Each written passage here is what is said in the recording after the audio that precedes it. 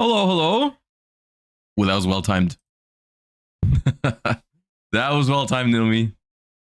I'm doing well. How are you? I'm still a little tired from the weekend. I still woke up a little later than I usually would, but I'm overall doing just fine. How is everybody? Welcome back. Uh, to and this is the bad news. Unfortunately, the only stream this week. I've already said this in the past at some point, but this March is packed for me. But I'm leaving tomorrow for the Master Duel Invitational this weekend. So it is unfortunately the only day this week that I'm gonna be live. But it is what it is. This March really has been something, you know. Like I've been like I haven't had a single free weekend this March, and it's not gonna change anytime soon because like I said, this weekend I'm playing the Master Duel Invitational, and the week after we're gonna be here for YCS Houston Watch Party. So yeah, it's been a very busy March, but also I mean a lot of stuff going on is also exciting. So here we are. Back from Duelist Cup Hellgrind. And yeah. Ryuji, thank you for the 7 months. Welcome back to you. Appreciate that. Anyways, today we have some stuff to talk about, some stuff to recap that happened in the last 1 or 2 days. Even today, we have a new Master Duel Banlist finally that we're going to talk about in a second. Then I have prepared some general discussion topic that I want to talk about right after we do that. And then I figured it'd be a good time to finally do the 2024 TCG recap, because I've been postponing that for a while now because I've just been busy and other stuff to do and so on and so forth. So I thought for like a laid back stream after the Duelist Cup, it'd be a perfect opportunity to finally do that later. So yeah, that's gonna be the plan for today. But first, we're doing some warming up, you know. Spartan Shielder, thank you for the 3 months. Thank you for your Prime. Welcome back. Let us get started. All right. Let's guess some cards. No spoilers. Oh, I've already seen the list. Don't worry about it. It's not gonna be a blind reaction because there's only like 4 cards on it. There's only like 4 cards on it or whatever. So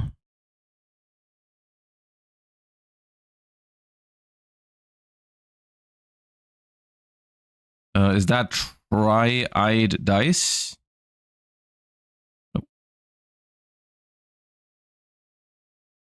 Oh, Spell Shattering Arrow. Nani, thank you for the 11 months. The Duelist Cup went okay-ish. I did not qualify. So, not as good as I was hoping to, but I honestly felt better about it than last time. So that's okay.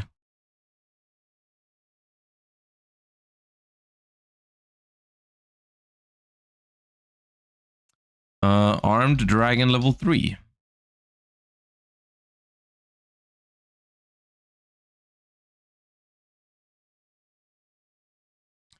That Dino Wrestler? That is Dino Wrestler. Dino Wrestler. King T-Rexel. Okay. Oh no, Rock Monsters. Well, it's a hero card. Is it one that they play? It's not Wake Up, is it? Generation Next? That is Generation Next. Naturia Sunflower, yeah.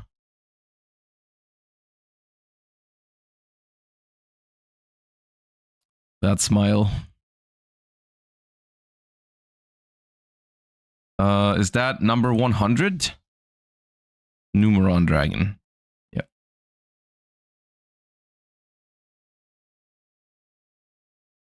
That looks like Urgent Schedule? No. No, right? Synchro. Okay.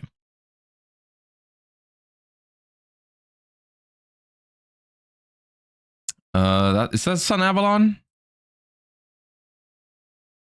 Yeah, okay. That is Dryades, the big one? Yeah.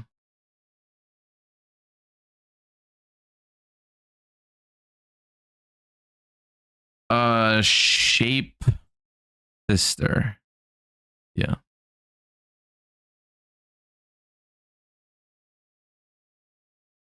This feels familiar. That is Dark Master Zork? Yeah.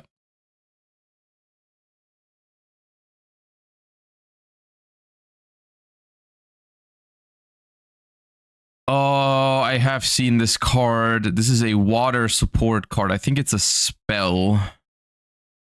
Ice Mirror. Yeah.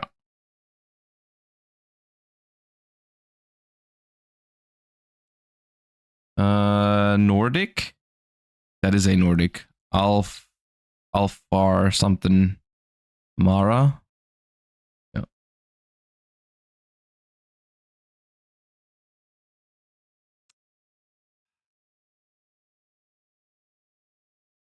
that a crawler? No, right? Is it a crawler? It might be.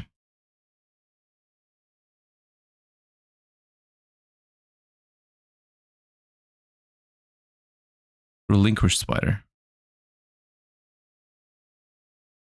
Universal. Oh, everything's good. Yeah, thank you. Welcome back. Mermaid Abyss Blaine.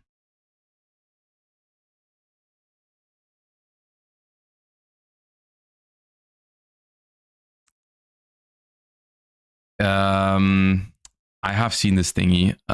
This is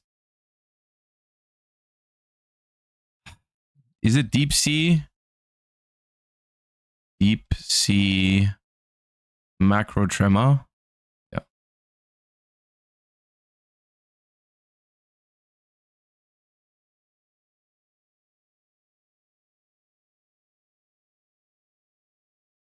Union Carrier.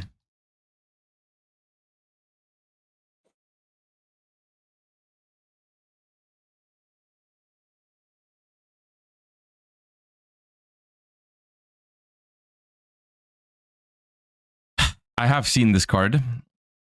It's like a Gen X ally, whatever. Yeah.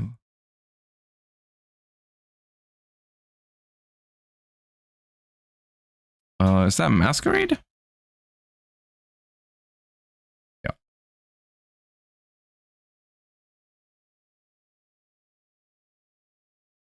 That is the Coach King, but like not the trainer. It's Bearman. Yeah. Coach Captain, not Coach King.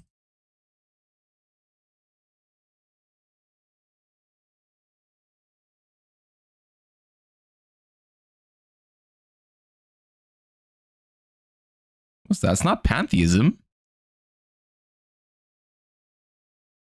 Zephra. Okay.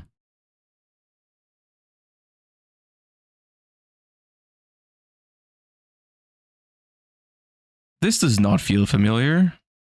I don't think. Nah. Majestic Absorption. Okay.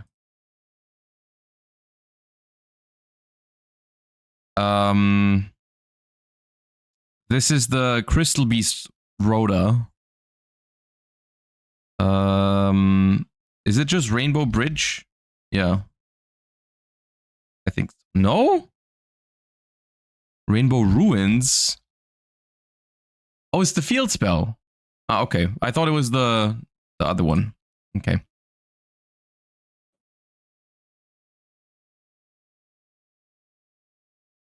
That's a Crystron. Crystron Q? No.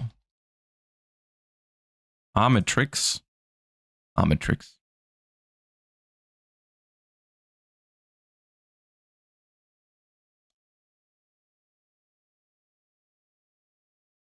I feel like I've seen this card before. Gaga Bolt or something? Something Bolt. Yeah. Yeah. I don't know why that I knew that because I shouldn't be familiar with that card, but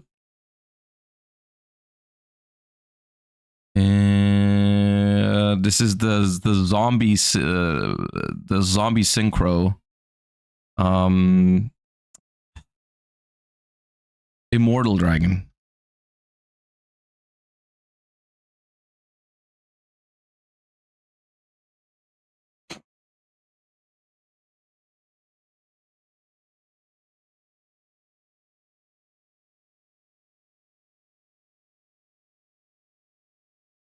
Is that one of the Numeron gates?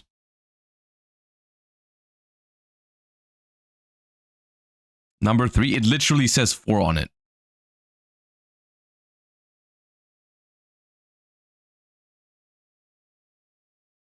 Thank you. Mech Knight, Yellow Star.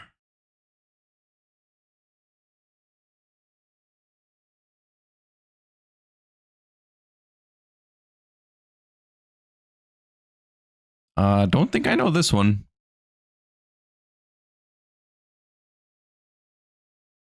Nature's Reflection. Okay, what is going on here?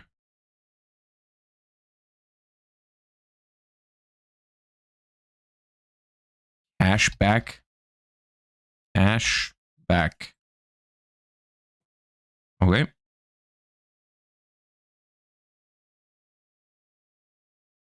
This feels familiar.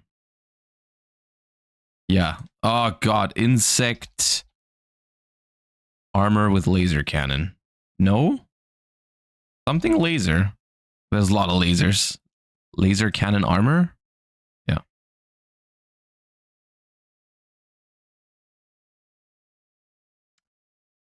That is Grass Clown, I think. Yeah.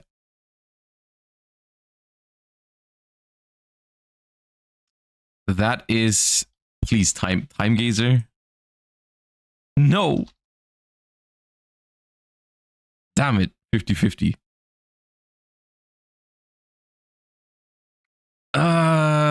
This is, I have seen this. Is this Chronomaly? No. Oh, Worm. Yeah, Worm. Not Chronomaly.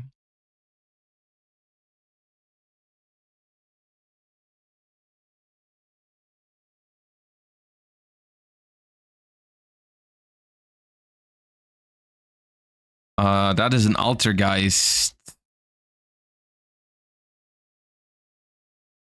That one.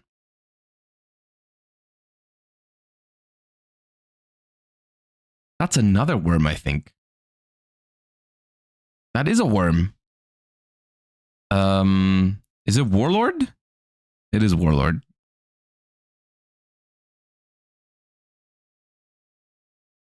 Amazoness Spiritualist? No. Shamanism? Oh. Amazoness Spellcaster? Okay, finally.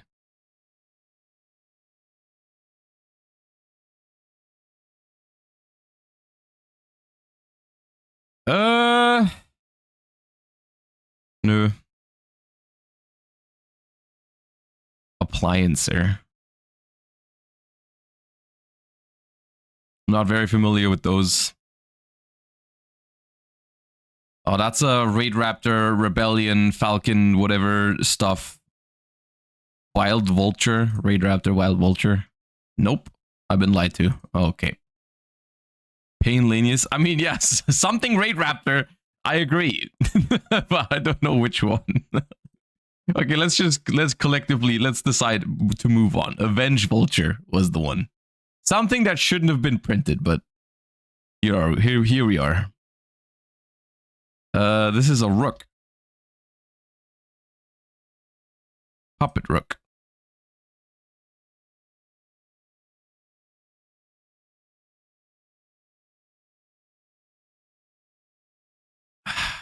I have seen this card. Chivalry. Yeah.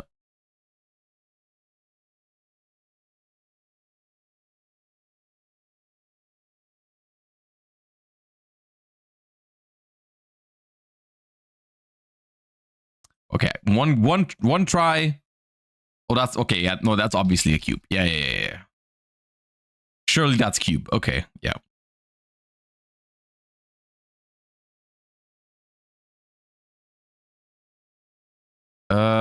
This is something prism. Anti-magic prism. Yeah.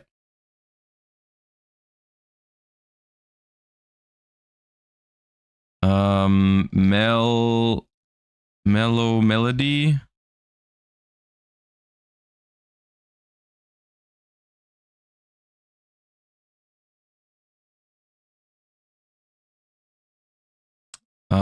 Is that Gizmek Uka?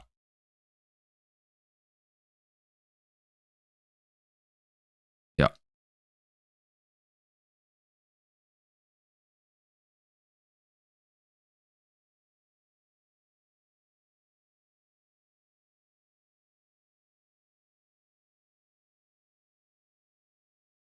Do warrior.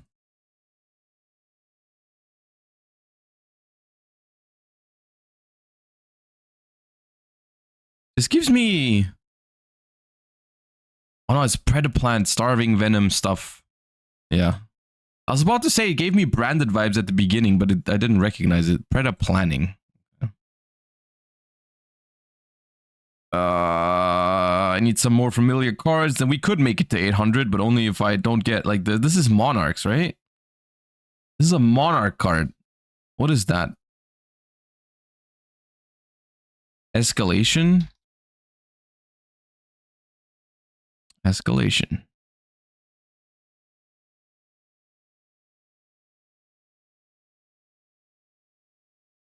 That is a Musketeer. That's Caspar or Starfire. Oh, it was Caspar. Okay.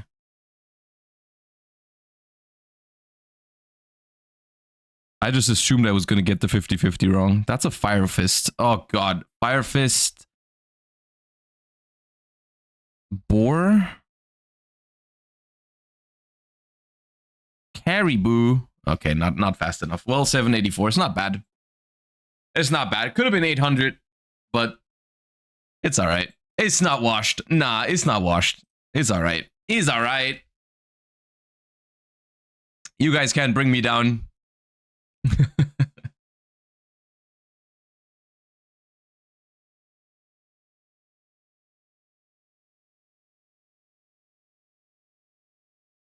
Oh.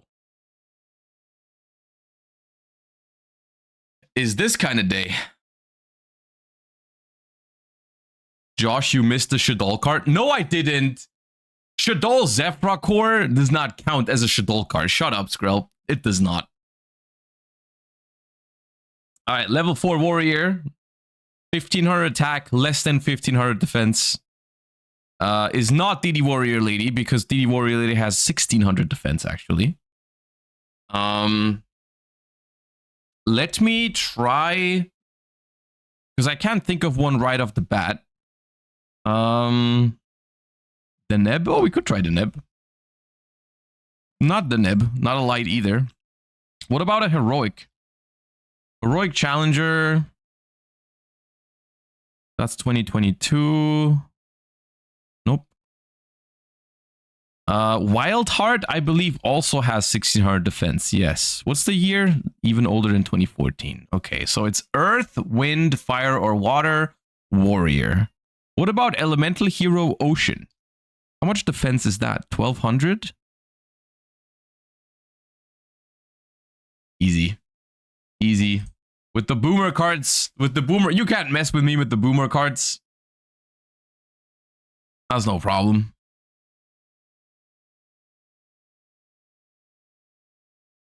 That is no problem. All right.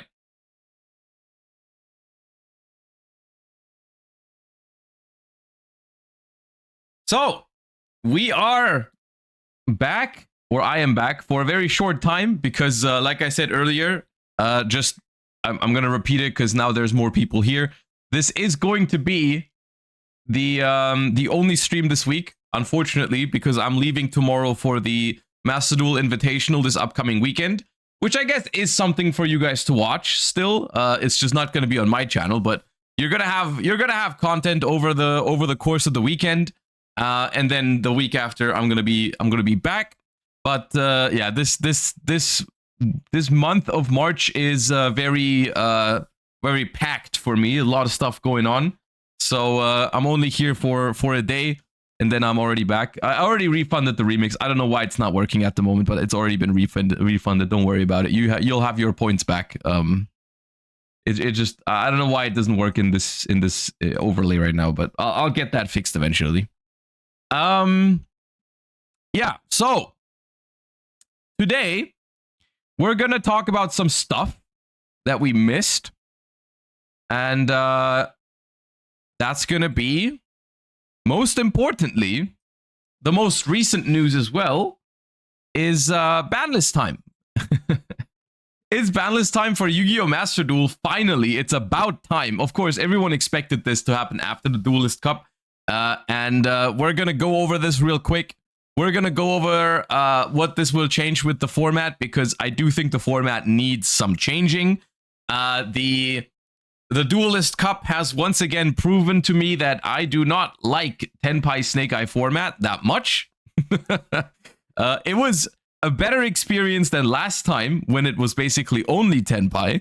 But still, there's a lot of things I want fixing in this format. So let's see if this ban list does that for me this time around. We have Per Lily going from 2 to 3. This is completely justified. I got no issues with this. I think some people are going to be very happy about that. And I don't think anyone can argue that Pearly deserves some love on these ban lists. So okay, there we go.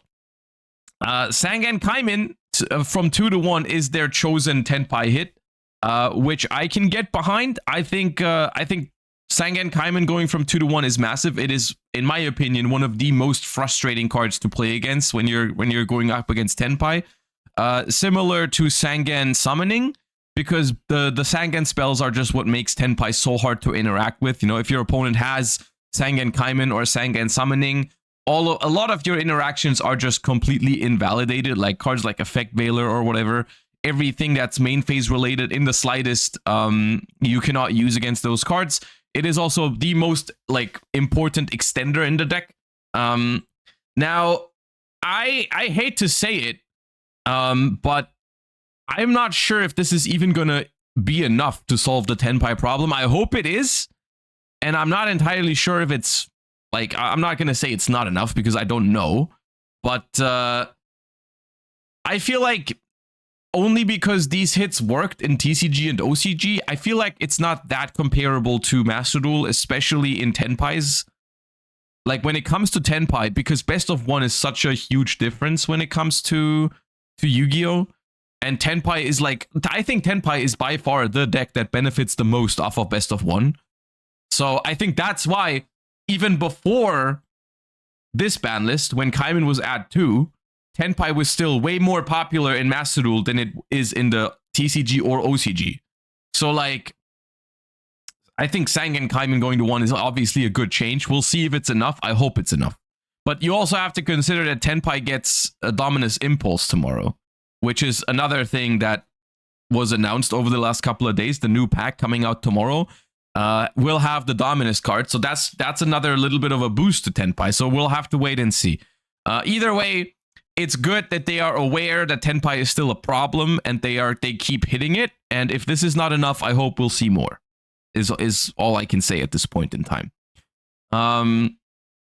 Then we have something, I don't know why we're doing this, but Block Dragon is back for no freaking reason. I guess it's limited in the OCG and it's not doing much there.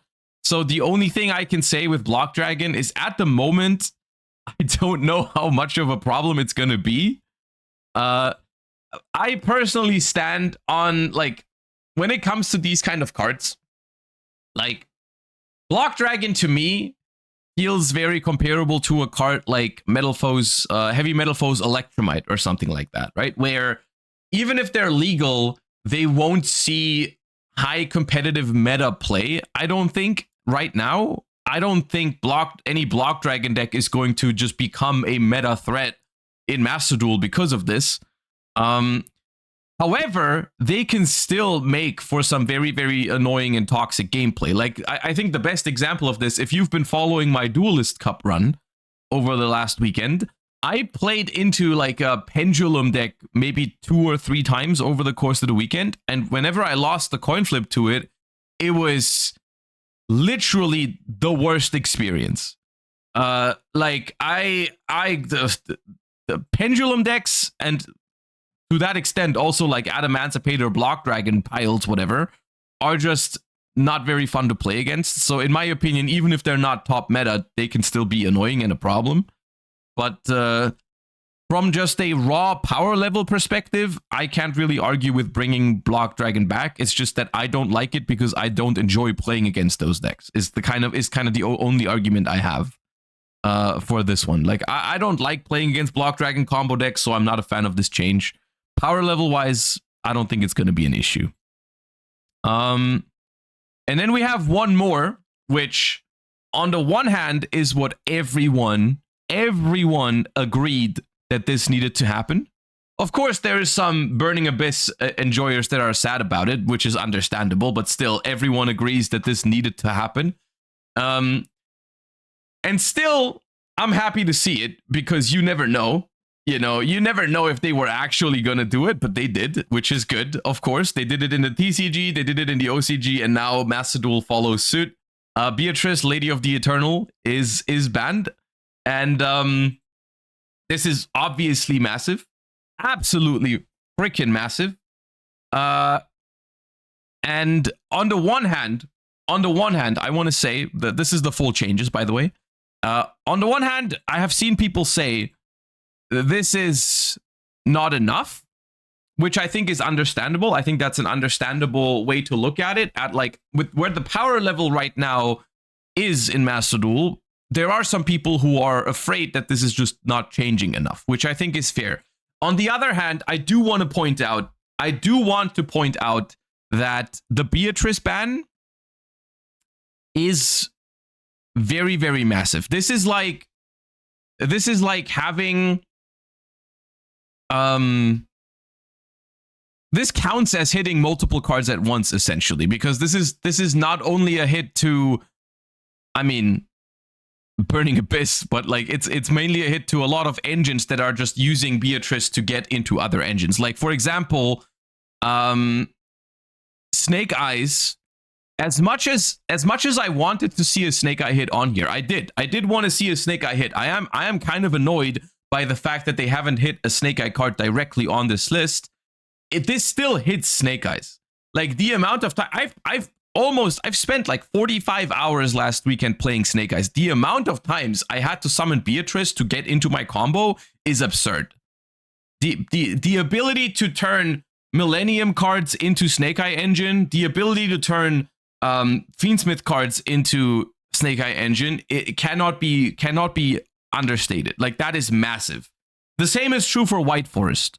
White Forest also a lot of the times started its place through the Fiendsmith engine. So Snake Eyes does absolutely lose consistency from Beatrice being banned, and that is a big deal. And I will say, this is something that I want to have a separate discussion with you guys in a second after we're done looking at this one. But like, this falls very much in line with their philosophy in the OCG of creating ban lists, because you guys are saying like we need Snake Eye hits directly. However, the way the OCG has handled Snake Eye is very much the same as here, because in the OCG they also did not ban a Snake Eye card. They did not ban Flamberge. They did not ban Original Sinful Spoils. They did a bunch of limits that we also have in Master Duel, but for the most part, the Snake Eye combos, in theory, on paper, are still possible in the OCG. Yet, they've just made the deck so inconsistent that it doesn't see competitive play anymore. And that is just the approach that they've taken in the OCG, which is something I want to discuss in a moment. But that is apparently what they're trying to do with Master Duel right now. And Beatrice getting taken away from Snake Eye is a massive consistency hit. Because we can take a look. Why don't we take a look at Herman's? I think Herman posted his Snake Eye list that he was using to win the Duelist Cup. Yeah, there it is. if we look at this list, right? Millennium Snake Eyes, 43 cards, and the amount of ways to the Snake Eye engine that involve Beatrice in this deck is quite absurd. Like, Millennium cards, which is a total of 5 copies here. 5 Millennium cards get you to the Snake Eye engine via Beatrice. The Fiendsmith engine, which is a total of, I guess if you want to include Lurian Track, that'd be 4 cards. That with 1 extra body will get you into Snake Eye via Beatrice is 4 more cards. And then the Unicorn, the Cash Tira cards are in part, I think, also in here because they give you easier access to Fiendsmith, which can access you Snake Eyes. So like this is a total of let's say 9 or 10 cards in this deck that are in here because Beatrice makes it easier to access Snake Eye cards that way. Of course, these cards offer you more than just Beatrice. Like these cards offer you, like, you can make Appaloosa, you can make Photon Lord with the Millennium cards, you can make Caesar, which is not even in this deck at the moment with Fiendsmith, but all those things, like the quality of these cards goes down if you don't have the option anymore to make Beatrice with it, because that was always that is one of the most crazy things about Fiendsmith and these other engines that get you to Fiendsmith, is the fact that it can either be Snake Eye combo or it can be protection for your Snake Eye combo.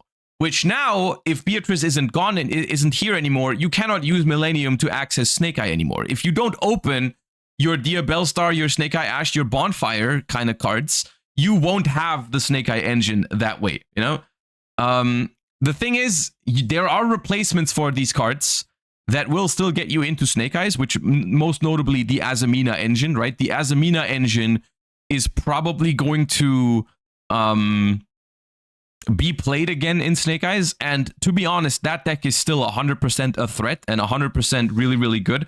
I don't know if the Millennium engine is now bad. I wouldn't necessarily say that it's bad, the Millennium engine now, but the deck does lose some it does definitely lose a lot of flexibility from those cards because they can no longer be considered a starter, right? Like a Millennium card is no longer a Snake Eye starter because Beatrice is banned, which is good. That's a good thing. Will this be enough to solve the Fiendsmith combo pile format? I absolutely don't think so. Like I said, I think Millennium is still a Snake Eye starter. Unicorn is not. Okay, are you saying Millennium is a Snake Eye starter because you can make Zombie Vampire and hit Dia Bellstar or a Snake Eye card in a pinch? Which I guess is true. Technically, statistically, it will be a Snake Eye starter a decent amount of the time. Sure. It is likely, yeah. The question is, will people play it and rely on it, or would they just go Azamina instead, or will they do both? All those kind of things, right? There's ways around it, but like guaranteed starter for the Snake Eyes, I know. But yes, the Zombie Vampire is still a powerful card. Either way, but that also means that you can't really make you can't play Photon Lord, which means that they get weaker as a way to insulate your other combos and stuff like that. But I don't think it's arguable whether Beatrice is a good hit or not. Of course, it had to go. Of course, it makes the decks weaker because they all played Beatrice for very good reason. It will not kill those decks, is the thing that I'm worried about. It does not kill Snake Eyes. It does not kill White Forest at all. They have replacements. They have very powerful replacements too. Like, that's another thing that I want to point out. The power level in Master Duel is so incredibly high that these lists do not even feel inclined to play the Azamina engine, which the Azamina engine is incredibly powerful. That's a good engine, you know? Like, the fact that this deck can just be like have the luxury of just saying like, yeah, this Azamina package that's like a starter and an Omni Negate, I won't play it. I have other options. Is crazy. That is insane, right? That is a crazy ability for a deck to just be like, yeah, I won't play those cards. Like there's so many decks out there that would love to have an engine as strong as the Azamina engine.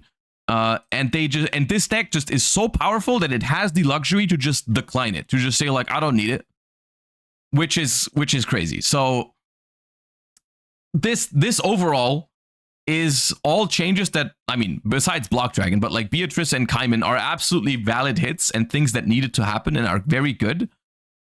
I still don't think it's enough.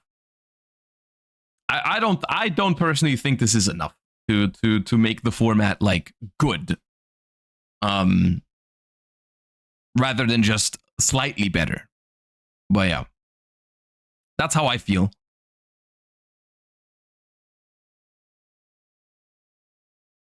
That's how I feel.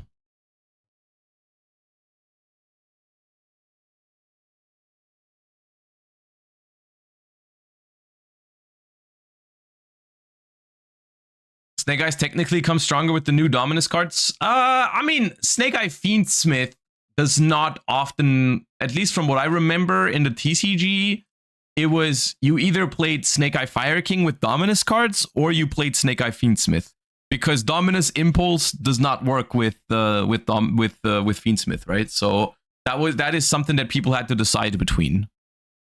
But yes, the Dominus Impulse is an option for Snake Eye Fire King.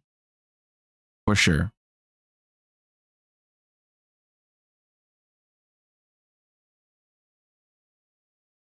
But yeah. So with this ban list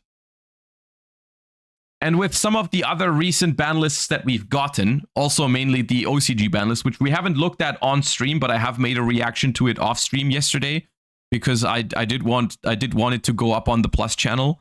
With those recent changes to TCG and to OCG and Master Duel ban lists, I've been thinking to myself, I want to make a little discussion happen about different approaches to handle certain problems or certain powerful decks in Yu-Gi-Oh, because I think at this point it's become very clear. I mean, if it hasn't been clear for a long time, but it's pretty clear that the OCG and the TCG and also Master Duel have different ways of approaching balancing via the ban list. You know, there's different approaches, and this is something that I realized while I was talking about the OCG ban list off stream.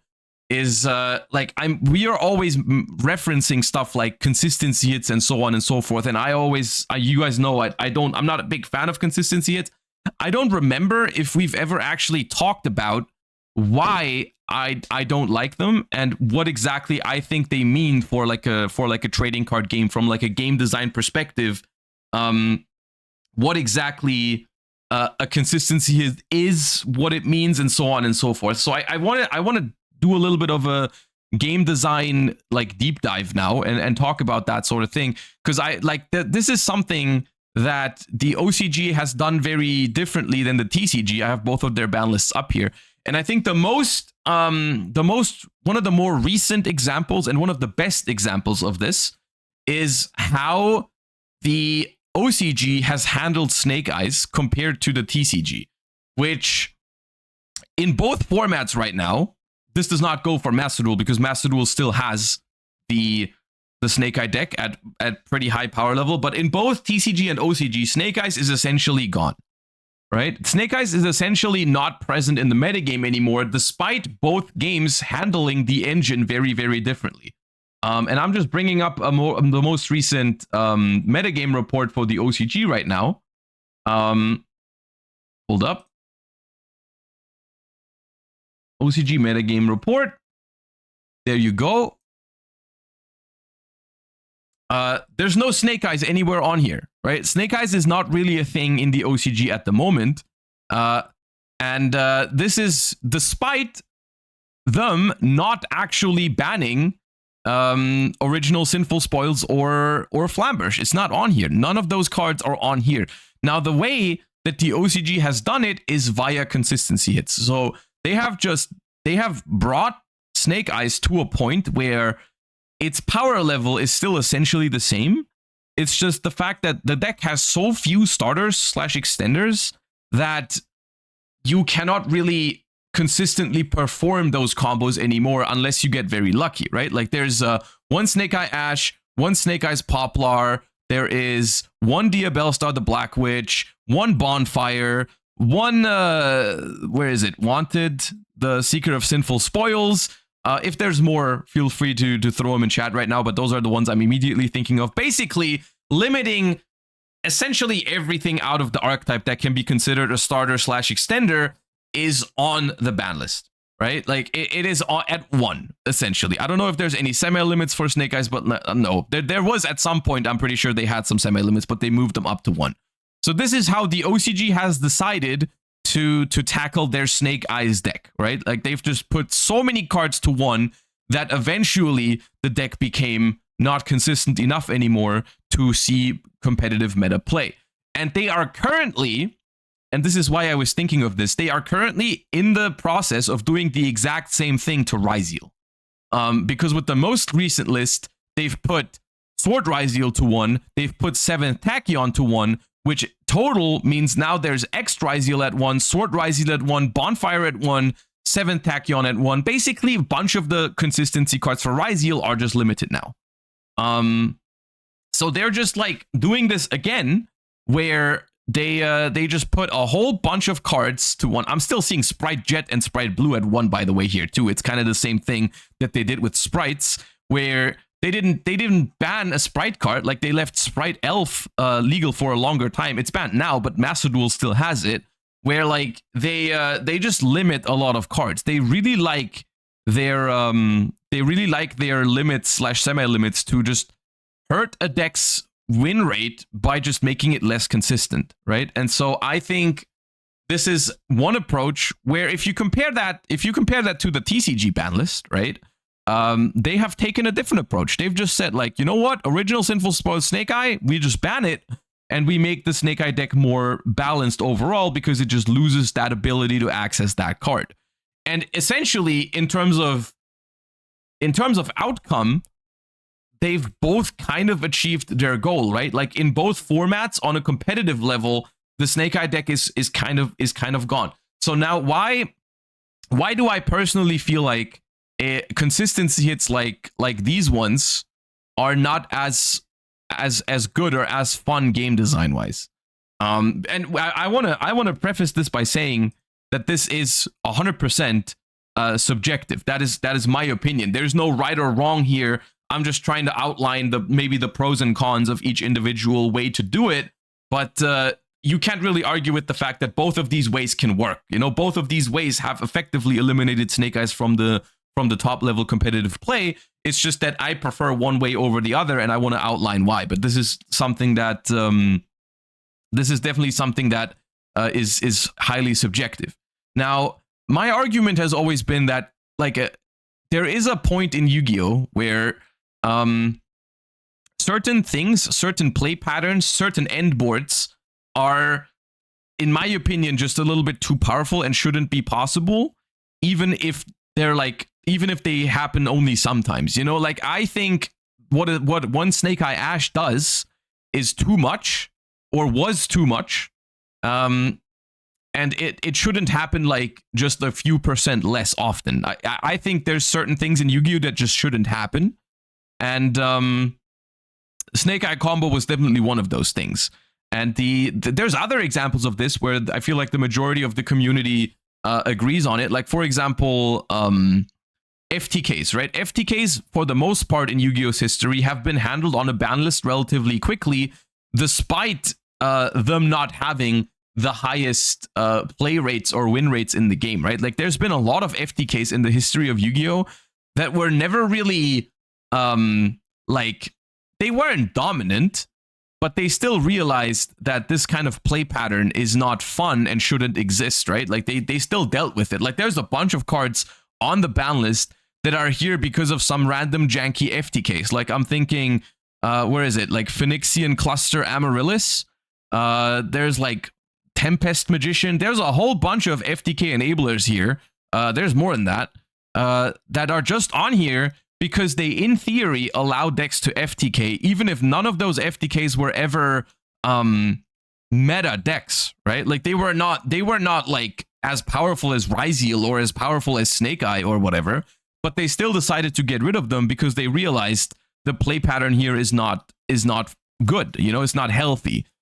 And that is, I think, one of the main reasons why I dislike consistency hits, because by doing a consistency hit to a deck like Snake Eyes, you're not saying that this play pattern is too powerful. You're just saying this play pattern should happen less often, which is something that I personally disagree with. The other side of the thing, and I'm trying to look at it from a different perspective now, is why consistency hits. I think, at least this is me guessing what their reasoning is for consistency hits and why they think that they are sometimes warranted. And to an extent, I even agree with it, is the fact that they theoretically don't render decks unplayable for a fan base. You know, if someone is a huge fan of Pendulum or of whatever other deck there is, you know, like them not banning Heavy Metal Foes Electromite in the OCG, for example, is big for the Pendulum player base. You know, like the deck is not doing well on a competitive level, but in theory it's still playable. And the same thing is technically true for Snake Eyes. You know, like if you kill Snake Eyes, you do upset the Snake Eye player base.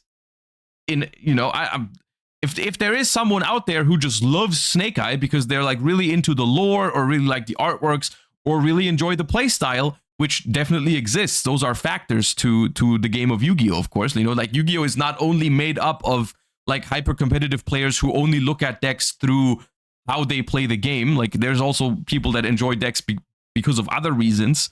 And I think for those kind of players, I can understand that a consistency hit is much preferred over outright banning certain cards that make the deck unplayable, you know?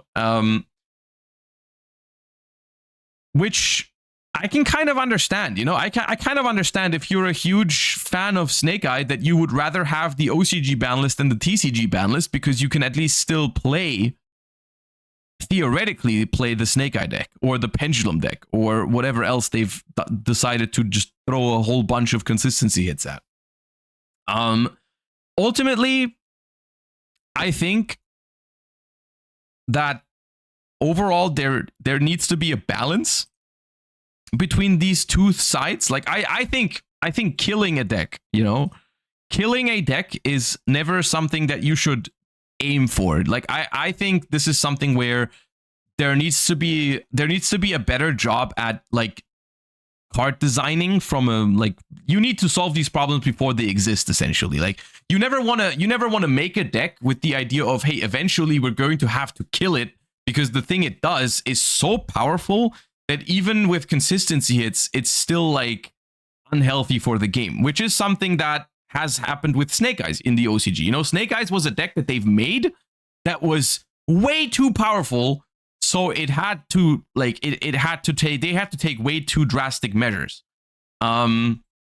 which is, you know, it's unfortunate that they had to kill Snake Eyes by banning original Sinful Spoils in the TCG, but it's still something that I get behind. You know, sometimes you make mistakes in game design, and I think just this consistency hit limiting around it is not great. So for Snake Eyes specifically, I was a big fan of them finally getting rid of a card. And I mean, at this point, like, there's a lot of cards that are banned. It is normal procedure for Yu-Gi-Oh that eventually, you know, cards get banned. But you will find that on this ban list, there's like, I think, I haven't run the numbers on this, but like, just statistically speaking, I think there is not that many archetypal cards on the ban list, because they try to leave archetypes intact. Of course, there are some. I'm not saying there's none, but for the most part, I'm scrolling this and I see a lot of more generic cards rather than archetypal cards, because I feel like they try to leave archetypes intact for their player bases. And then there's only the really, really, really outrageous ones like Tearlament Kick Kalos or whatever that are here. And then there's Fenrir for no reason at all, whatever, in the OCG. It actually surprises me a lot now thinking about all this that Kashtira Fenrir in the OCG out of all things was banned. But like full Snake Eye combo is fine to exist. Anyways. I don't know. I just wanted to get that out there. I just wanted to like talk about that because I see. I'm kind of wondering what the best way is to handle these sort of situations. I think when a deck is overall just powerful but not super broken, which for me personally is something like, I think Ryziel is a good example for this, where it is the most powerful deck. It is a very, very good deck, but it is not like tier 0, like Tearlaments or Snake Eye combo kind of level broken in terms of what endboard it produces.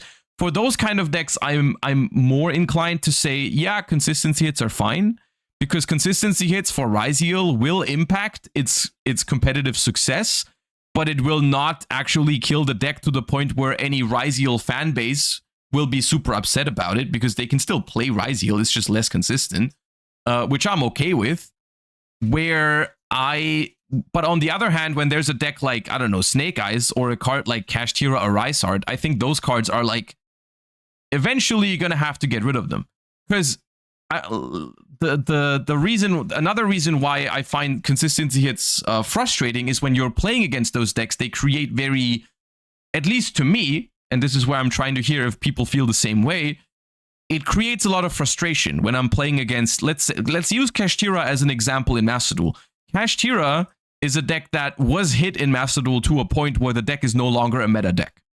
Because they have limited Kashtira, Fenrir, they've limited their field spell, they've banned terraforming, there's 2 Kashtira unicorns only. So the deck, for all intents and purposes, is too inconsistent to actually be meta. Right? Like, it's a playable deck in Master Duel, but it is not meta in Master Duel by any means. But whenever I play against it, and whenever they open Kashtira Unicorn or Fenrir or the field spell, it feels like nothing has changed. It feels like all the reasons why people complained about Kashtira and why Kashtira wasn't fun to play against are suddenly back, and nothing has changed. And that's annoying to me. That's an annoying thing that I don't enjoy.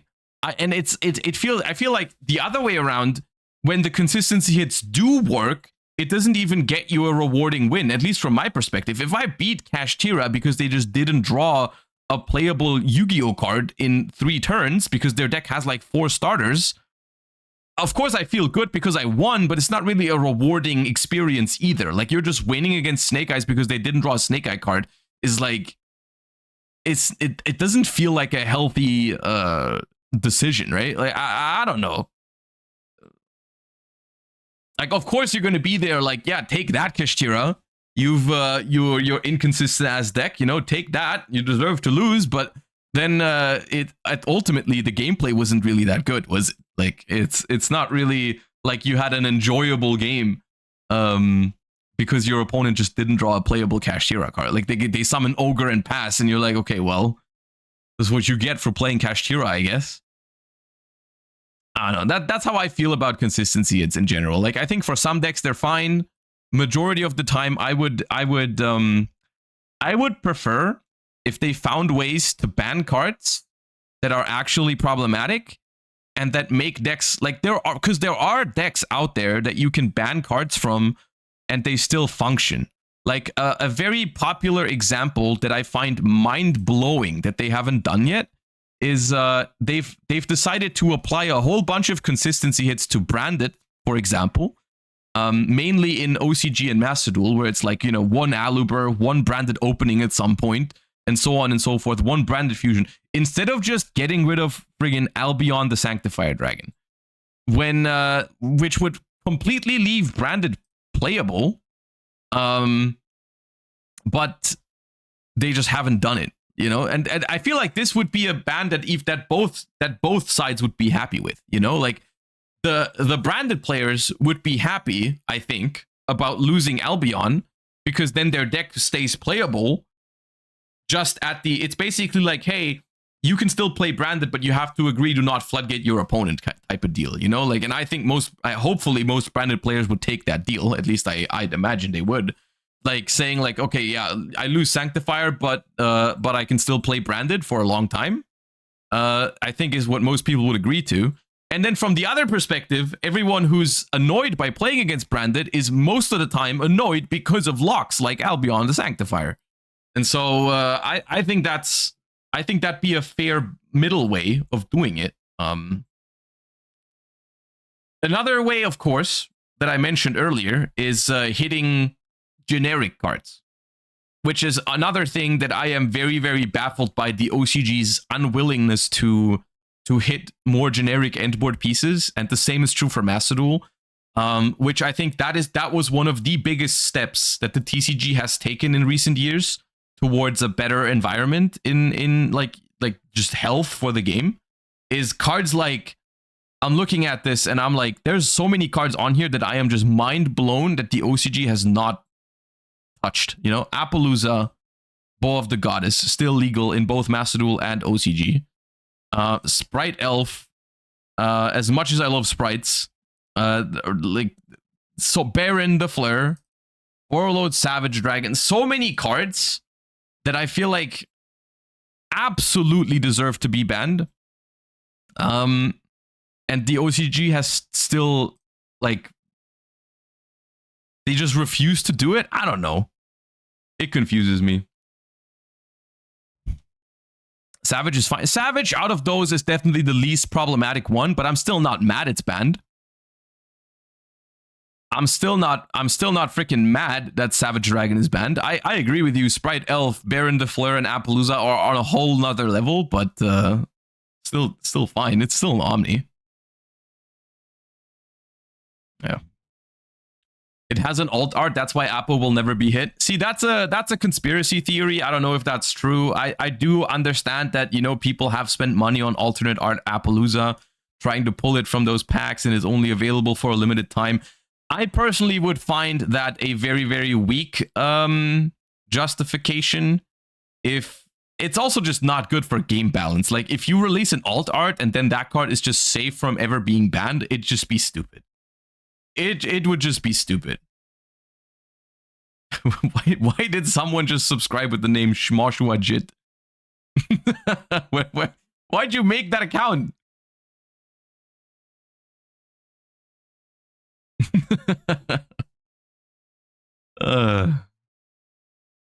Anyways, that was something I wanted to just get a little bit of a rant going because of how recent it was just something I've been thinking about with the recent Banlist updates, how different these Banlists have become over the course of the last years, and how much more I personally vibe with the TCG concept a lot more, which is a shame because obviously Master Duel is also a big part of my life. You know, I play it a lot.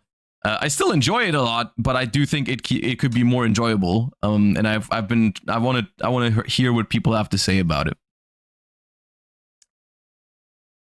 New Sky Striker support is what you guys are saying. Hold up. Hold up. Where that? Does anyone have a link to the new Striker cards?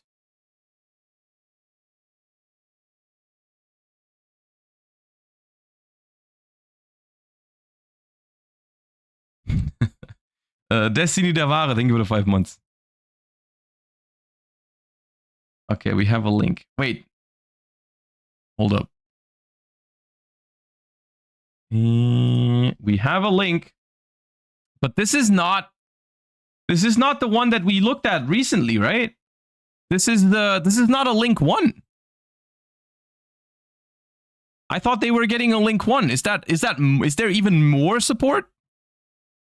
It's completely new. Okay. Okay, hold up. So there's a link 2 and a quick play spell. Let me see. Okay, there's no shot. There's no shot. That's the actual effect, right? Rough Google Translate cannot be used as material, needs 2 Sky Strikers, adds a Sky Striker spell from deck or graveyard when summoned, quick effect, tribute to summon Rose and Ray and pop a card. There's no way it does that. Hold up. Sky Striker Ace 0, light, link 2 machines, 2 Sky Striker Ace monsters. You can only special summon Sky Striker Ace 0 once per turn. Cannot be used as link material. If this card is special summoned, you can add a Sky Striker spell from your deck or graveyard to your hand. You can tribute this card, quick effect. Special summon a Sky Striker Ace Ray and the Sky Striker Ace Rose from your deck and graveyard, one from each. then you can destroy one card on the field. You can. There's no way it does that. There's no way it does that. That's so busted. What the hell? Nah.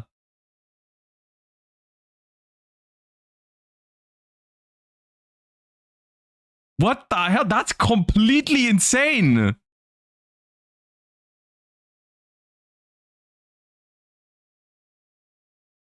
What? You're telling me this card searches engage and pops a card and you can summon it with linkage? Can you summon it with raise effect? Yeah, right? Oh, that's crazy. That is absolutely insane. That's one of the best cards. That's one of the best support cards I've read. This card's literally going to change my life. Oh, God. Okay, what's the spell? Where's the effect of the spell?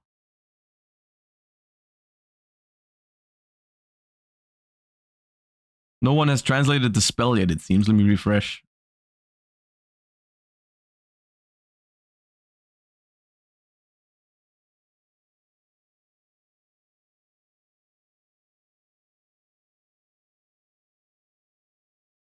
Where's the spell? Google Translate it? How do I Google Translate from a picture? Hold up. Google Translate.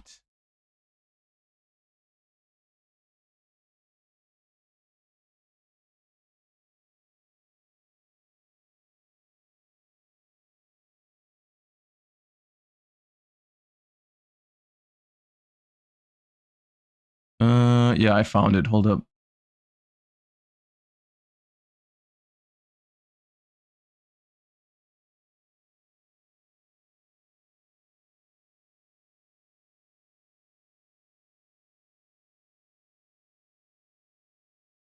We are applying technology in the moment. Hold up.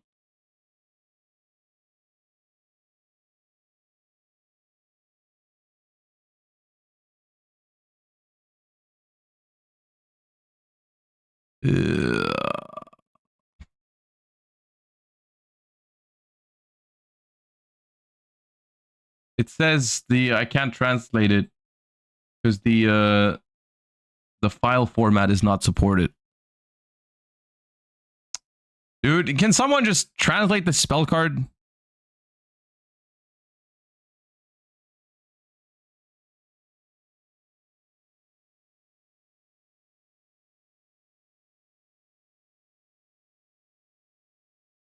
Each effects can only be used once per turn. You can activate this card by targeting an equal number of Shadow Ace? Wait, Sky Striker Ace and Sky Striker spell cards in your graveyard. Shuffle those into the deck. Afterwards, you can return up to one card on the field to your hand for every 3 cards returned while those cards in your grave.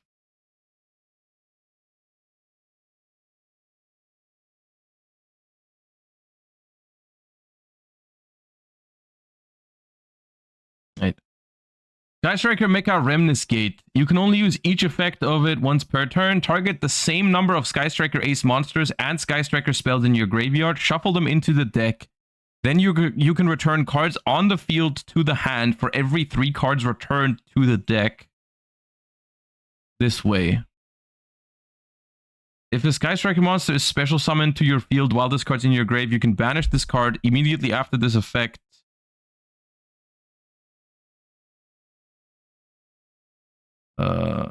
Okay, no one does no. You just cut out the rest of it. Okay, cool.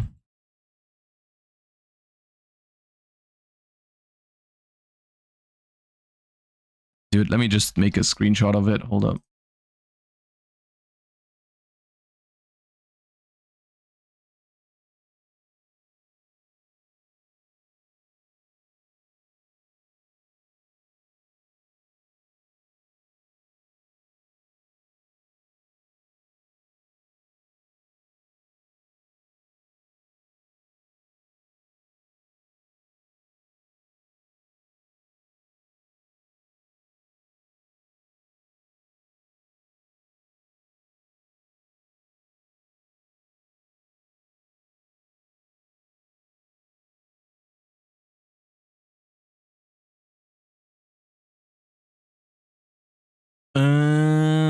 quick magic. Each of the 1 and 2 of this cards can only be used once per turn. You can activate this effect by targeting an equal number of Sky Striker Ace monsters and Sky Striker spells in your grave. Why is it Shadol?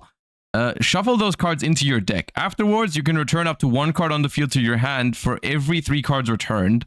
While this card's in the graveyard, if a Sky Striker monster is special summoned to your field, you can banish this card to activate this effect. Special summon a Sky Striker light summon monster. Okay, I don't know what that means. Link. If a Sky Striker monster is special, you can banish this card special. Yeah, but where do you summon it from? Perform a Link summon? Oh, okay. Link summon a Sky Striker Ace. Okay. I mean, look, this card is like not bad. This is basically what this card is like a more appropriate modern version of Hercules Space, right? Because Hercules Space back in the day was there to recycle your stuff, but Hercules Space is like way outdated of a card because it is really, it's just too bad. You know, like the only purpose of Hercules Space is recycling, and you just don't play a card that that does that anymore. Now this one is a quick play. As you can see here, it's a quick play spell that recycles your stuff, but also bounces cards.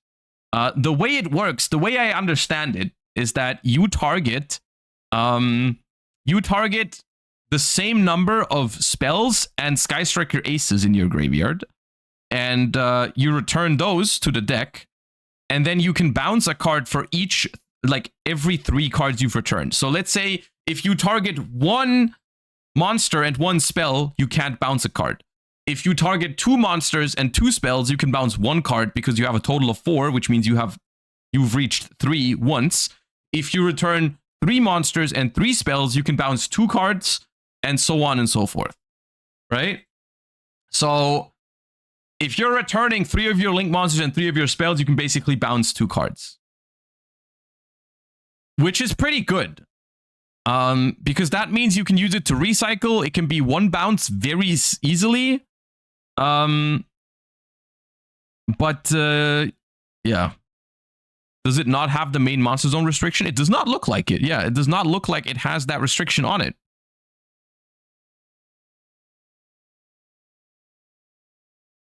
Yeah. It is also, yeah, it's once per turn for a Sky Striker card. Anyways. The second one had me kind of distracted from the first one because of how busted broken the first one is. Like, the second one is fine. The second one is a fine normal support card that is like, I think it's playable. I think the spell is playable. Fine, cool support card. The first one is absolutely broken. It's a Link 2, to be fair. Nothing about that, nothing of what you just said put it into any sort of context. Nothing of what you said made it fair, to be fair. This being a Link 2, it does not make it fair in the slightest. It's still broken. It's still absolutely bonkers. Look, Link 2, 2 Sky Striker Aces, which, by the way, 1 Hornet Drones makes it. Because 1 Hornet Drones is a Link 2. It's also a Sky Striker Ace monster, which means that you can just summon it with linkage, or you can just Ray tag out into it. You can only special summon it once per turn, cannot be used as link material. If this card is special summoned, add a Sky Striker spell from deck or grave to your hand, tribute this card, quick effect, special summon 1 Ray and 1 Rose from deck and graveyard, then destroy a card on the field. This card is absolutely nuts. It even dodges Imperm and Veiler because it has a quick effect to tribute itself. If you have Imperm or Veiler and they make this thing, you can't prevent them from getting engaged because they distribute it. This is absolutely nuts.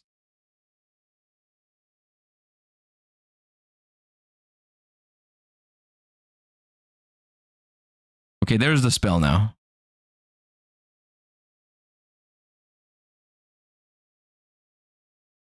Yeah.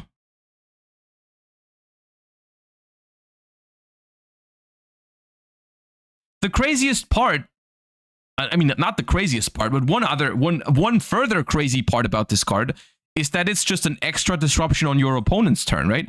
At the moment, the best thing that a Ray can tag out into on the opponent's turn is like a Kaina to stop one monster to Link is one effect per turn. Oh, this one says each effect.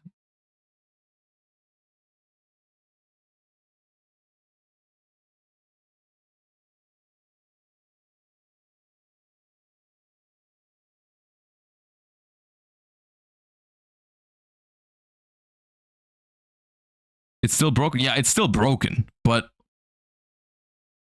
it is one effect. Okay, so if it's you can only use one effect per turn, at least you can't do the dodge imperm kind of thing. But still, the thing I was just gonna say is the fact that you can now tag out with Ray on the opponent's turn into this thing to pop a card is massive, right? Can we watch the anime trailer? Dude, how many news do we have right now? Hold up. What anime trailer now?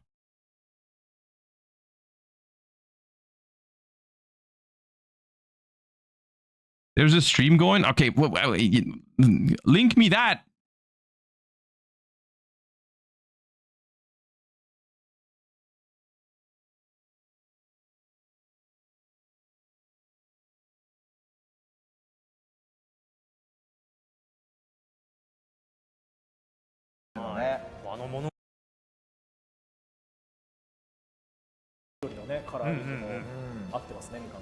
No, is that new Mikako? 非常に気になるパックとなっております。はい、改めてね、3つのテーマ一緒にご覧いただきたいと思います。 Oh, that's Masked Hero. That looks like that's Dark Law Jr.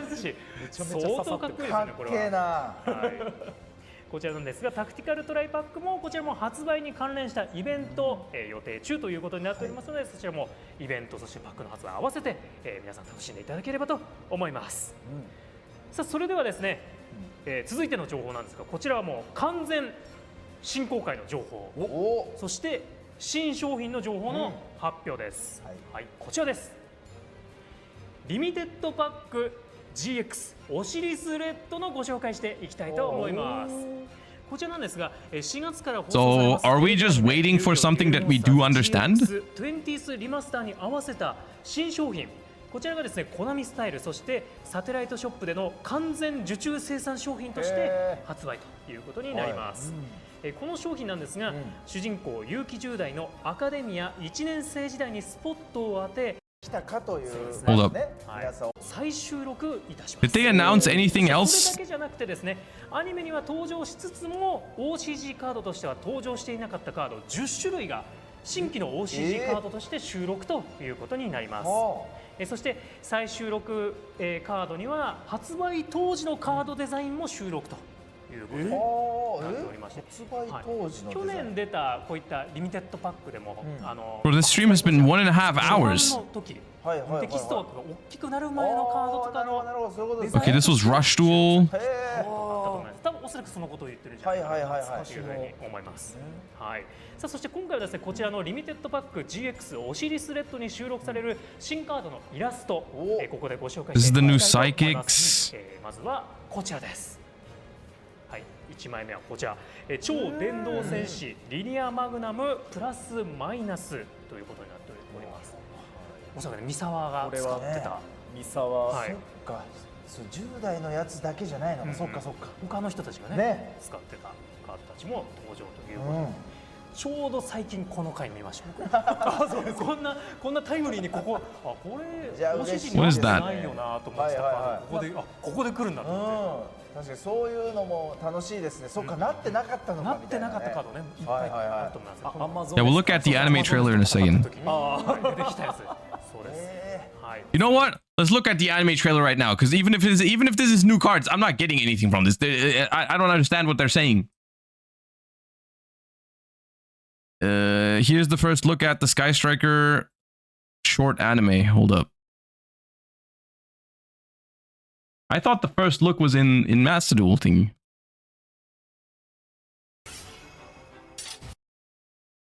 Man! Boomer.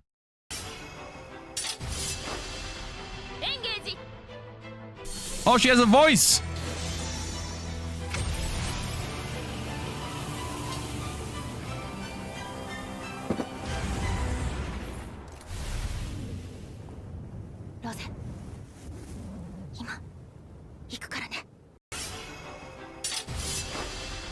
Oh, that's it. Okay. Well, okay, sure. I mean, that confirms that that we're gonna have voice acting in the thingy, which is good. That was gonna be hella awkward if we didn't have any voice acting. So that's good. That's cool. Sure, we'll take those, I suppose.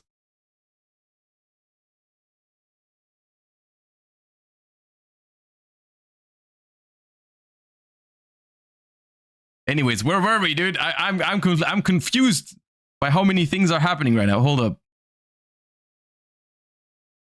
Okay, yes, new Sky Striker cards. Absolutely broken Link 2, it seems like, even though we do have to kind of wait for the exact translation. But the Link 2 seems absolutely bonkers. The spell is good. The spell is fine. I don't want the what's it called? The power of the Link monster to overshadow. The spell is decent. The spell seems decent to me too. But the Link 2 is absolutely insane.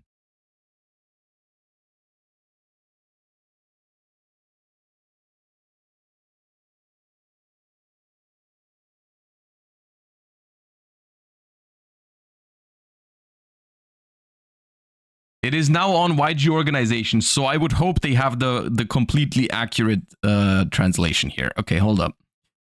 You can only special summon Sky Striker Ace 0 once per turn. Cannot be used as link material. You can only use one of the two effects and only once that turn. If this card is special summoned, you can add a Sky Striker spell from your deck or graveyard to your hand. Quick effect, you contribute this card, special summon a Sky Striker Ace Ray and a Rose from your deck and or graveyard, then you can destroy a card on the field. Okay, so once again, absolutely broken. Adds engage. Cannot dodge imperm because only one effect per turn, but still, you know. Splits up into Ray and Rose, which is very good. By far, the best thing that Ray can tag out into on the opponent's turn. Because it is a Sky Striker Ace. So, like, previously, Ray could only tag out into Kaina. And that wasn't very good. And now this just is a pop, right? Very, very, very good. Yeah, broken Link 2. Very, very broken. And then we have Sky Striker Alternative Lemnis Gate. Quick play, target an equal number of ace monsters and Sky Striker spells in your grave, shuffle them into the deck, then return to the hand up to one card on the field for every 3 cards shuffled. If a Sky Striker monster is special to your field while this card's in your grave, you can banish this card immediately after it resolves. Link summon a Sky Striker Ace monster. This is also nice because on your opponent's turn, if like, let's say you have a Link monster on the board. You have a Link monster on the board. It makes it so much more annoying to deal with Sky Striker Link monsters, right? These 2 cards. Let's say you have a Link. And your opponent attacks it. Ray comes back. You use Ray's effect to summon out the new Link 2. This then splits up into Ray and Rose and pop a card. Then you special summoned Ray and Rose, and then you use this in the graveyard to link those 2 into Zeke, right? So this in the graveyard with a Ray in the graveyard and a Link monster on the field makes it so that you can just get rid of 2 cards, right? Or Azalea, yeah, Azalea too. Very, very good cards for Sky Striker. Very, very broken, which is quite something. It kind of shows that they're willing to print some crazy support for those anime, like for the anime archetypes. It seems like very, very good. Holy, okay.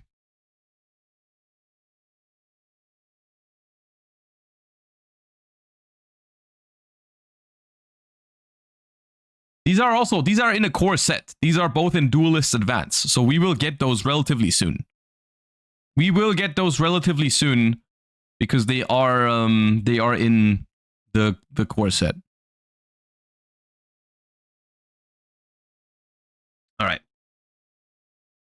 Whew. Now,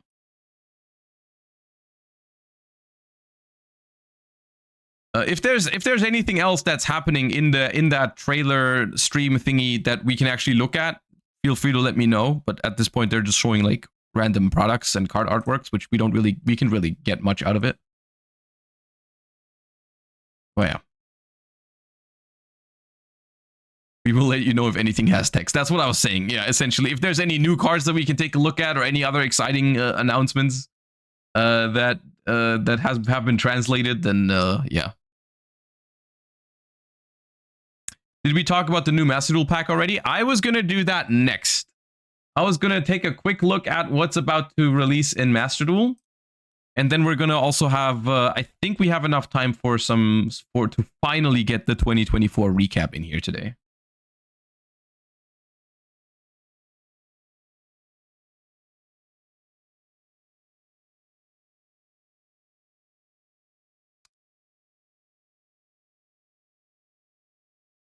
If the new spell is in the graveyard, you can also summon Kagari and use the effect to dodge Veiler or Imperm. No, that's not how that would work.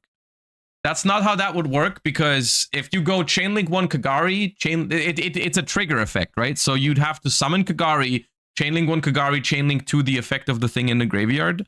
And then if they Veiler Chainlink 3, the Kagari would still be negated. So that would not work. That only works with flipping cards face down. Like retroactively dodging a Veiler that has already resolved only works with flipping cards face down, which you obviously can't do with the Kagari. Yes. Oh, hold up. I still have the no chat overlay. Where is it? Oh, there we are. Okay.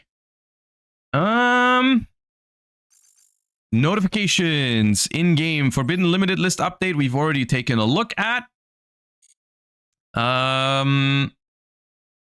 Where is the new pack? New selection pack is here. Here we go. All right, so we are getting this pack on Friday, apparently. I thought it was Thursday, but okay, it's Friday, March 28th. Additional pack, Metal Raiders Dominance. Red Eye's Black Full Metal Dragon is here, powered up even further by Metal Morph. In addition to Perform Mage, Trapeze, High Magician, the new ace for Goblin Biker. Supporting cards arrive for Perform Mage and many other archetypes. Dominus cards will also pose a major threat. Yeah, this is a pretty cool pack, at least in my opinion. I think that's pretty neat. It's the archetypes that are in here are not the most relevant, at least Goblin Bikers and Perform Mages so far, from what we've seen in TCG and OCG, not the most powerful stuff. The Red Eyes Black Full Metal Dragon, I personally think is cool. I do think the Metal Morph archetype, the Metal Morph archetype is like a decent engine in like Dragon Link, Dragon Control, Bestial Control type decks, which I'm a fan of it. I'm biased. I like those decks. So I have some hope for this.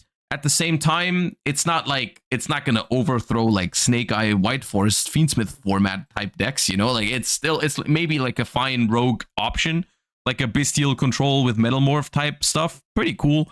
Obviously the biggest news out of these is by far the Dominus cards, Dominus Purge and Dominus Impulse. For everyone who's not been playing TCG or OCG, these cards are basically two more very, very powerful hand traps, because you can activate them from your hand if the opponent controls a card. And if you activate them from the hand, they lock you out of half of Yu-Gi-Oh's attributes. So Dominus Purge is basically, it's very similar to Ash Blossom, just a little bit more narrow, because it says when a card or effect is activated, that includes an effect that adds a card from deck to the hand. In case anyone's wondering, that also includes drawing, because drawing is also adding card from deck to the hand. So like your opponent activates Bonfire, you can use Dominus Purge to negate it. Your opponent uses, if they use Maxi, going first, this card will not stop Maxi most of the time because your opponent is not going to have a card. But going second, it can stop Maxi if your opponent already has a field. And what this card locks you out of for the rest of the duel is Dark, Water, and Fire. As a result, this card has seen play in like pure Fiendsmith decks so far for the most part. In yeah, Fiendsmith Kashtira decks, Voiceless Voice can use it. Like a lot of decks that don't rely on any Dark Water or Fire. Blue Eyes can use it. Yeah, it's a good card for Blue Eyes. And the other one, arguably, out of the two, the more powerful one, which has two reasons. First of all, Dominus Impulse's effect, I think, is arguably... I mean, there are scenarios where Dominus Purge is better, but Dominus Impulse is also very powerful. When a card or effect is activated that includes an effect that special summons, you can negate that effect. If you have a trap in your grave, destroy it. That's also on Dominus Purge. And this one locks you out of Light, Earth, and Wind. So I think the reason why Impulse has been the more relevant one in TCG and OCG so far is partially due to the attributes that it allows you to still use, being Dark and Fire and Water. As a result, this card has been obviously seen experimentation in Snake Eye Fire King, all kinds of all dark decks like Malice has used it. You can use it in Mermail because like water. So like the attributes that can play Dominus Impulse just tend to be the slightly more powerful attributes in Yu-Gi-Oh! At the moment, at least. You know, fire is a big deal at the moment. Labyrinth can use it because it's all dark. Very powerful hand traps, both of these. Both of these are very, very powerful, and if your respective deck can play them, then they're almost always worth including at the moment. Like, since those cards have come out in the TCG, I would argue most decks that can use them have used them. So I think that's what we're going to see in Master Duel as well.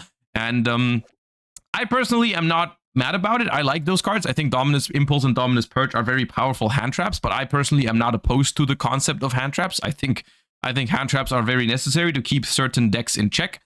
Dominus Purge also, most notably, a very, very powerful card against Tenpai too, because it negates Kaiman in the battle phase. So that even though Kaiman is going to be limited, but still, it's a very, very good card against that. Both of them can actually negate Kaiman. Impulse can too, because Kaiman can special summon. So that's pretty cool. So yeah, that's that. We're gonna have to wait and see what else is in this pack, because as of now, from what we know, it is... I do think it has big impact because of Purge and Impulse. I think those two cards are massive, but other than that, it doesn't seem to have anything super huge in there.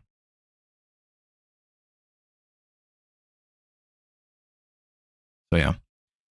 We'll have our time to play with these cards next week. Unfortunately, I'm not live after those come out until next week, but still, I'm kind of looking forward to trying some maybe Dragon Link with Metal Morph stuff, and then just obviously slotting Dominus Purge and Impulse into the decks where you can. Like this is going to be a slight boost to maybe pure Fiendsmith eventually, but Voiceless Voice and Blue Eyes most importantly.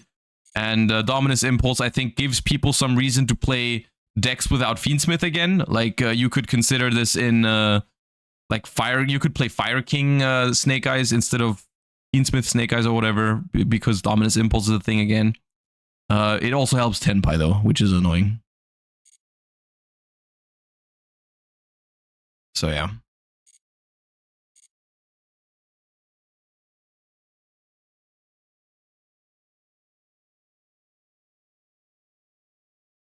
Labyrinth might also be a good shout, yeah. Like it definitely helps. It's the thing is, like, at the moment the way more relevant Labyrinth deck is Trap Lab, and in Trap Lab Dominus Impulse is not that important or that good because it typically doesn't try to hand trap as often.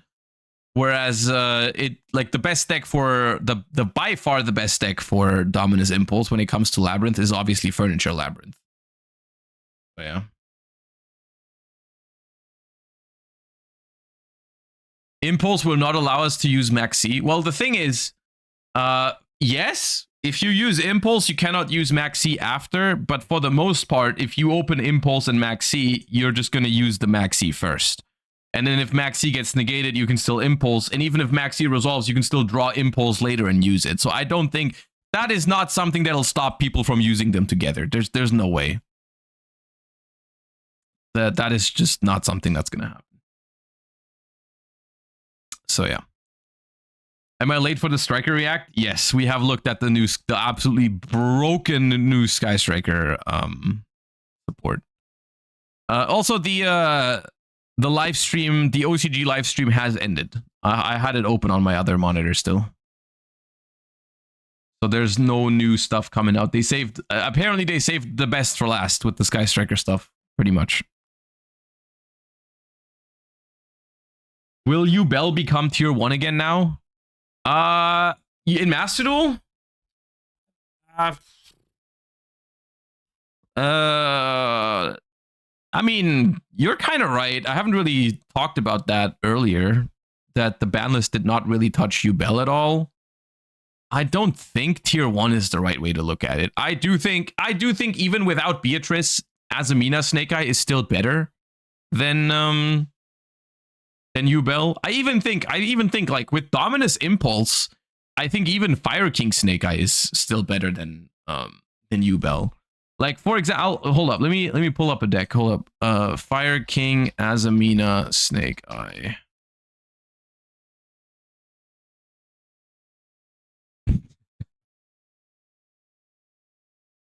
Tan Gentleman, thank you for the 15 months and thank you for that wonderful use of your free Twitch Prime. I appreciate you. This list right here is, I believe, Landon Oliver's deck that he won 2 YCSs back-to-back with in the TCG. And this is almost entirely legal in Master Duel starting in 2 days, right? Like, the only thing you cannot play is 3 Wanted. It's just 2 less Wanted. And 1 less Bonfire. So, slightly less consistent. But it also only plays 2 Deception, so you can just make up for that by adding 1 extra Deception. You can make up for, like, literally -2 Wanted, -1 Bonfire, plus a Deception and +2 Max C, and you have the same deck count, and your deck is very, very powerful. And you can play Appaloosa in the extra deck, and Link Karibo. Whatever you want to cut for that, but... Right? So... And this deck was pretty good, and pretty dominant over Yubel as well. So I think this deck is likely to still be the best deck in Master Duel in some way, shape, or form. Snake Eye, that is. I don't know if Fire King is the best version to play Snake Eyes now that the Beatrice is banned, but still, it's definitely up there. Oh yeah, it also probably wants to play Cult by the Grave for the Maxi minigame. Yeah. Anyways, the point stands. It's almost entirely legal.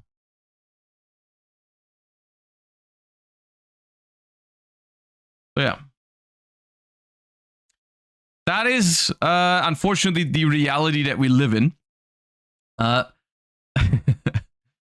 So we're gonna do something that I've been postponing for a long time just because it's been busy and a lot of other stuff has been happening. But it is time that we lean back and we reminisce a little bit of all the wonderful things that have happened in the year 2024 in the TCG, which of course is we're going to be watching the Law YGO 2024 Yu-Gi-Oh! TCG recap. I opened this link up this morning to prepare for the stream and I immediately felt bad because the top comment was, time to watch this so I can watch it later when Josh reacts to it and then watch it again when Jesse reacts to Josh. That was 2 months ago, dude. We've been postponing this for so long. I'm sorry. I just wasn't ready. I just wasn't ready to deal with I haven't 2024 Snake Eyes and stuff is not my favorite topic. I don't know. I have to I had to mentally prepare myself. But of course, I have played so much of basically this format this past weekend in Master Duel that it kind of brought up those memories again anyway. So I feel ready to rant about it again. So we're gonna be watching the Law YGO react. I'm gonna be pinning the link real quick. Hold up to the video. So if you guys end up enjoying the video, feel free to drop a subscribe or a like or whatever to the Law YGO. Let us lean back and talk about why 2024 was so great or not.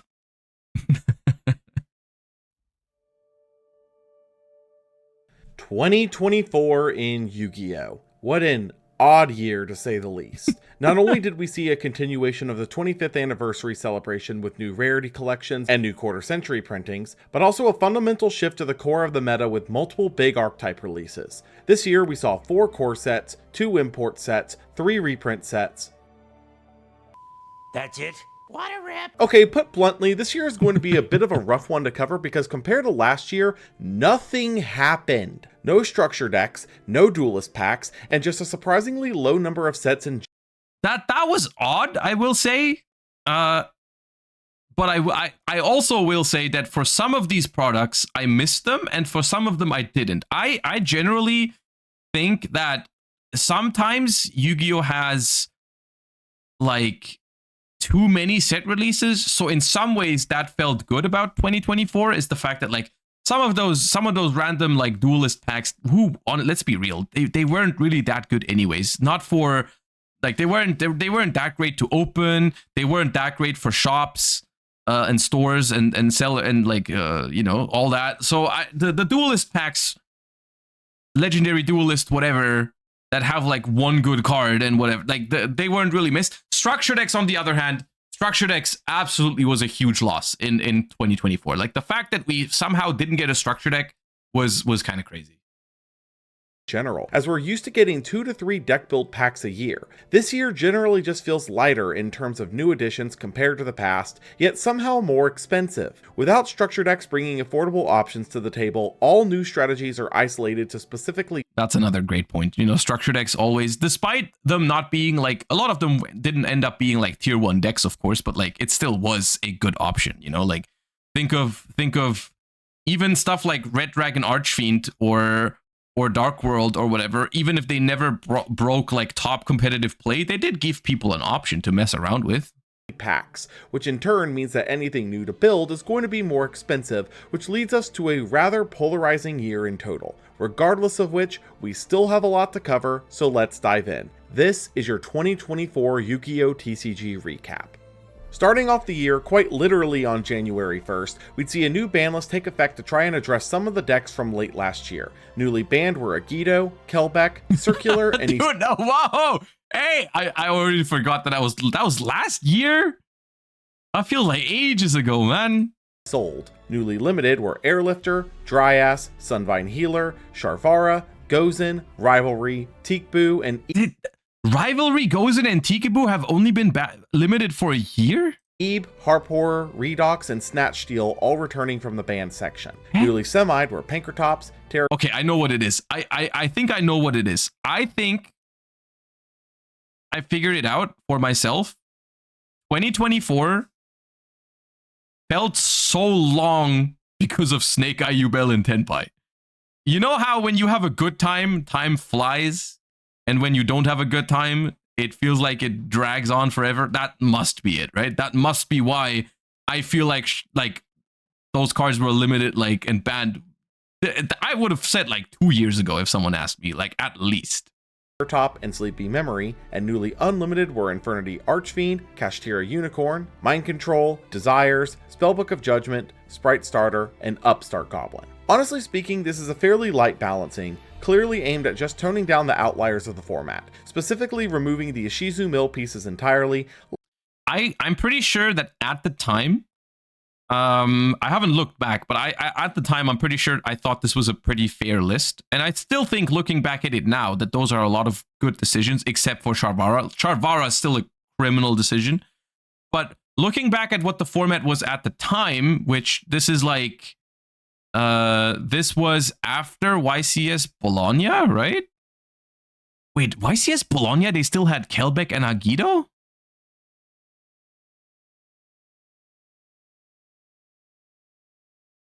They still had Kelbeck and Agido for YCS Bologna. I did not remember that. Okay. Anyways, I think this is a fine list. And we did, but the thing is, what we didn't know at the time was how broken the format was going to get, right? Like, at least I don't remember knowing that when I looked at this list, because I thought at the time Sharvara to 1 was probably a fine decision, thinking about how good Unchained was before that list. The same as for Airlifter. But then in hindsight, with Snake Eyes coming out, like, I mean, Snake Eyes was already out, but not the broken stuff, like not Poplar. Looking what was about to happen, now in hindsight, a lot of these changes didn't need to happen. Light hits to Race, Unchained, and Plants, limiting most of the major summon floodgates and effectively removing Infernoble from the format for the sins of another. This is a historical moment here in Indianapolis. This leads us into the first set of the year, bringing back an idea from the previous year to see if any more money can be drawn from the pockets of DM era nostalgia.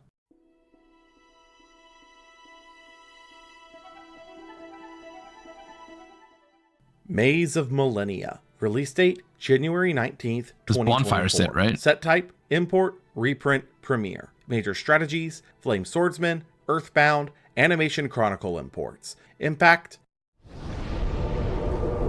It's the Bonfire set. Maze of Millennia is a sequel to Maze of Memories from last year, aimed at bringing in all the imports from the Animation Chronicle set in the OCG, as well as premiering a new archetype based on some pre-existing anime nostalgia, this time bringing Flame Swordsman, a full-blown archetype. Fighting Flame Swordsman searches a Flame Swordsman mentioning spell Trap on summon and dumps a Flame Swordsman or Mentioner from extra deck if sent to grave. Salamandra, the Flying Flame Dragon, equips itself from hand or grave to a warrior, boosts a Flame Swordsman or Mentioner by 700 attack while equipped, and searches a Salamandra spell Trap when sent to grave. Mirage Swordsman summons itself from hand or grave when a Fire Fusion is destroyed, pops itself in whatever it battles in the damage step, and if destroyed by anything but its own effect, floats into a level 7 or lower Flame Swordsman or Mentioner from deck or extra. Ultimate Flame Swordsman is a fusion of Flame Swordsman and Fighting Flame Dragon that can pop a monster to burn the opponent for 500, can do it on a quick effect if it has an equipped card, and can double its attack in combat. I have read these cards because I played a trap version of it that Peeps built at some point. He brought it to locals, I played it in Master Duel. It was kind of fun.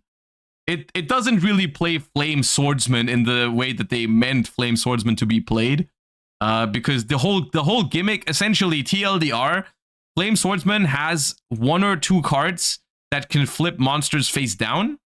And so the whole idea is like you summon Supreme King Zark with the trap for it, and then you flip it face down to actually resolve its effect to destroy everything. Which was kind of like you play like the Ruma Cannon and some Flame Swordsman trap cards that flip stuff face down. It's fine.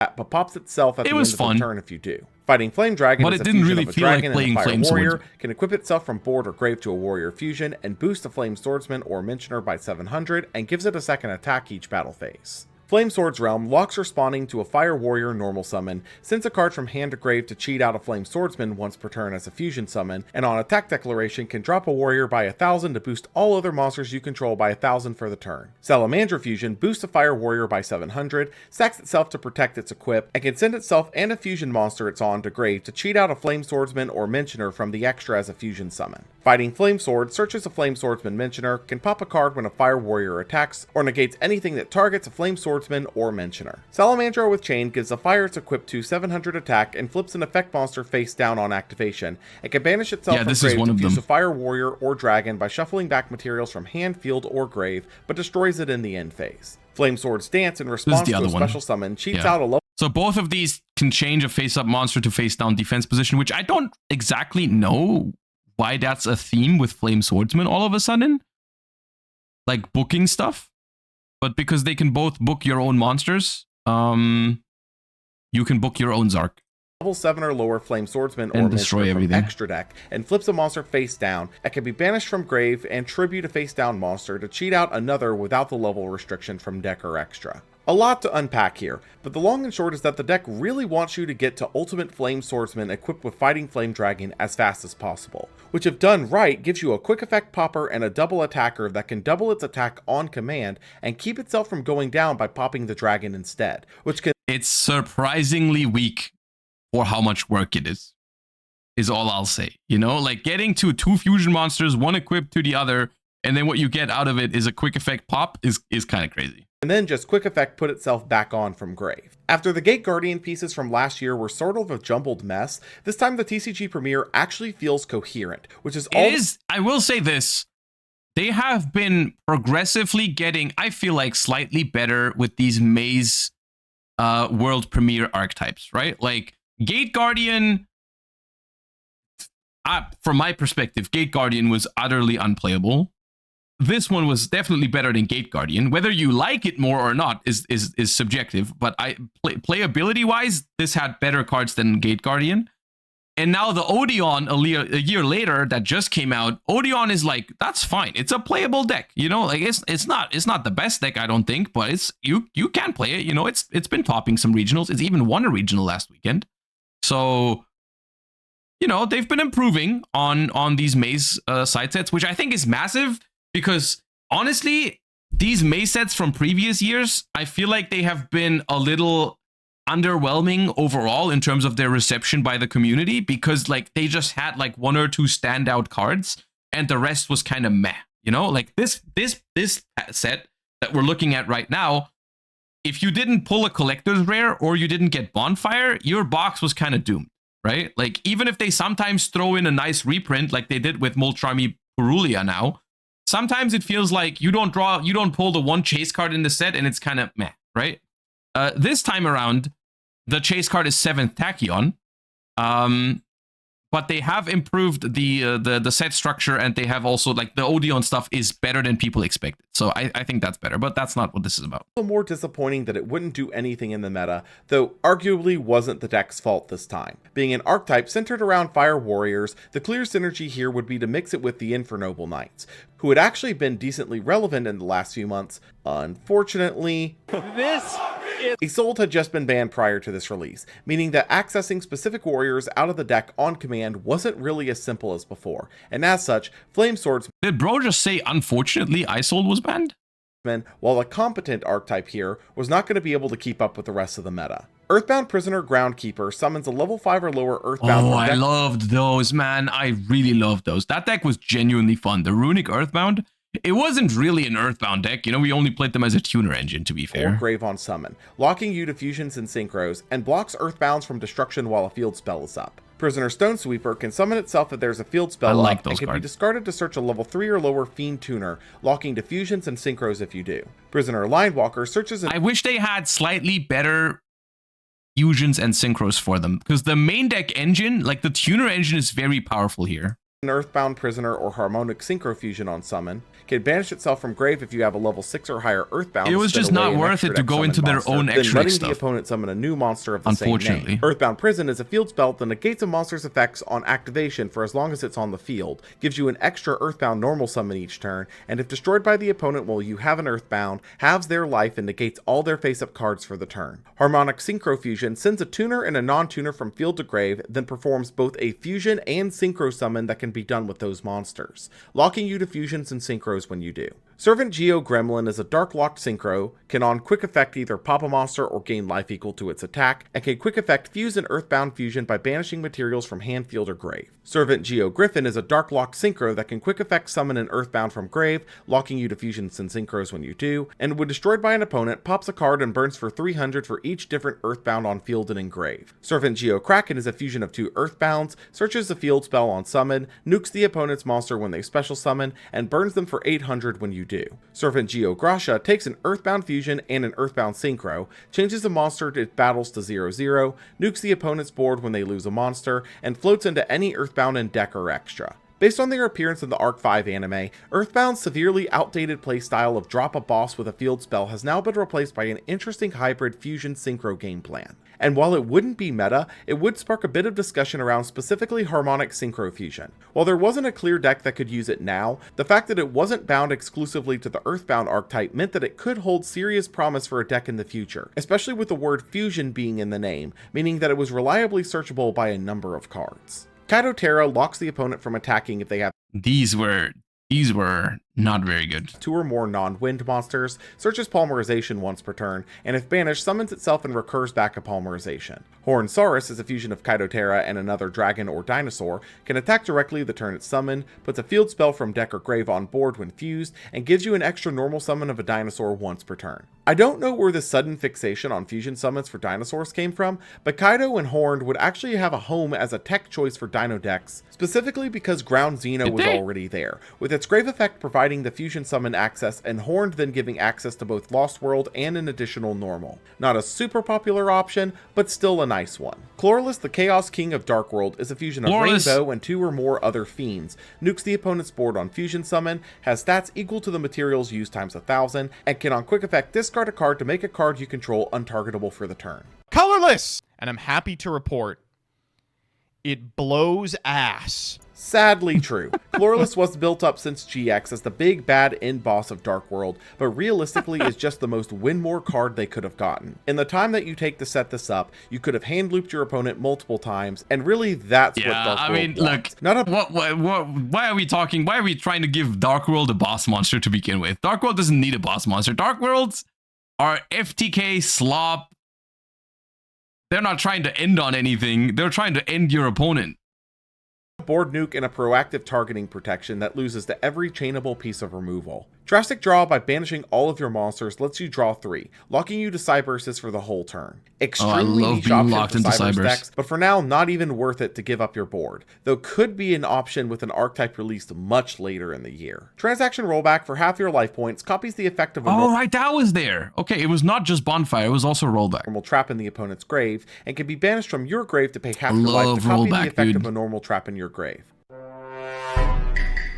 It's Beatrice's fault. Yeah, it's so Beatrice can dump this out of deck on your turn, followed by a target to copy on the opponent's turn to create an absolute hellscape of scenarios involving traps with heavy costs that were never meant to be cheated over suddenly being cheatable. The most common of which was Ghost Meets Girl, a masterful Mayakashi Shiranui saga, which locks both players from special summoning for the turn. That's right, for the cost of half of your life points, every deck with access to a rank 6 can now Nightmare lock the opponent. Thankfully, this wasn't popular. Isn't Beatrice banned? This is a recap. This is in the past. Popular for the time being, but let's just put a pin in that and we'll come back to it around July. Lastly, Bonfire can search any level 4 or lower Pyro and add it to hand on a hard once per turn. A Rhoda for one of the game's most criminally under-supported types seems sort of mid on the surface until you think on it and realize that over the last year, Pyro's gone through a bit of a renaissance of sorts, with Snake Eyes being a deck on the fringes of the meta, Centurion having a desirable target, and so many different decks on the fringes that could... Alright, I'll say it again. I don't think that the Rhodas of the world are the problem. Because if you look at a deck, they mentioned it. If you look at Bonfire in Centurion, it is absolutely fine. Ain't no one ever have an issue with Bonfire when your opponent adds Centurion Trodea to their hand, okay? The issue begins when the Bonfire adds the Snake Eye Ass, which... But yes, let's stick with that. The Snake Eye Ass. That adds the Snake Eye Poplar, that adds the OSS, and so on and so forth. That's when the problem begins. Could actually use a Pyro Searcher, and that was going to get a lot more relevant just 2 weeks later.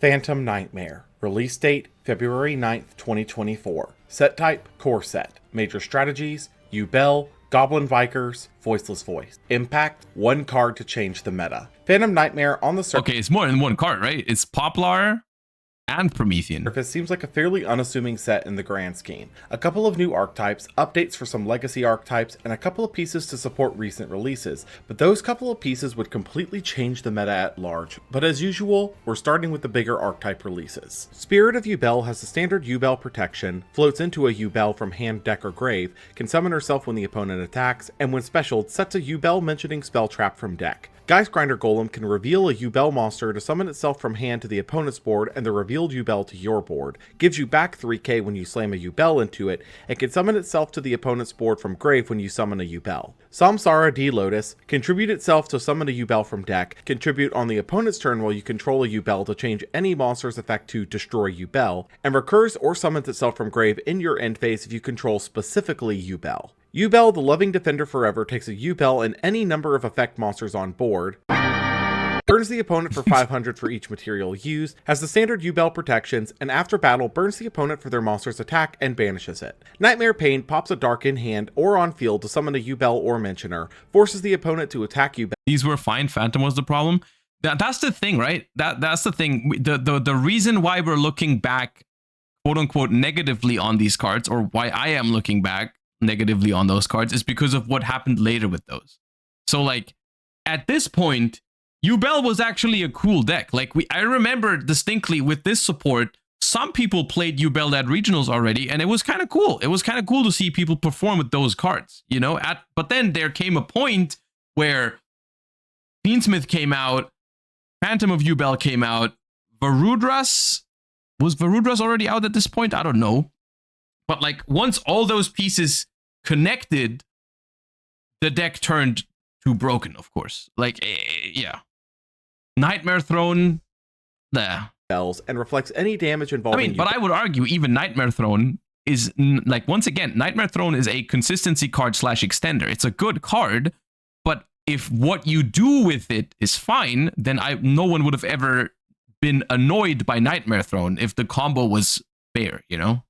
Bells back to the opponent. Mature Chronicle gets a counter anytime a Yubel monster or mentioner is summoned, can remove 1 from the board to summon a Yubel from grave, 2 to recur a banished card, 3 to banish a card from deck, 4 to pop a card, and 5 to search Super Poly. Eternal Favorite can either summon a Yubel from banishment or grave, locking responses to the summon, and can discard a card and send itself to grave to Super Poly using Yubel you control. Super Poly Wet Dream aside, this is a really solid reinterpretation of a GX classic monster line. While not the greatest on its own right now due to the concessions you'd have to make on your end board, standardly choosing between actual disruption with a Samsara Yubel setup or properly setting up the greatest Super Poly target ever, only getting both with an ideal opening, Yubel would be considered as an option to load into the Unchained Fiendbox Mega Conglomerate, as it were. Not much else beyond that for the time being. Goblin Biker Doug Charger can detach a material from an Exceed on either board to summon itself and searches a Goblin Biker spell trap on summon. Flatter Exploder summons a Goblin from grave on summon and can summon itself the same way from grave on the opponent's main phase.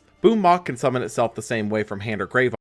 Just in case anyone doesn't know, but the Goblin Bikers are part of the Diabell Star lore, just like White Forest and Azamina, which understandably so people don't always know this because of how little love the Goblin Bikers have received compared with those other, like, one out of those that I just mentioned is not the same, you know, in terms of card quality. One of them is not the same. On either player's main phase on a quick effect, being Merciless on summon summons a Goblin Biker from hand and has the same summon effect from grave in your main phase only. Big Gabonga. Have you ever Gabonga, girl? Takes 2 level 3s, on Exceed summon searches a Goblin, can suck up a monster on board as material when a material is detached off it, and can detach a Goblin from deck to it in the end phase. Crazy Beast takes 2+ level 6s, can detach 2 on quick effect to suck up a spell trap as material, can detach to prevent monster destruction, and can revive itself and attach a Goblin from grave to Crazy Beast is actually pretty good. Itself if in grave once per duel. Grand Bash boosts goblins by 300 for each goblin you control, gives an extra goblin normal summon once per turn, and can target 2 goblins to either match their levels to one another or make both of their levels their combined total. Grand Entrance searches a goblin, then detaches a material from an Exceed to summon a goblin from Diabell Star right there. Hand, and can be banished from grave to detach a material from an Exceed to recur a goblin. Grand Stampede Exceed summons using goblins or can imperm a monster by detaching material from an Exceed once per turn. Hilarity aside, goblins were a solid rank 3 archetype, but sadly didn't do anything that rank 3s didn't already do between the Punks and the Gold Pride archetypes, and those aren't even meta at the moment, so sadly these wouldn't be either. Lo, the Prayers of Voiceless Voice can be used as a whole tribute for a light warrior or dragon ritual, places a Voiceless Voice continuous spell trap from deck face up on board when summoned, and can summon herself from grave when a light warrior or dragon ritual is summoned. Saphira, Dragon Queen of the Voiceless Voice, can discard her... All the assless ass jokes aside, and despite the fact that I personally don't feel like Voiceless Voice is a particularly interesting deck, I do still think, when I think of Voiceless Voice, I do think of a like successful archetype introduction into the game. You know, like I do think it being a little bit more like lower to the ground, easier to play type of deck that like isn't super complex. It was a good thing to exist. I do feel like this sort of thing would have been like a perfect sort of structure deck type deck, because I think the unfortunate part of it was because it was relatively like in like what is about to be like a Snake Eye dominated environment, like which is a very complex or like long-winded combo deck. a lot of people were drawn to Voiceless Voice because of its simplicity, but it still was not really affordable because Low was kind of like the chase card of Phantom Nightmare because it was Secret Rare. So this could have been this would have been a really successful structure deck, I think. Yourself and dump a ritual spell from deck to search a Light Warrior or Dragon But Ritual. yeah, at the time, you were spending. I mean, it was cheaper than Snake Eyes, but you were still spending a very sizable chunk on essentially at the time rogue deck.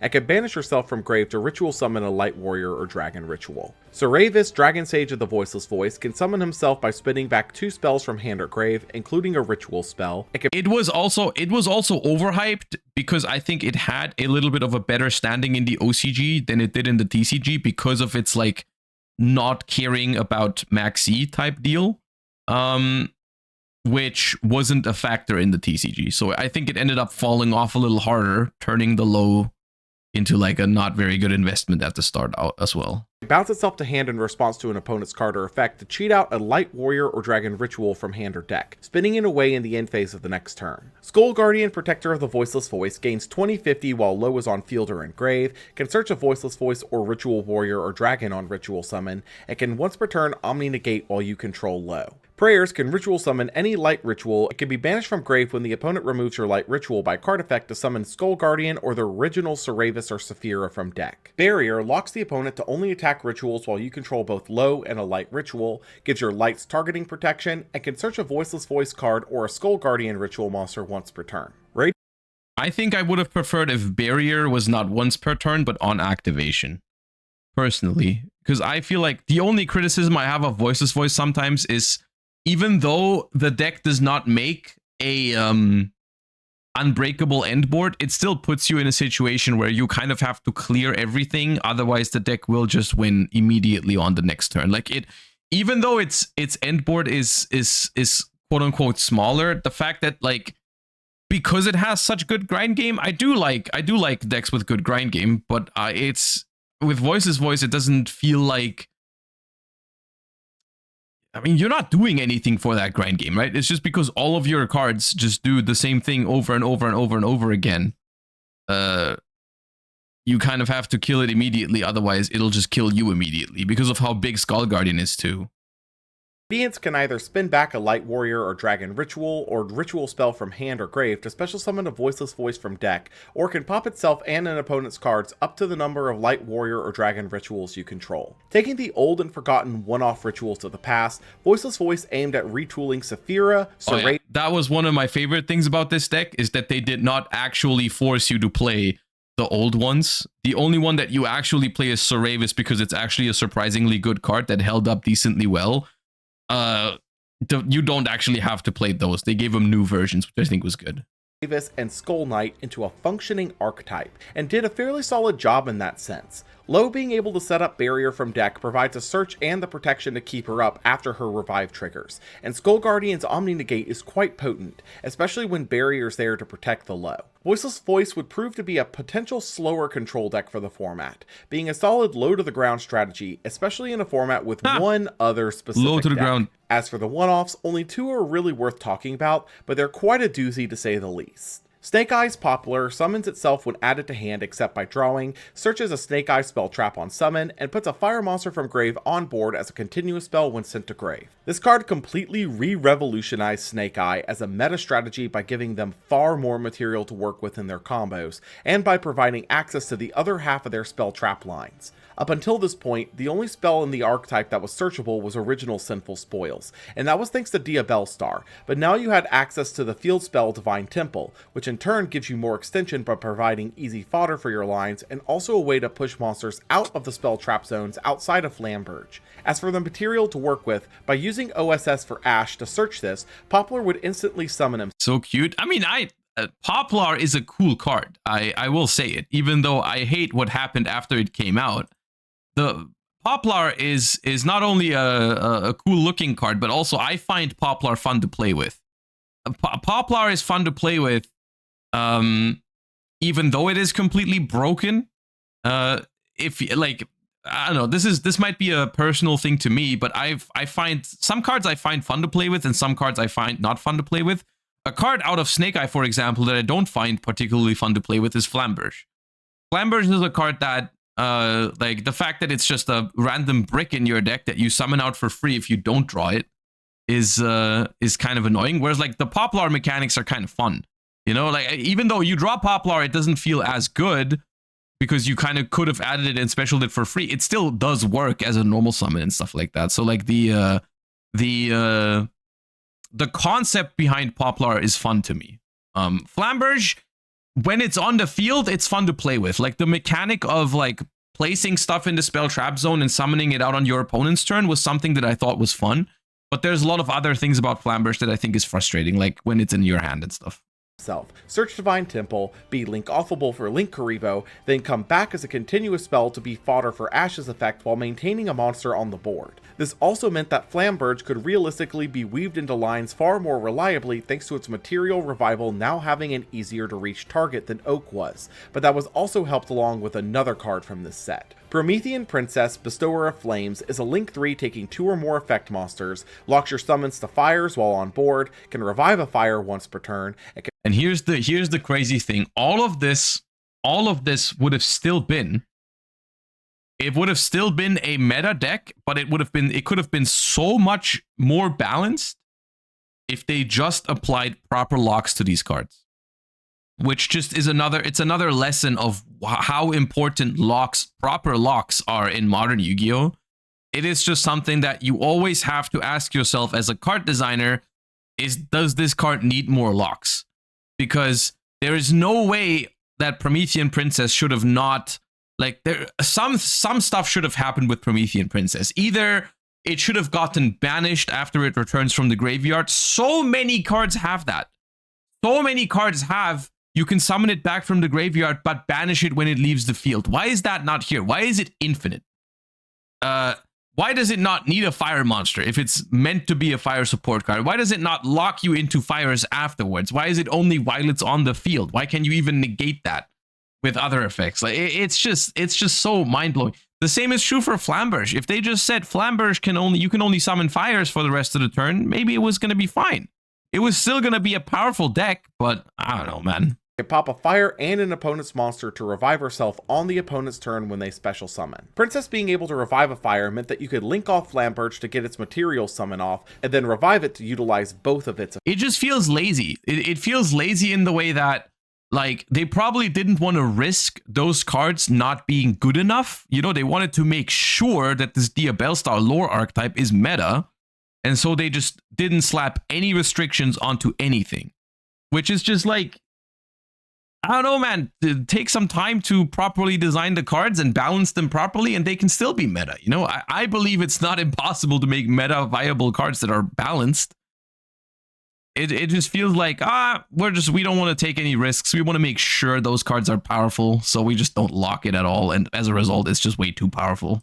Effects, being the monster to continuous spell conversion to use on a piece engrave, standardly IP in early builds, and then summon it back to the field with its other effect on the opponent's turn to make a reactive SP. Princess's Fire Lock only being active while she's on the field also made it fairly simple to play around, as you could always link her off for something like Salamangreat Raging Phoenix for accessing Zealantis, or just drop down to a Hita to continue comboing off while not placing a bomb into the grave for later. All of this was just scratching the surface of what was possible with these new cards, and that's not even mentioning Bonfire, which can now search Ash to search for Poplar, giving the deck an entirely new way to combo off that didn't even burn the OSS usage, meaning that you could search it with Poplar and save it for some more interesting lines. A Team YCS in San Jose would be the first showcase of the deck's power, and showcase it the tournament did, with Snake Eye variants taking— Oh yeah, right. I remember this.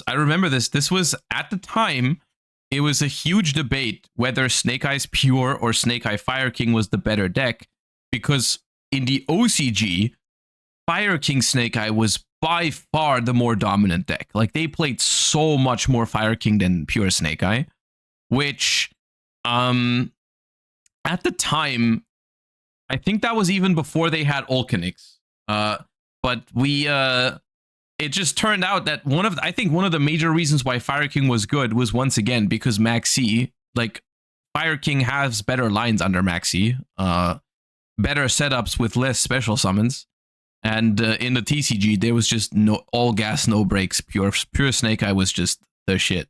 A whopping 39 of the potential 48 top spots for the top 16 here, though this should be taken with a very heavy grain of salt as this was a team event, so the deck's results would be slightly inflated due to that factor. Team Kids Next Door would take the event, being all on Snake Eyes Pure, and also notably being the first team on the exact same 3 players to win a second Team YCS. The group's decks primarily focused on the newfound consistency of Snake Eye, thanks to Poplar by loading up on hand traps and insulation. This deck is disgusting, man.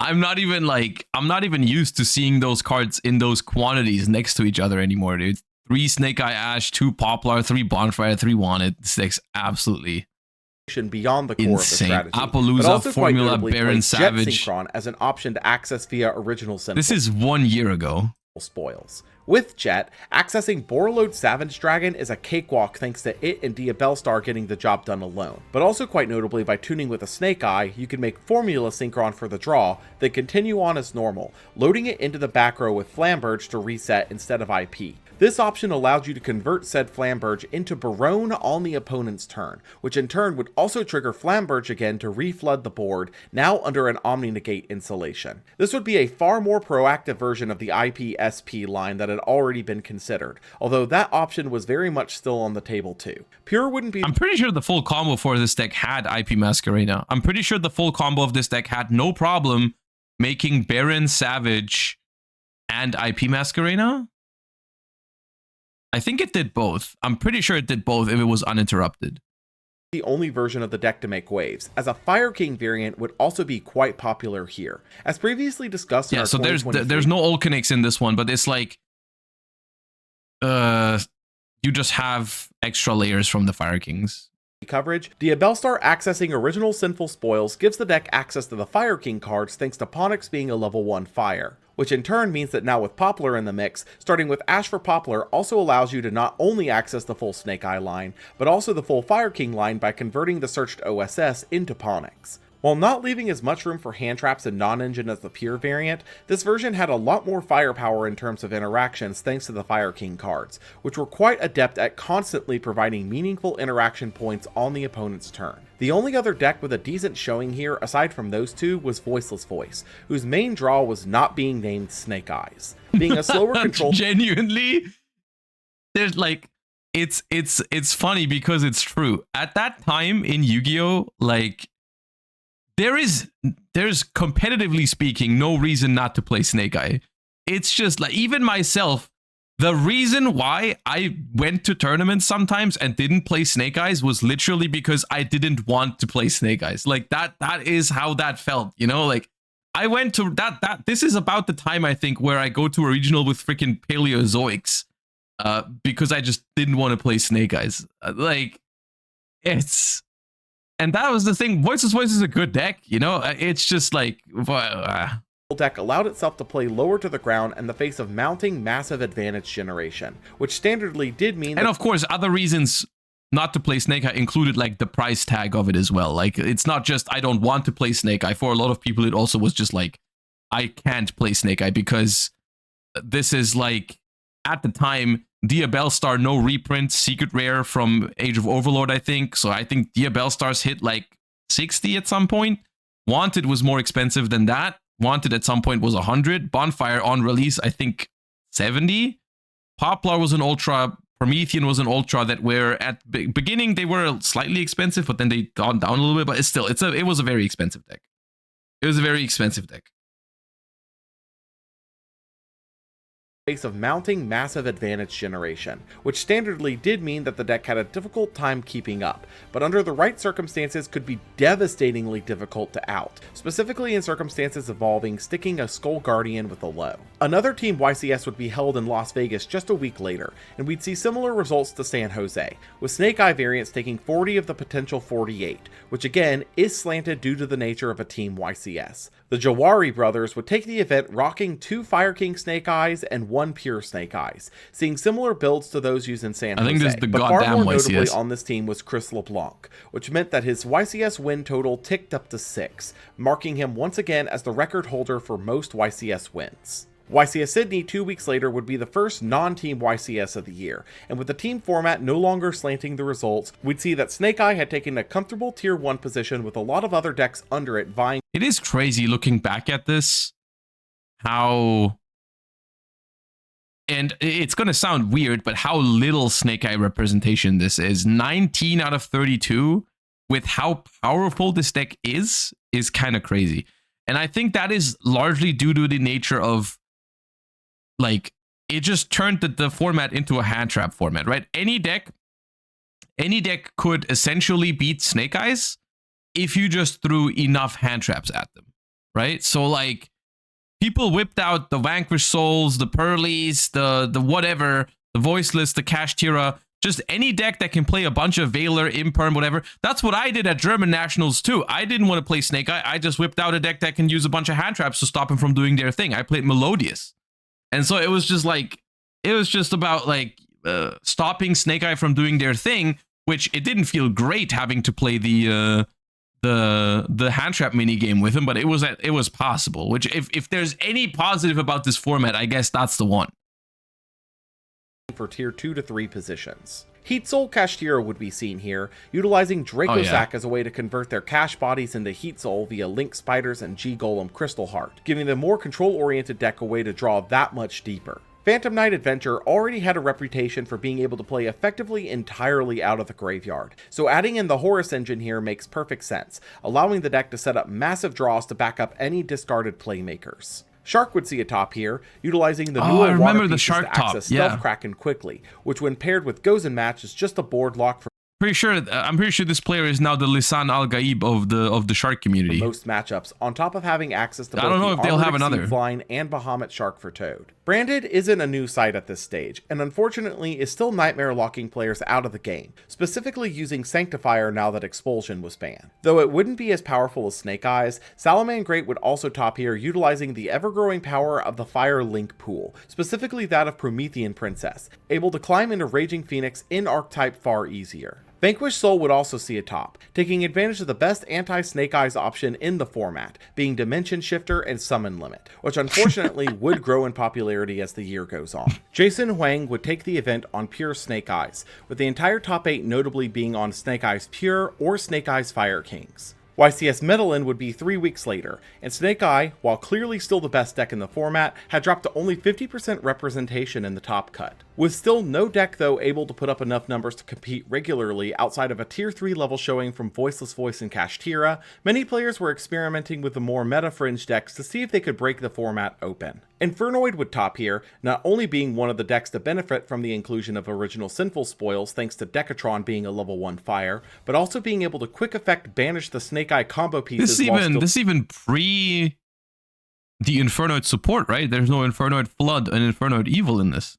Engraved. That's Still cool. utilizing the core of Snake Eyes, playing the Infernoid side in a similar manner to how Fire King is used. Monodium would see a Kraken here, still aimed at balls to the wall synchro plays to end on multiple level 10 bosses between Barone, Dispater, and Shang Ying, with not much changing in the build overall. Oh look, it's Baron and Runic would see Appaloosa. a top, still sporting the stun package game plan, with this outing also sporting Okay, don't say it's Runic with a stun package. What the hell? time-tearing Morganite to give the deck the gas needed to keep up with the flood of options Snake Eye sports, and Synchro Zone being used effectively as Messenger of Peace without the maintenance cost. Christian Urano would take the event with pure Snake Eyes, as to be expected, with no real notable standouts in his build. YCS Guadalajara would be 2 weeks later, and once again, no real shakeups in the topping list. I mean, to be honest, like Voiceless did kind of pull up in these first couple of weeks. Voiceless is always here, you know, like it's always there. It's not quite reaching Snake Eye numbers, but it's doing all right. Outside of Voiceless Voice overtaking Fire King Snake Eyes in representation. Though this is more so due to the player base swapping more into the pure build, now deemed the better build for the time being. Christian Urano would take the event again on Snake Eyes, being 2 YCSs in a row, playing an almost identical list to the last time with a couple of minor adjustments. Even though it wasn't a tier 0 level performance, a solo tier 1 deck is still a massive issue when it comes to format diversity, and as such, it's also not just, once again, I've said this before, it's not just about representation of a deck, it's also about how a deck plays and what it does to the game. A deck can be at 20% of top cut representation and still be toxic. Like it doesn't always have to do with just raw numbers. A new ban list would go into effect directly following Guadalajara on April 15th, which would not take shots at Snake Eyes specifically, but rather the structure of meta decks for the past couple of years in general. Newly banned were Link Karibo, Baronne de Fleur, Borreload Savage Dragon, and Summon Limit. Newly limited were Anti-Spell Fragrance and a series of banned cards all coming back to limited, being Arch Nemesis Protoss. It was okay, the Protoss unhit was kind of unhinged, but like the Appaloosa Baron Savage approach was really, really good in hindsight, because I think in all fairness, at that time they were in a very weird spot where Snake Eye had just come out, so I don't think they could hit Snake Eyes properly yet, but they did decide to go after some of the generic endboard stuff that they made. Arguably, they should have banned Appaloosa here already, I think. That would have been, at that point, it would have been a phenomenal decision to make this ban list, but Appaloosa was a little late to the party, but still this list was pretty Idol, good. Colossus, Kieran, and Chicken Gang. Newly semi-limited were Armageddon Knight and Delicious Memory, both up from 1. Lastly, unlimited here were Destiny Hero Malicious, Harp Horror, Terror Top, and Engage. An absolute head-turner of a ban list, Baronne and Borreload biting the bullet in Apple had just been reprinted. Yeah, see, but that is, in my opinion, what you're doing right now is more of an explanation than an actual excuse. Because, like, yeah, that's probably why they didn't do it, but that still doesn't excuse it. Like, at that point, I'm just saying, like, yeah, okay, reprint it sooner so you can ban it sooner. Because that is still something that you can do better at. But yes, that probably explains why they didn't do it at that time. But they should have done it differently.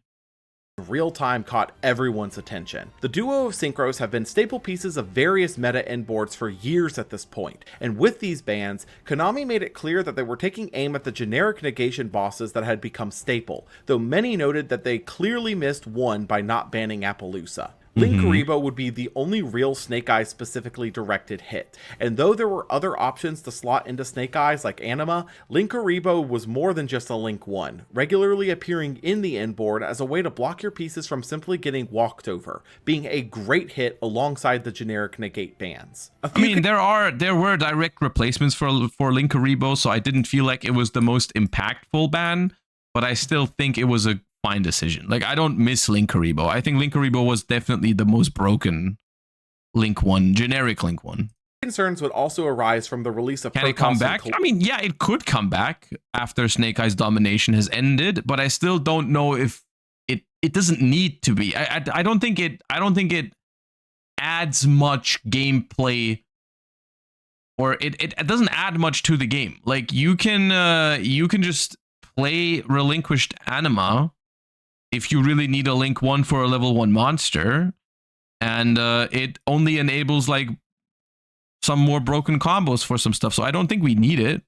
Colossus, two cards that have been considered boogeymen in their respective times, namely in locking out decks from being able to play period, with Colossus now having a Funnily enough, I don't really have an issue with Colossus at this point in time. It might come back to annoy me at some point. Protoss was definitely unnecessary though. Shouldn't have done that. Way to summon and Nemesis Corridor, though we'd have to see if they'd make any real impact overall. YCS Raleigh would be the next weekend, and unsurprisingly, Snake Eye remained the best deck in the format. This is slowly but surely. This was a very disappointing time to me personally, because I genuinely thought like this might have more of an impact on Snake Eyes than it actually did, but boy was I wrong for that one, because it turns out people just replaced Appaloosa and Baron with other endboard pieces. Not Appaloosa, Baron and Savage with other endboards, and because Appaloosa existed, your combos were still Nibiru safe, so... Neil, pivoting the synchro slots towards Dispater and Omega to replace Baronne and Savage, now aiming to hand rip the opponent with the two by banishing Omega for his effect, then cycling it back to the board with Dispater. Clearly, the ban list hadn't done anything to dethrone Snake Eyes, but that was only part of the equation, as the next core set would release a week later, and if anything was going to be able to compete, it would have to be found within that set list. Competing. Legacy of Destruction. Legacy of Destruction. Release date, April 26th, 2024. Impact set nothing. Type, core set. Major strategies, Shining Sarcophagus, Ragnarika, Tenpai. Impact, one new player in the meta. Legacy of Destruction is a bit of a weird set in retrospect, as going into it, there wasn't a whole lot of hype behind it. In the OCG, this hadn't done anything to change their snake eye infestation, so how could it realistically fend better here in the TCG? Shining Sarcophagus cannot be destroyed by monster effects, can search a card that mentions it once per turn, and can discard a spell when the opponent... Tenpai got its first cards here, which I even forgot about. But didn't it need another wave before it was actually insane? Because this is before Genroku, right? It revives a monster to put it back in the grave. I know it's a bit weird to start with the spells for us, but it's important for us to know this card when going over the remainder of the archetype just because it's an anchor piece. I guess it did already perform before Genroku, I'm pretty sure, now that I'm thinking about it. I'm pretty sure it was already a thing before Genroku. It was not as relevant as it was. It would get even better than this. Gandora G, the Dragon of Destruction, gains 300 for each banished card, can summon itself if you control Shining Sark, can pay half your life to nuke the board other than itself, banishing those cards, and then summon a level 7 or lower Shining Sark Mentioner from the deck, increasing its level by the cards destroyed. Silent Swordsman 0 increases its level by 1 each standby phase, gains 500 attack for each additional level it has, and can negate an effect that targets a Shining Sark or Mentioner, increasing its level by 1 when you do. Silent Magician 0. You guys are mentioning the whole Trident Dragion incident, which is just another, it's just another reminder of sometimes I think we are making fun of their decisions and stuff like that, but I genuinely think that was also just not a great decision business-wise. The reprint timing for Trident Dragion, I feel like was just not very good. Like, I think from a marketing perspective, reprinting Trident Dragion right before or right after Legacy of Destruction would have been insanely good, right? Because that's when the deck came out. That's when people wanted to play it. That's when Trident Dragion would have boosted the popularity of... It would have boosted the popularity of Legacy of Destruction, because if Trident Dragion is affordable, more people want to play Tenpai. And it also would have boosted the popularity of whatever set Trident Dragion is reprinted in, because people want to play Tenpai, they need that thingy, right? So like releasing Tenpai with Trident Dragion spiking to like $100 or whatever it was, and then it comes out like months later, was just weird. Gains a level when the opponent draws for each card drawn, gains 500 for each additional level it has, and can negate a spell card or effect while you control Shining Sark to increase her level by 1. Gadget Trio searches the Shining Sark or mentioning spell trap on summon, and if destroyed, sets Stronghold the Hidden Fortress from deck. More Marshmallow can't be destroyed by battle while Shining Sark is active and is the only thing attackable, can summon itself from hand if you control Shining Sark on a quick effect, and if destroyed by card effect, summons another from literally anywhere except itself, then burns the opponent for 1,000. Turn Silence, boost the monster... with Christian? Yeah, because what's the point? Like, it's really cool that they sometimes decide to make entire archetypes or the majority of an archetype very low rarity in a new pack, right? Especially for more roguish stuff. I think that's very nice, that you can potentially pick up an entire deck from a new set, or like the entire core from a new set for relatively cheap. But then if they're not doing well with their reprints scheduling, then it kind of invalidates the entire point, because people still have to spend a lot of money for like that one old card or two old cards. And the weird thing is that money isn't even going towards Konami, right? That they're not making any money if you have to buy a Trident Dragion from 15 years ago for $100, right? That is not something that they earn anything from. They could have made money with it if they reprinted it. You know, if they were the ones publishing the now accessible version of Trident Dragion, that's when they would be making money off of it. But I think it just boils down to sometimes they just mismanage their reprint timing, and they also sometimes, maybe they didn't expect Tenpai to be that relevant when they were planning their reprints ahead of time or something like that. I don't know. Level by 3, then negates a monster effect if chained and Shining Sark is up. It can banish itself from grave. Because Christian has now gotten the reprints, but it's like, what, 2 months late? Or when did Christian support come out? When was Christian? January? No, what set is Christian even? I forgot. Anyways, it's not 2025 battle phase when a Shining Sark Mentioner battles. Ties that bind summons 2. Start of February. Yeah, so like 1.5 months. They're not that far behind with Christian. Trident Dragon, I think, was further off.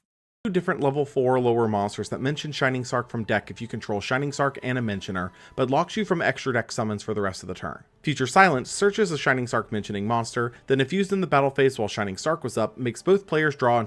I think it's a consequence of how far ahead they make sets and print sets. They're always months ahead, so when they notice something needs a reprint, it takes them ages to slot it somewhere. On the one hand, yes. On the other hand, it can't be that hard to predict a certain card will need a reprint when that card comes out, right? Like when you know months ahead Crystron is getting support, is it that hard to look at the Crystron cards that already exist and maybe look at, oh, this card is an ultra rare from 2011 and only has 1 print? Maybe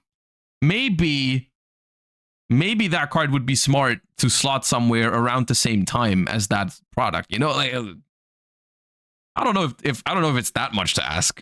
Until they have 6 cards in hand. Stronghold the Hidden Fortress summons itself as an effect monster that gains 1,000 for each Shining Sark or mentioning monster you control, and can destroy an opponent's attacking monster while you control Shining Sark once per turn. Honestly, a really interesting archetype, based entirely around Yugi's deck from his final duel against Atem at the end of the original anime, and its lines are really quite solid. Starting from Gadget Trio, you can search Sark, search Gandora with Sark, summon Gandora, and destroy the trio, which will get you both one of the other monsters out of the deck via Gandora, and Stronghold via the trio, resulting in a Battle Popper and standardly a spell negation with Silent Magician 0 coming down off Gandora, which will have 2,000 attack by the time the opponent's turn starts. While decent enough, the problem stood that the deck didn't really do enough for the current landscape, as it really seemed like the deck could put up exactly 1 piece of interaction per engine piece in the opener, and sadly that didn't do all that much with other decks of the meta could do so much more with much less. Refrain the Melodious Songstress in the scale can dump a Melodious from deck to boost a Melodious fusion by its level times 200, searches a Melodious monster on summon, and can scale herself from extra when a Melodious fusion is summoned. Couplet in scale locks your pendulum summons to lights, can search a Melodious spell trap if you only control Melodious monsters, if added to hand except by normal draw, can special a level 4 lower Melodious from hand or grave, and shares the same rescaling effect as Refrain. Baka the Melodious Maestra takes any 2 Melodious monsters, blocks Melodious fusion effects from being negated, summons a Melodious from deck when summoned, and revives a Melodious other than herself when sent to grave. Flowering Etoile the Melodious Magnificat takes a Melodious Maestra and 2 other Melodious monsters, can quick effect banish any number of Melodious monsters to bounce that many opponent's cards, returning the Melodious monsters at the end phase, and if removed by the opponent, floats into any Melodious in deck or extra. Melodious Concerto fusion summons a fairy using Flowering Etoile, probably hands down the most fun boss monster they've made in 2024. I can't think of one right now that I think is more fun to play with than Flowering Etoile, without slapping Omni Negates on it anywhere or whatever. Such a fun way to like save your entire board until the end phase, get some bounces off of it. It has an effect that floats if your opponent can deal with it. Such a fun card, dude. Using monsters from hand, field, or pen zones, and if Melodious while still being powerful while it's engraved, places itself on bottom of the deck to draw a card. Huh, breaking an old fusion from deck spell. I wonder why that seems familiar. Making new fusions for the older spells can pose balancing issues if the new fusion is too powerful or generic, specifically with targets like Neo's fusion and Ostinato. Oh right, that. Ostinato for many would immediately come to mind, being a fusion from deck spell that truly has no real downsides, allowing it to be used as an engine enabler for various strategies, but most notably for decks with a It's so criminal they used it in Snake Eyes, man. I hate that timeline. Pyro starter. By starting with either Refrain or Ostinato, one could weave a line through Baka without locking themselves, able to climb up to make Appaloosa thanks to cards like Exceed the Pendulum, then pin summon back out 2 level 4s to make Infernal Flame Banshee, which in turn gets you to a Pyro from deck, meaning that Snake Eyes now have a way to get their starters while also accessing an Appaloosa for insulation on their play lines. While this wasn't the only use for the Melodious cards, it was by far the most prominent, and as such... Okay, come on, the deck, like, pure Melodious deserves to be mentioned. Come on, that deck, like, I'm pretty sure Herman won Nationals with that deck.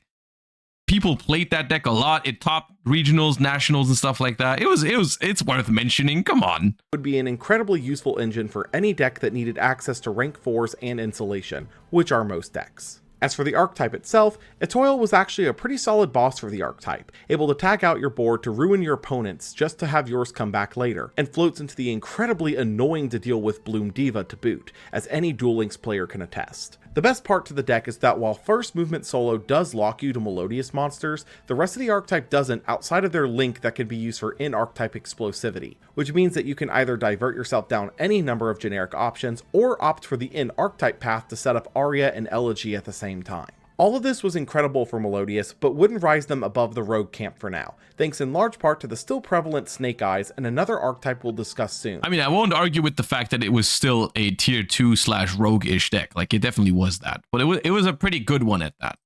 Though its usage as a generic engine would be noted. This deck would have, it's just a lot of these decks, and that's going to be a very common theme throughout 2024, is the fact that we are, like, they're releasing good and solid decks into an environment that is just like a freaking wildfire for them, no pun intended. But like you're releasing anything into Snake Eye Tenpai Yubel format, of course the bar is incredibly high for it to be good, like to be meta relevant. Like these decks, a lot of these decks are actually quite good, like Voiceless Voice and now Melodious. It's just that they're competing with Snake Eye Tenpai and later on Yubel. Like, of course they're not remembered as like the most powerful introductions. Rika Evil Seed can summon itself from hand by pitching an insect, plant, or reptile, for which I'll be referring to as the tri-type for this section, and on summon, searches 2 Ragnarika cards from banishment or deck, then banishes a card from hand. Samurai Beetle summons itself from hand by cycling back a banished tri-type, and if sent to grave for a Ragnarika link summon, revives a level 4 or lower. See, when I read these cards for the first time, I thought they were cool. Turns out they were just plant link support. Tri-type. Armored Lizard summons itself from hand by banishing a tri-type from grave and can discard a tri-type to bounce an opponent's non-tri-type monster. Skeletal Soldier is a link 2 requiring 2 monsters with at least one of the tri-types, can revive a Ragnarika once per turn, and can bottom a tri-type you control to summon itself from grave. Mantis Monk is a link 3 requiring at least one of the tri-type, can banish 2 tri-types from grave to search a Ragnarika trap, They're still cool. The artworks on these is pretty fire. Is a link 4 with the same summon requirement, can lock both players in-hand monster effects for the turn in response to an opponent's monster effect, and has the same self-revive effect. Stack Sovereign is a link 5 requiring 2+ of the tri-type, pops 2 monsters when the opponent summons from the extra deck, and has the same self-revive effect. Bloom boosts the tri-type by 300 and drops all non-tri-types by 300, and can either search a Ragnarika monster, then discard a card, or special a Ragnarika from hand, grave, or banishment once per turn. Hunting Dance pops opponent's cards up to the number of different types in the tri-type that you control links for, and can be banished from grave when a tri-type is destroyed to pop a monster your opponent controls. While we always do love a new tri-type in this household, especially one with as much promise as plants, insects, and reptiles have, the issue stood that Ragnarika effectively just did more of what plants and insects already could do, providing near infinite board swarming. The main thing both sides needed was a good payoff for all of that swarming, as standardly you'd lock yourself at some point in there and need to stay in type to build a board, which this release did nothing to solve. For now, these would be disregarded, but as with all other plant and insect support, would have an eye kept on it in case a payoff ever did arise. Tenpai Dragon Pydra searches are set to Sangen Spell Trap on summon, blocks battle damage to you from your fire dragons, and can quick synchro in the battle phase. Everyone knows Fadra what that on does. summon, or when a monster battles in the damage step, revives a level 4 or lower fire dragon, blocks fire dragons from battle destruction. I don't need to know. You don't need to explain to me. Chandra can quick synchro in the battle phase. I know can him summon itself too. from hand if you control a fire dragon, and summons a level 4 or lower fire dragon from deck when a monster battles. Yep. Sagenpai Bident Dragon is a Definitely dragon locked level 7 synchro that revives a fire dragon on synchro summon and can revive itself on quick effect if 3 or more attacks have been declared that turn, popping a card on field when you do. Sangenpai Transcendent Dragon is a dragon locked level 10 synchro, forces the opponent to attack if able, locks the opponent from using cards or effects in the battle phase, swaps the board to attack mode on synchro summon, and has the same self-revival effect as Bident. Song and Summoning makes your fire dragons unaffected by opponent's activated effects in the main phase 1, can search a Tenpai Dragon, then discard a card once per turn, and if destroyed in the battle phase, doubles the attacks of a dragon synchro. Song and Kaiman can either search a level 4 fire dragon, summon a fire dragon from hand, or do both if you activated it in the battle phase. While unassuming on the surface due to the stigma surrounding the battle phase decks up until unassuming.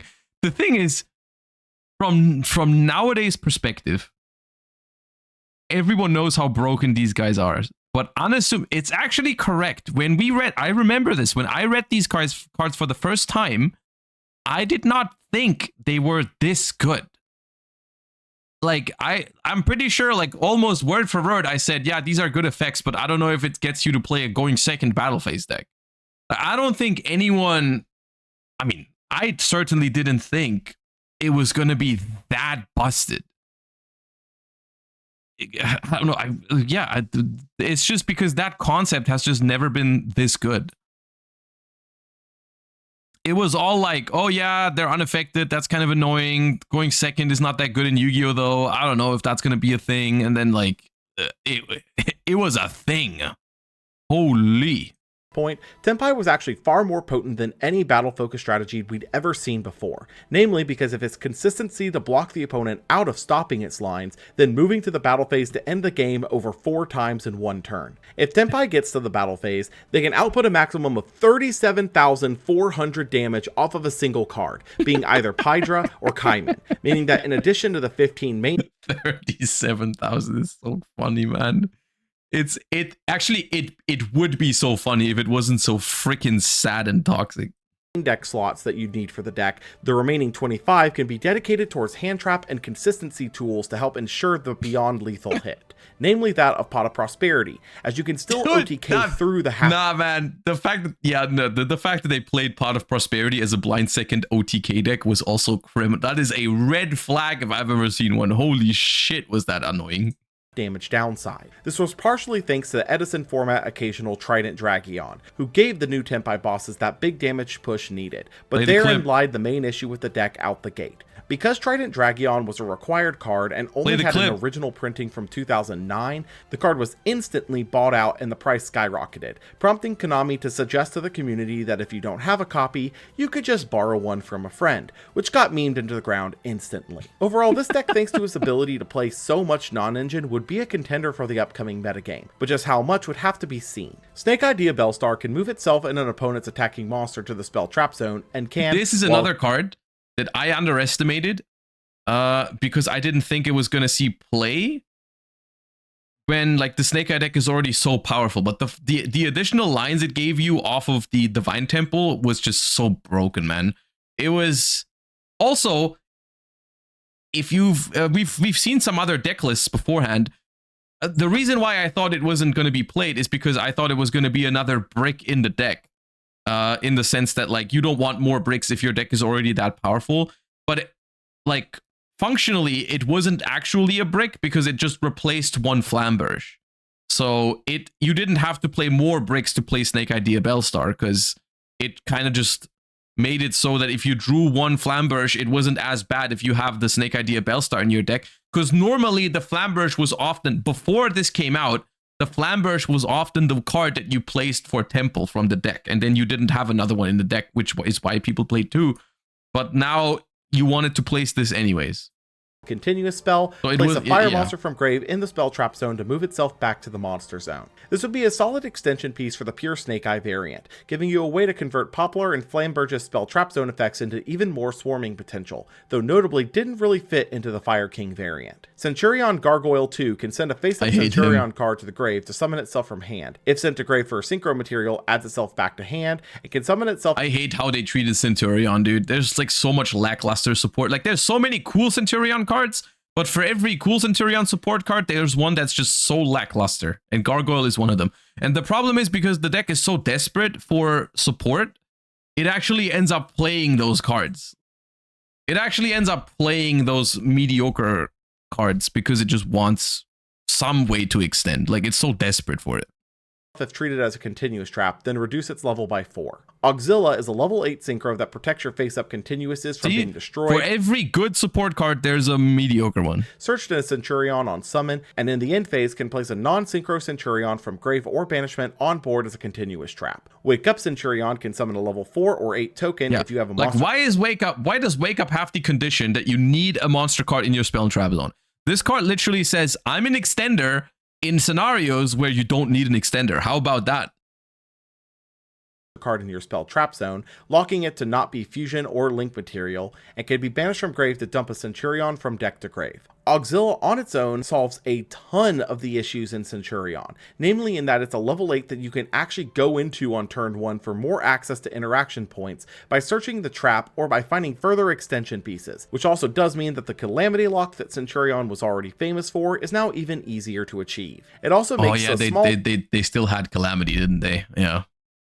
Centurion package desirable for other strategies that need easy access to synchro lines, in addition to any way into a level 8 synchro now also being a Centurion combo, making Wakaushi a desirable option for the deck. Damn, Calamity has to get banned now, right? Varudros, the final bringer of the end times, has a rank 10 that can detach for an Omni-Negate and an additional detach for a pop when you do. If it attacks while it has material, can pop a card, and if destroyed, pops another card. They should just put like a paper in the card design office where they just put a bunch of rules on that they just follow while designing cards. And number one rule should be stop putting Omni-Negates on generic extra deck monsters. Because like we finally got rid of Baron, Savage, Apple in 2024, but we got Varudras instead. Like just stop doing that. Stop doing that, man. While a rank 10 Omni-Negate is a lot harder to utilize than a level 10 Synchro was, Varudros would actually have a home. I mean, Desiree is not generic. Like, yeah, every once in a while they're gonna make cards that negate other cards. That I guess I can live with that. Because as soon as if Fiendsmith rotates out of the game, then that card is gone. These cards stick around forever. You know, like they make Baron and it's here for years until they eventually get rid of it. Finally. Almost instantly in specifically Yubel, as level 10s are fairly easy to access for that deck, especially now thanks to Nightmare Throne. Searches or destroys from deck a 0/0 fiend on activation. Searches a Yubel when a Yubel monster leaves the field. What deck really uses Varudras besides Yubel though? That's not the point. The point is that they're gonna deal with Yubel as a deck, and then Yubel is gone, but Varudras stays, which limits all future design for level 10 monsters. Because as soon as a deck comes out that can spam level 10 monsters effectively, it now has an Omni-Negate.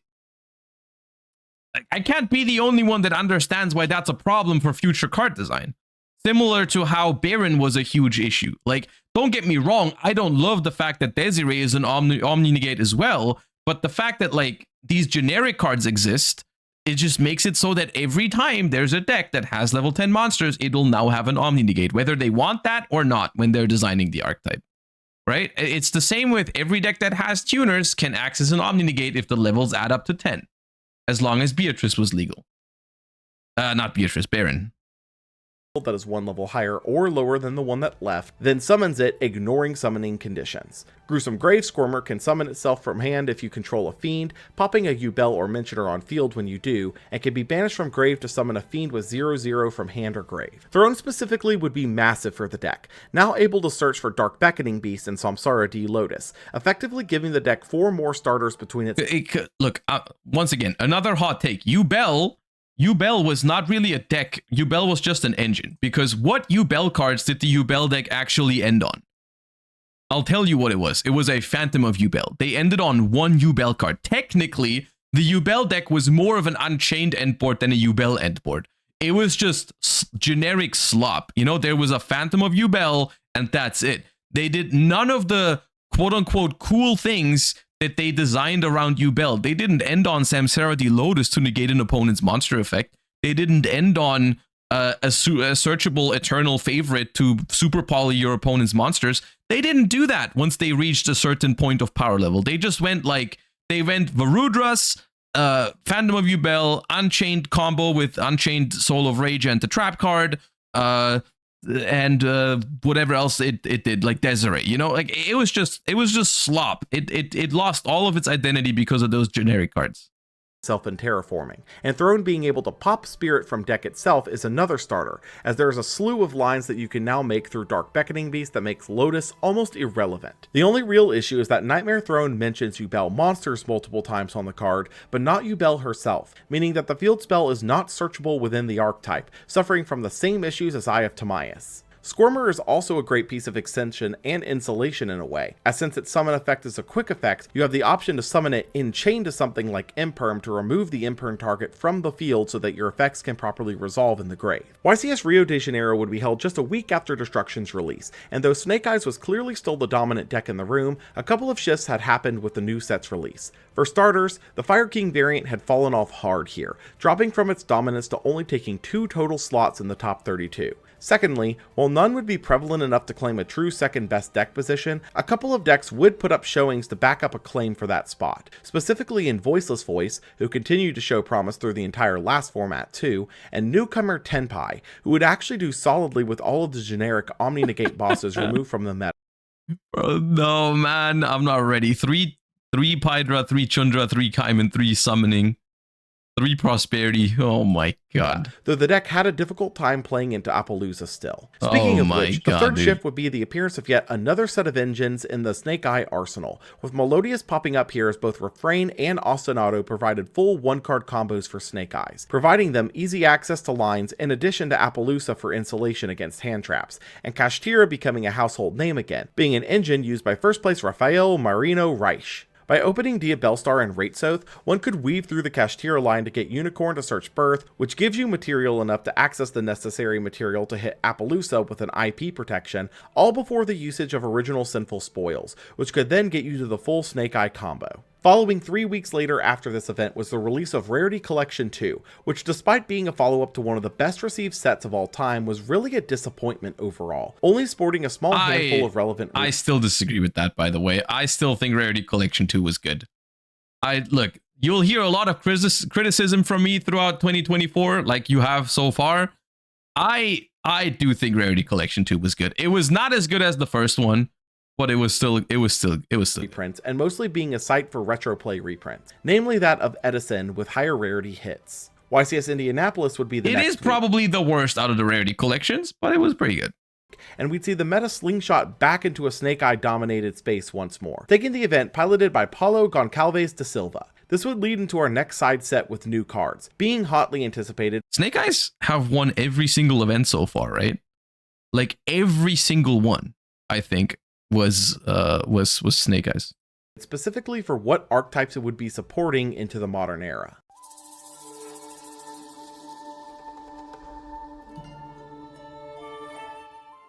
Battles of Legend Terminal Revenge. Release date, June 21st, 2024. Set type, import set. Major strategies, Gen X, Ritual Beast, Yubel. Impact, a newcomer to Rogue and a kick up the tiers. Terminal Revenge, as a side set, held a lot of intrigue behind it specifically because it would be importing the Terminal World set from the OCG, being a pack designed specifically around printing legacy support for 4 of the dual terminal archetypes from between 5Ds and the Arc 5 eras, which are some of the most beloved archetypes in the game's history. Granted, with every one of these kinds of releases, some archetypes are going to be treated better than others, and sadly, Ice Barriers was sort of doomed from the word go, namely in that the cards introduced were supporting the newer structure deck support for the archetype rather than the original game plan, which to be fair was the correct thing to do, but at this stage the archetype wasn't really worth salvaging, though it did give one specifically good card. Mirror Mage of the Ice Barrier is a level 2 Aqua Tuner that when sent to grave can search for any Ice Barrier card from deck to hand,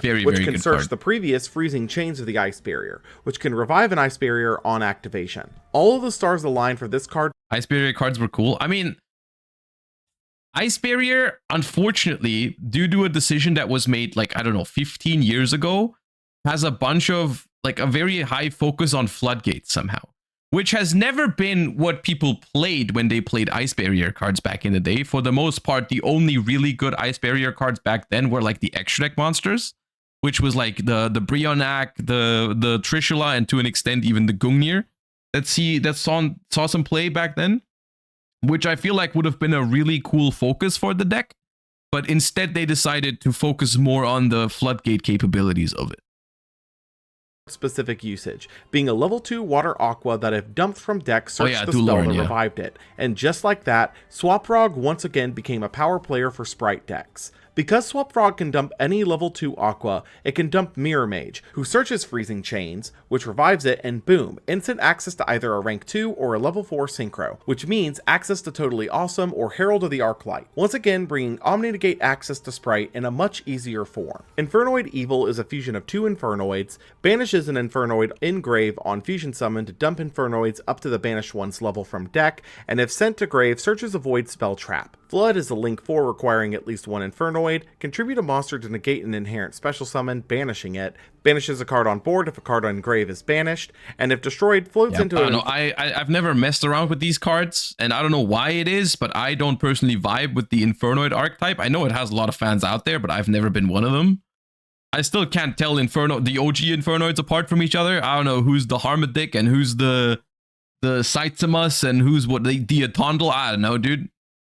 Infernoid from deck, ignoring summoning conditions. Void Reignition is an int archetype card destruction for yourself only, and can be banished from grave to return up to 11 different Infernoids from banishment to grave. Void Breach boosts an Infernoid by 100 for each banished Infernoid, and can once per turn either recur a banished Infernoid or special an Infernoid from hand, ignoring summoning conditions. A solid bout of support for Infernoid, especially given their recent top via the Snake Eyes. But sadly, this support would miss the mark quite heavily due to requiring that the new spells be effectively played with pure Infernoid, and because Evil has no real way to summon in archetype except Imagination, which gives your opponent the agency to control an extra deck monster first, means that you're in no way going to be able to resolve that spell. Our Gen X Undyne can banish a Gen X from grave. Oh yeah, the Gen X support, that was a flop. And tuner status if applicable, and can recur itself and another Gen X from grave if you control a Gen X Synchro. Turing can summon itself from hand if you control a Gen X in the opponent's main phase, then quick Synchro summon a Gen X Synchro, treating itself as a 1, 2, or 3 for that summon. Arms of Gen X Return 0 is a level 10 Synchro requiring a Dark Tuner, can negate and destroy a monster effect by... Okay, the Synchro is actually quite solid and has a chance to see play at some point, I think. Like that, this is a very powerful level 10 Synchro, especially in a world where Baron is now banned. If a deck has Dark Tuners, this is a card to potentially take a look at. Banishing a like attributed Gen X from grave, able to use it once per attribute per turn, and can shuffle up to 6 Gen X's with different attributes in grave or banishment to deck to pop that many spell traps on board. Repair Gen X Controller is a Gen X locked Link 1 that can recur a Gen X on Link summon, and if a Gen X is added to hand except by drawing, you can normal summon it once per chain. Okay, this card is a Darth Nash Wet Dream, and yes, there is a near infinite looping conga line of vassals that this can access thanks entirely to the R Gen X line searching another level on normal summon. But this is also the most impermeable monster in existence, effectively locking... Damn, Art Repair Gen X Controller, you look mighty impermeable. ...in that it's the coolest Link 1 a deck could ever get, but sadly won't be enough to make them meta. Spiritual Beast Tamer Laura has the same special summon restriction as her kin, can discard herself to extra normal and RB, can banish herself from grave to protect an RB from destruction, and if banished can summon an RB from deck. Ulti Yugioh Draco has the standard ulti materials, can contact fuse from field or grave by banishing materials, prevents targeting other RBs, and can return itself to extra to summon any one banished RB, locking its direct attacks. Ulti Retiari is a generic Link 4, locks... Okay, we definitely just called this thing by the name of the Gladiator Beast, right? We just called this Retiari. I did not just hear that. I'm not the only one that just heard that, right? Locking its direct attacks. Ulti Retiari is a generic... Yeah. That is the name of the Gladiator Beast. Generic Link 4 locks both players from tributing to activate cards or effects, can spin back a banished RB to normal another RB, and can banish an RB and... Why was Ritual Beast so strong and masterful? Ritual Beast in general...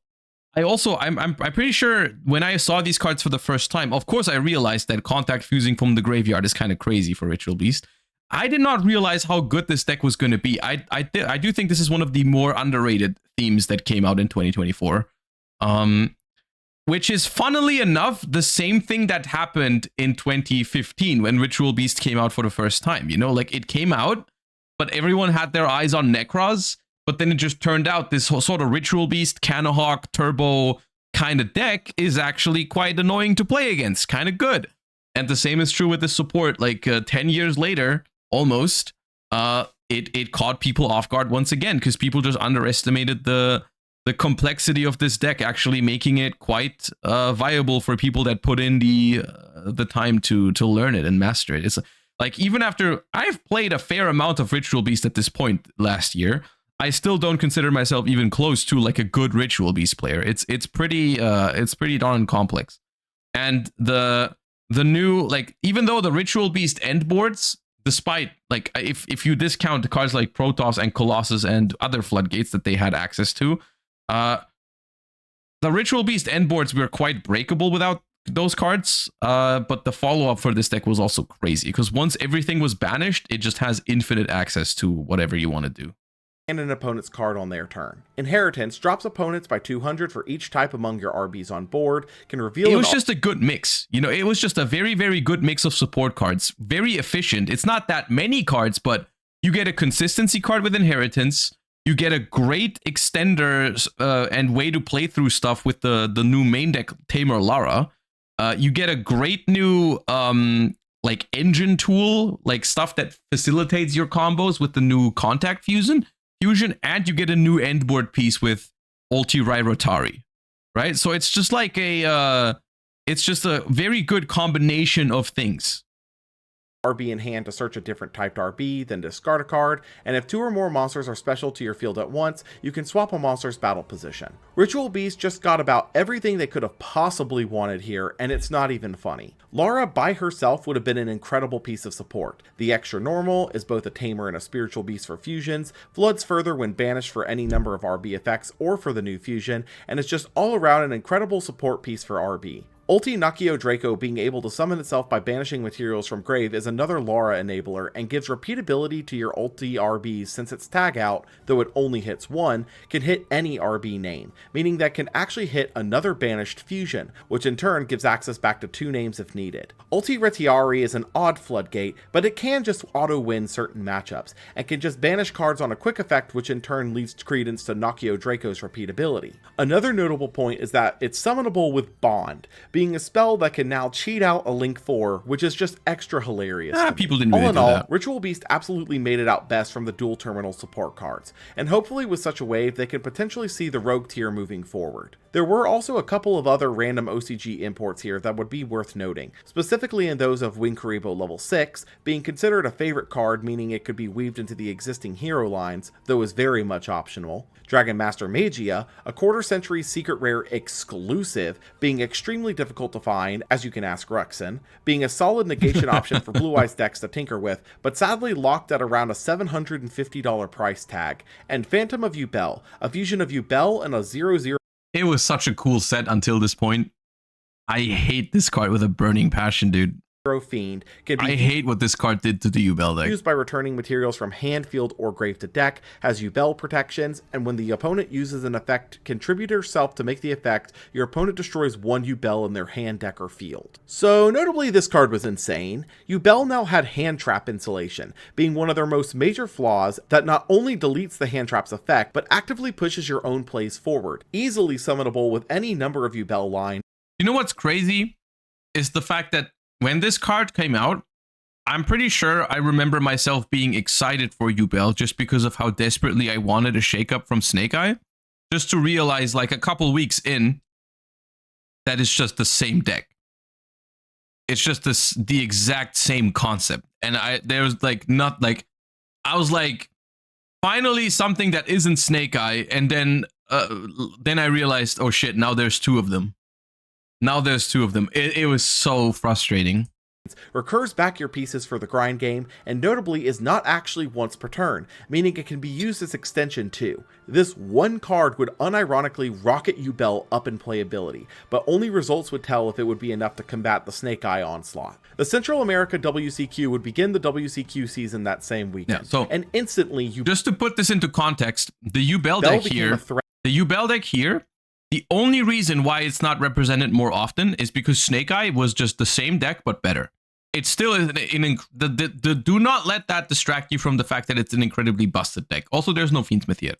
In the meta, taking the 3rd overall representation slice for the top 64. Utilizing a number of Fiend support pieces from over the years between Dark Beckoning Beasts, Sharvara, and now easy access to Cross Sheep's revive effect via a fusion monster, Yubel now had no trouble setting up play lines simply with the added flexibility of Phantom to the deck. Sprite would also see a couple of top spots here sporting the new Mirror Mage package, allowing Swap Frog to once again be a 1-card totally awesome for the first time since the Ronin ban. Luis Gabriel Romo Rosas would take the event on Snake Eye, which despite the new cards entering the meta remained the sole tier 1. Every single tournament recap so far has been, this new deck saw play, this new deck saw play, this new deck also saw some play, and here's the winner list. It's still Snake Eyes.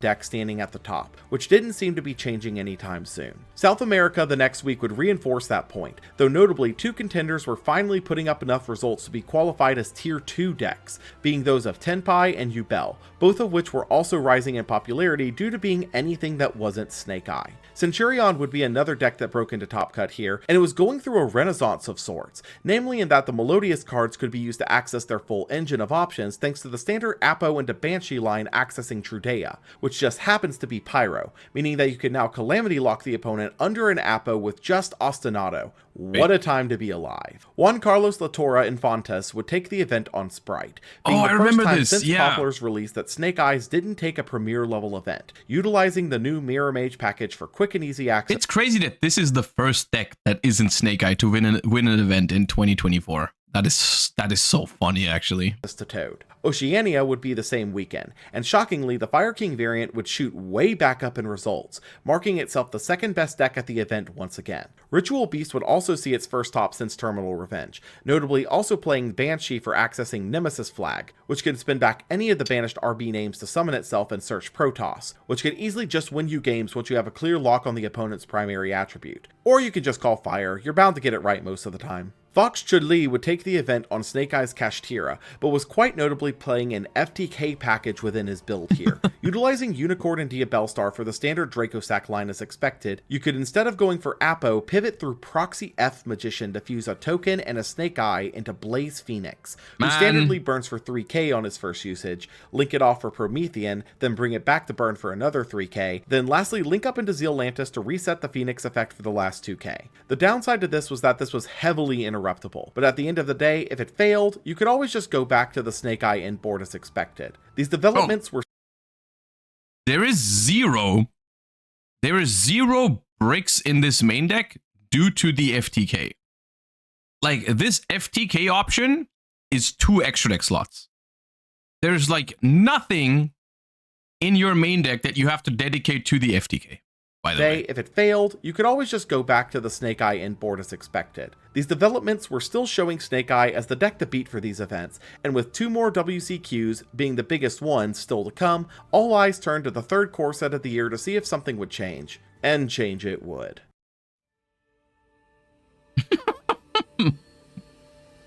Man, you cannot be serious. 2024? What the hell, man? Now is the time to release Gimmick Puppet? Oh my god, dude. The Infinite Forbidden. Release date, July...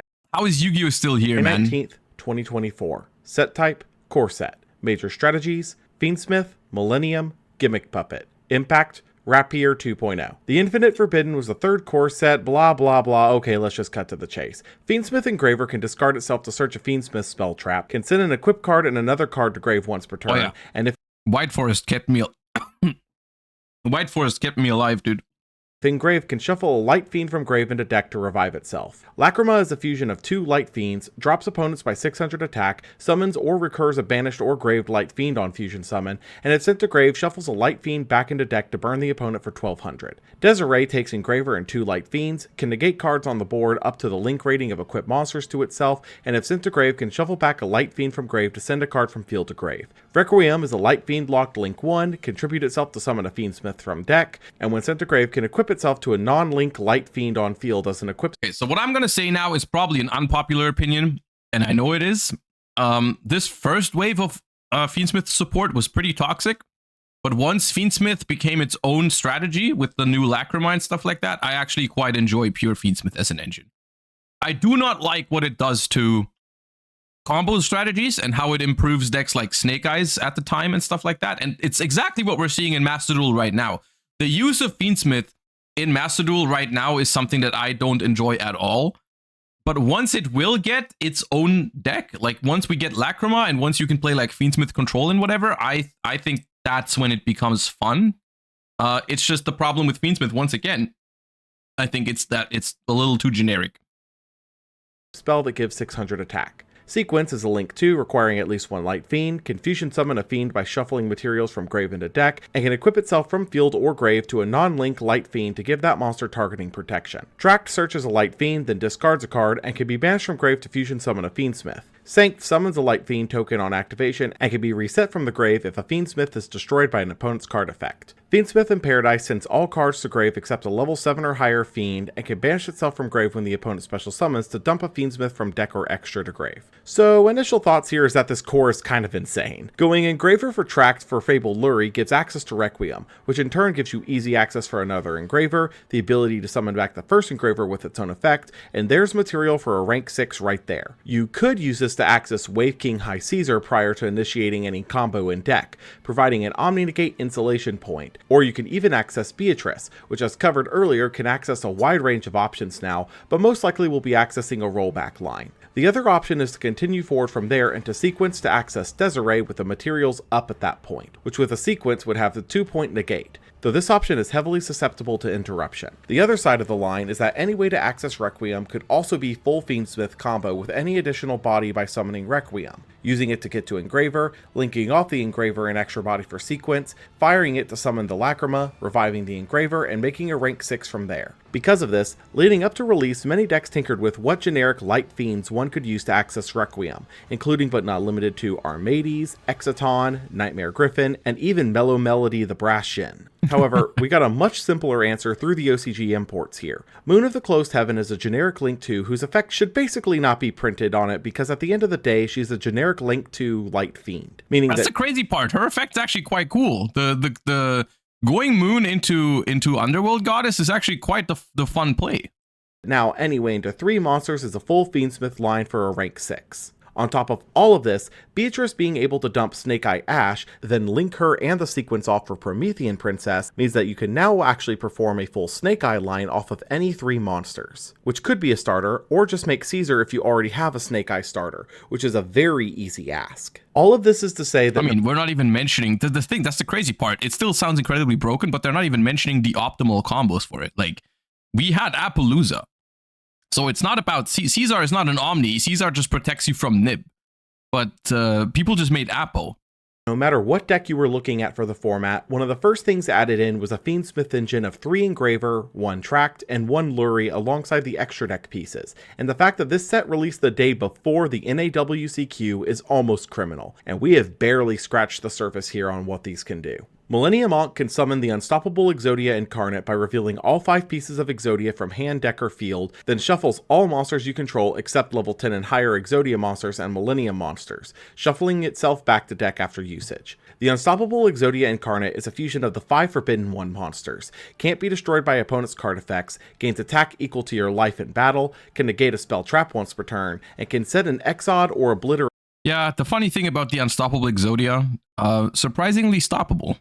Spell trap from deck in each end phase, also forcing the controller to lose 1,000 life each of their standby phases. All of the higher level Millenniums share an effect to activate themselves from hand as continuous spells, then can pay 2k or reveal a Millennium Ankh in hand to summon themselves from there, with Sangenjin being immune to monster effect destruction and searching a Millennium monster when summoned with its effect, Golem preventing the negation of Millennium Ankh and searching a Weiju Temple when summoned with its effect, and Shield being immune to spell trap destruction and searching an Ankh when summoned with its effect. Maiden and Fiend Reflection have the illusion gimmick, can make themselves continuous spells that summon when the opponent takes an action, and each gives an effect on summon this way, with Maiden giving higher level illusions and spellcasters targeting protection, and Fiend Reflection gaining life equal to half the attack of a monster on board. Weiju Temple can activate a monster from hand as a continuous spell to set up a Millennium from deck as 1/2, and gives all Millenniums the Crystal Beast fallback effect. Obliterate Blaze gives a level 10 or higher Exodia the ability to pay half your life points to nuke the spell trap zones, then equips the 5 pieces of Exodia from hand or deck to it as equip spells,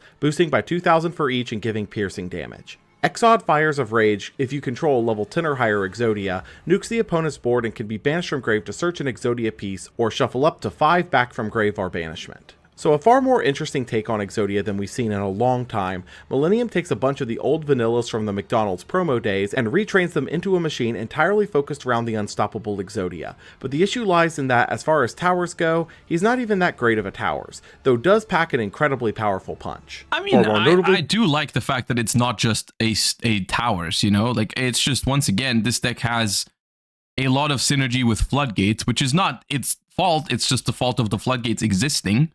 Because genuinely, like, this deck has a very very efficient game plan, outside of the fact that it has to play the OG Exodia pieces, which is kind of shitty.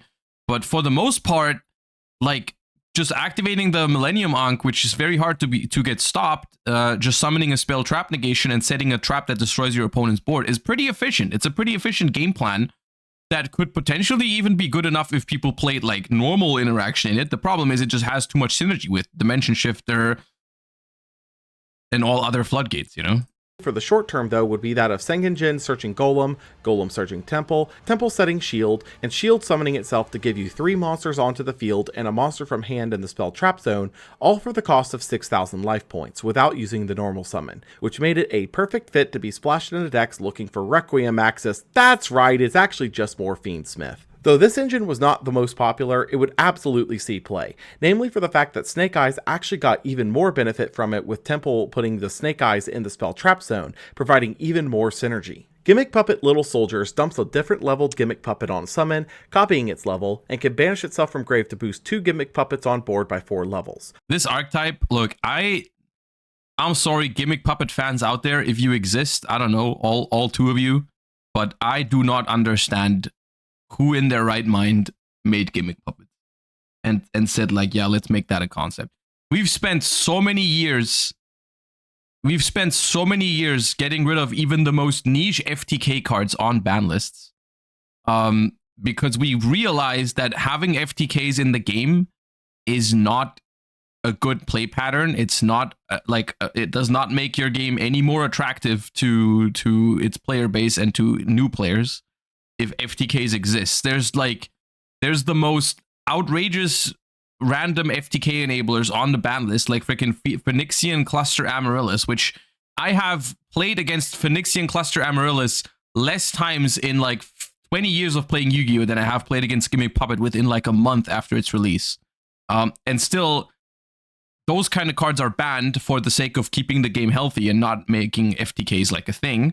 And then there's Gimmick Puppets, which the entire thing of the archetype is FTKing, and it has a field spell that makes everything unaffected by your opponent's monsters as well, just to make FTKs even easier and less interactive.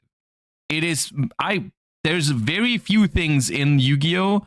That I understand less than the decision to create Gimmick Puppet and make it a thing. Like this I do not understand in the slightest. I have zero understanding for who made this and why they did.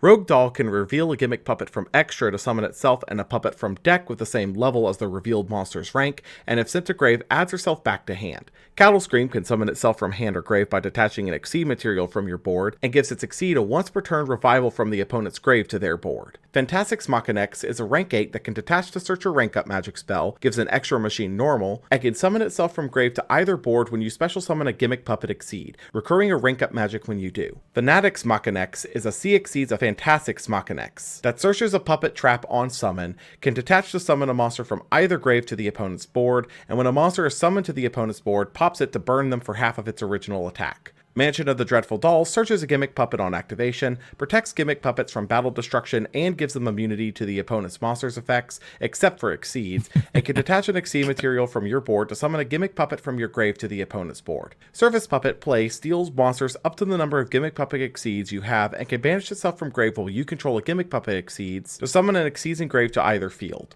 So, Gimmick Puppets have for a while now been attributed to degenerate play patterns, namely thanks to that of the Nightmare Lock that Branded is still hung up on. But this time, the degeneracy comes from being given a 1-card FTK. Thanks to the field spell getting you to Little Soldiers and providing protection from any monster effect hand trap, Gimmick Puppets now has the ability to loop Dark Strings thanks to searching and recycling Argent Chaos Force, to trigger its pop and burn 3 times over in a turn to burn for none of these words are in the Bible! Over 8,000 damage. While extremely consistent, the primary issue the deck faces is that Imperm completely steals your lunch money, leaving you for dead to one of the most common hand traps in the format. Still, Gimmick Puppet was a solid rogue option from this and would see play as such. A Stellar of the White Forest can send a spell trap from hand or field to grave Finally, we're healing. To summon a light spellcaster tuner from deck, and if a spell trap is sent for a monster effect cost while in grave, can revive herself. Elzette can send a spell trap to summon herself from hand, then search a white. Do y'all remember when on release, Stellar was the more expensive secret rare than Elzette because every single YouTube combo started with a Stellar, and then everyone realized that starting with Estella was like by far the most susceptible way to start into hand traps you could ever think of. And it was always just better to start with Sylvie because that was a guaranteed tuner on your board. It was such a massive bait, dude. Like I remember when I prepared White Forest Runic for Euros, I started with 3 Estellars and it just gradually until I completely removed it from the deck because it was just like so bait. Forest monster, and if a light spellcaster tuner is summoned on the opponent's turn while in grave, she can recur herself. Sylvie searches a White Forest spell trap on summon and can bounce a White Forest synchro on board or in grave to summon itself from grave with its effects negated. Rucia can summon herself from hand if you control a White Forest, can pitch a spell trap to draw a card, and has the same revive effect as Sylvie. Silvera is a level 6 synchro tuner that flips all opponents' monsters face down on summon and boosts illusions and spell. I think White Forest itself is super dope. I'm a huge fan of the White Forest cards. I think it does have some tendencies to be turned into some very combo heavy slop, especially in Master Duel right now because of like Beatrice still being legal, so Fiendsmith can access it via a Stellar, an Elf, and Baron is legal, and Apo is legal, and all that stuff. But like the pure White Forest or White Forest Runic stuff is just I thought it was wonderful. Caster synchros by 500 and gives them double piercing. Resilia is a level 6 synchro tuner that pitches a spell trap on summon to search a White Forest card or light spellcaster and boosts illusions and spellcaster synchros by 500 and gives them immunity to the opponent's card effect destructions. Diabel is a level 8 synchro that, if made with a tuner synchro, recurs a spell trap and can pitch a spell trap when the opponent activates anything to summon a level 7 or lower synchro tuner from extra, grave, or banishment. All of the White Forest spell traps reset themselves if pitched for a monster effect cost, with Tails searching a White Forest monster if you control an illusion or spell. I'm mad at Tales of the White Forest. This card just makes me angry because it's a Rhoda that doesn't work at the start of the game. The concept of this card is very annoying to me. I hate Tales of the White Forest. Spellcaster, beware popping an opponent's card if you control a level 6 or higher illusion or spellcaster. Susurrus, bouncing an illusion or spellcaster you control to summon another from grave or banishment. And Woes, summoning a White Forest monster from hand or deck, then synchro summoning a White Forest synchro. An interesting initial way for an archetype for sure. With a solid board starter and a stellar lines, White Forest as it stood wasn't quite there yet as a standalone deck to be a consistent face in the meta, though still could be both seen in a rogue setting as well as potentially as a splash in a deck that has abundant access to level 2s and spell traps. Tenpai Dragon Genroku summons itself as a tuner if searched and increases its level by 1 and contribute itself to summon a Tenpai Dragon from deck, locking... Y'all are looking at Yubel Fiendsmith, Snake Eye Fiendsmith, and Tenpai format right now and are telling me Runic White Forest is the problem? Shut up. You to dragons without Baron, I may add. Without Baron. You're acting like the deck I topped Euros with not probably one of the coolest decks in Top Cut there. Shut up. Dora searches a level 4 or lower fire dragon on normal and can excavate the top of the deck, pitching it if it's a fire dragon and boosting itself by 1,000 or placing it on the bottom of the deck. These two serve as more one-card play starters for Tenpai, with Dora getting access to Genroku, who'll summon himself, or to Chandra, who can use it as a dragon for its summon condition, and Genroku being able to tribute itself to do the full Tenpai line, though notably does lock you to dragons at that stage, so it sort of becomes a do-or-die line. Oh no, I'm locked into dragons! I'm limited to 37,000 damage now. What am I going to do? Clan Sleepy can summon itself from hand if your monster has been destroyed by a card effect that turn, can fusion summon a memento on summon, and if destroyed can dump a memento card from deck. Memento Mit Clan Tekulika Creation King is a fusion of 3 mementos, can banish itself from grave to search a memento clan, dumps 3 memento cards from deck or extra on fusion summon, and can quick effect pop mementos you control and cards the opponent controls. Sleepy gives another access point for the fusions, and Creation King provides a new worthwhile end boss, but the issue lies in that anything you could be doing with this archetype, you could be doing with Fiendsmith better. Or at least that's what I would say if there wasn't a TCG exclusive that came down at the last minute. Aerial Leader is a fusion of 2 fiends with the same attribute, can dump a fiend on fusion summon, and if in grave can banish 2 level 6 or higher fiends with the same attribute to resummon itself. While Fiendsmith can easily pivot its way through this in their normal combo line in the Lacrima pool. At the time, we were so mad that they made Aerial Eater and Necrocrypt Princess. We were so mad at them. Anyone remember that? We were so mad because it just looked like they wanted Fiendsmith to be even stronger than it already was. When in hindsight, they probably made those cards so they could ban Fiendsmith Lacrima, which was something we didn't know at the time, which I think in hindsight was a good decision overall. But still, at the time, we were so mad that they made those two. Point, most decks wouldn't really care for it with the Fiend Dump, except for specifically Yubel and Memento, who could use the Fiend Dump And as now a it's way in to set up Master their... Duel. Yeah, but like, I genuinely, since Aerial Eater has come out in Master Duel, not a single person has summoned it against me. Because Master Duel has Fiendsmith Lacrima, and everyone is doing that. Main combo line, then go into Caesar without having to commit the rank 6 to Beatrice for the dump instead. The other TCG exclusive fusion would be Necroquip Princess, a fusion of a monster equipped with a monster card and a fiend monster card, can contact fuse by sending materials on board to grave, and when a monster is sent from hand to grave as cost, can either draw a card or equip one of those to herself as an equip spell that gives 500 attack. Necroquip was a far more interesting piece for the Fiendsmiths, namely in that it could be summoned without the need for sequence or track fusions. I mean, the main reason why this card was so broken is a very subtle one, because specifically, if you go 2 bodies into Moon, into Requiem, into Engraver, that Engraver is stuck on the field and you can't get it off the field to bring it back. So at that point, you need a third monster, you need a third body to do sequence into full Fiendsmith combo, which Necroquip Princess circumvented that issue by just going equip Requiem to Engraver, send them both to the grave for Necroquip, then you can bring the Engraver back, and then the Necroquip is your second monster to make sequence with. Or Caesar or whatever, right? So that's why Necroquip was solved so many problems for Fiendsmith at the time.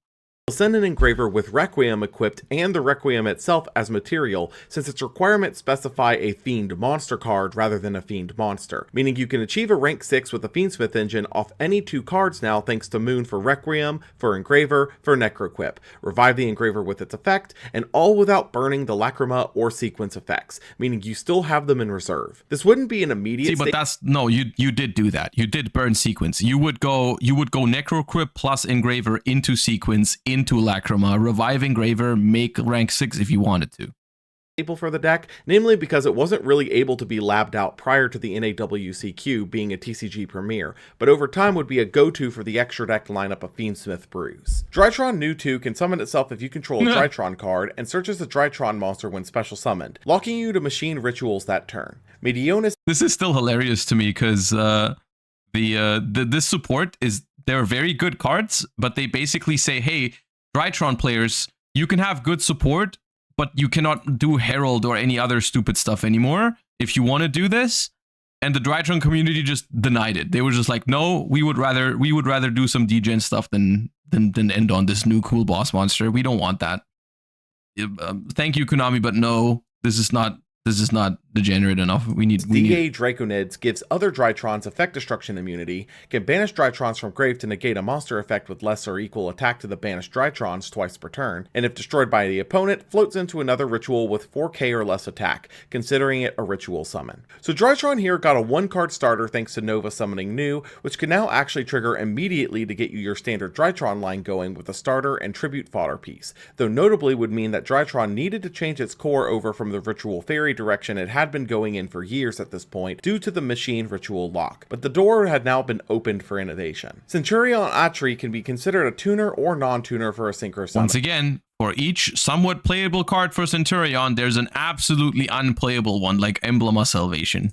Draws a card on summon if you have both Emblema and Centurion cards in grave, and has the Centurion Trap resummon effect. Emblema Salvation banishes a Centurion from Spell Trap Zone to banish an opponent's card, and if popped while face down, puts 2 Centurions from hand, deck, grave, or banishment into the Spell Trap Zone. A tree would actually be fairly important for Centurion in that it was finally a second tuner for the archetype, reducing its reliance on Primera for everything. Silhouette Rabbit is a generic Link 2 that has the illusion effect, sets a continuous trap monster from deck on Link summon, and when a card from the Spell Trap Zone is summoned as a monster, pops a spell trap on field. Silhouette Trick summons itself as a monster on activation, negates the effects of monsters up to the number of illusions you control on special summon, and has the standard illusion effect. While an interesting combo of cards that could be generically played in anything, Silhouette Rabbit would be seen more as a tech option for some decks at the time, being used either for its intended target of Trick or for something like Azuroon, which trades the imperm effect of Trick for a summon negation. Lastly, Mulcharmy Perulia can be discarded if you control no cards to draw 1 card for each normal or special summon the opponent does from hand that turn,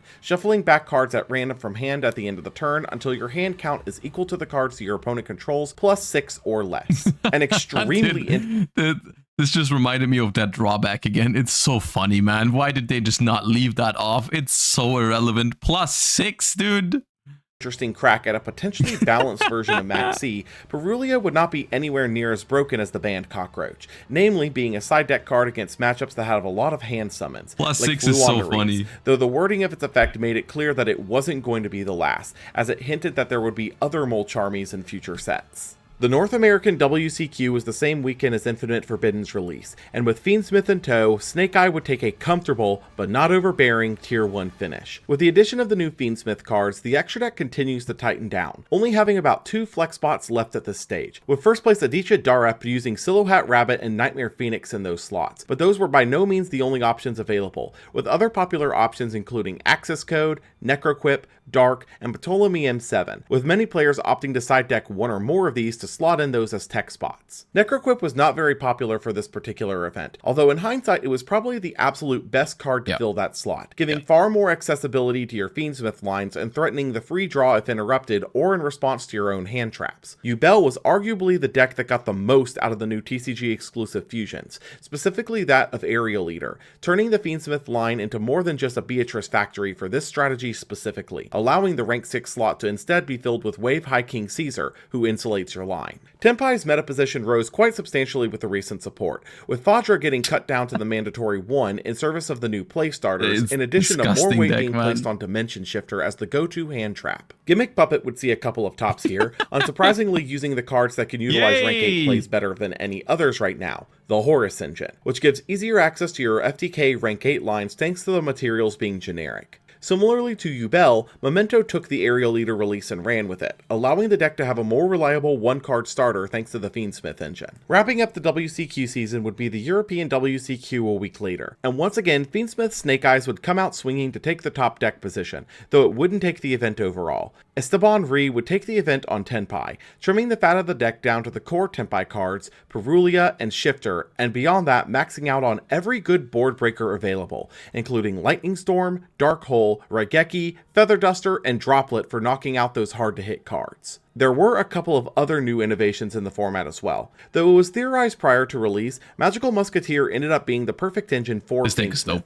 namely thanks to the entire archetype being Light Fiends, with any normal summon making Max into Requiem, which provided another Light Fiend engraved for fusions and spinbacks. White Force would see its first top, though not in the way most expected, thanks to the main core of level 4s just needing access to a level 2 non-tuner and spell traps for the pitch-offs. Runic ended up being the perfect mix-in archetype to cover their shortcomings, with any of the level 4 White Force and a Runic spell being full combo, giving access to Racilla and the White Force side of the deck. YCS Sacramento would follow the end of the WCQ season about 3 weeks later, and with the format solidifying following all the results from the last 2 WCQs, Fiendsmith Snake Eyes would be in a very comfortable Tier 1, with Fiendsmith Yubel following behind at a clear Tier 2 position. Jesse Cotton would take the event on Fiendsmith Snake Eye, once again tying up the record for most YCS wins at 6 total with LeBlanc. Another extremely important note for this particular event was the absolute prevalence of the Fiendsmith engine, which had fully come into its own as a Zodiac engine of sorts, being in 27 of the top 32 decks in some regard. So this next part is going to bring me a lot of joy personally. A new ban list would take effect on September 2nd, specifically to address some of the major outliers from the WCQ season that were quite egregious with the release of the Fiendsmith engine.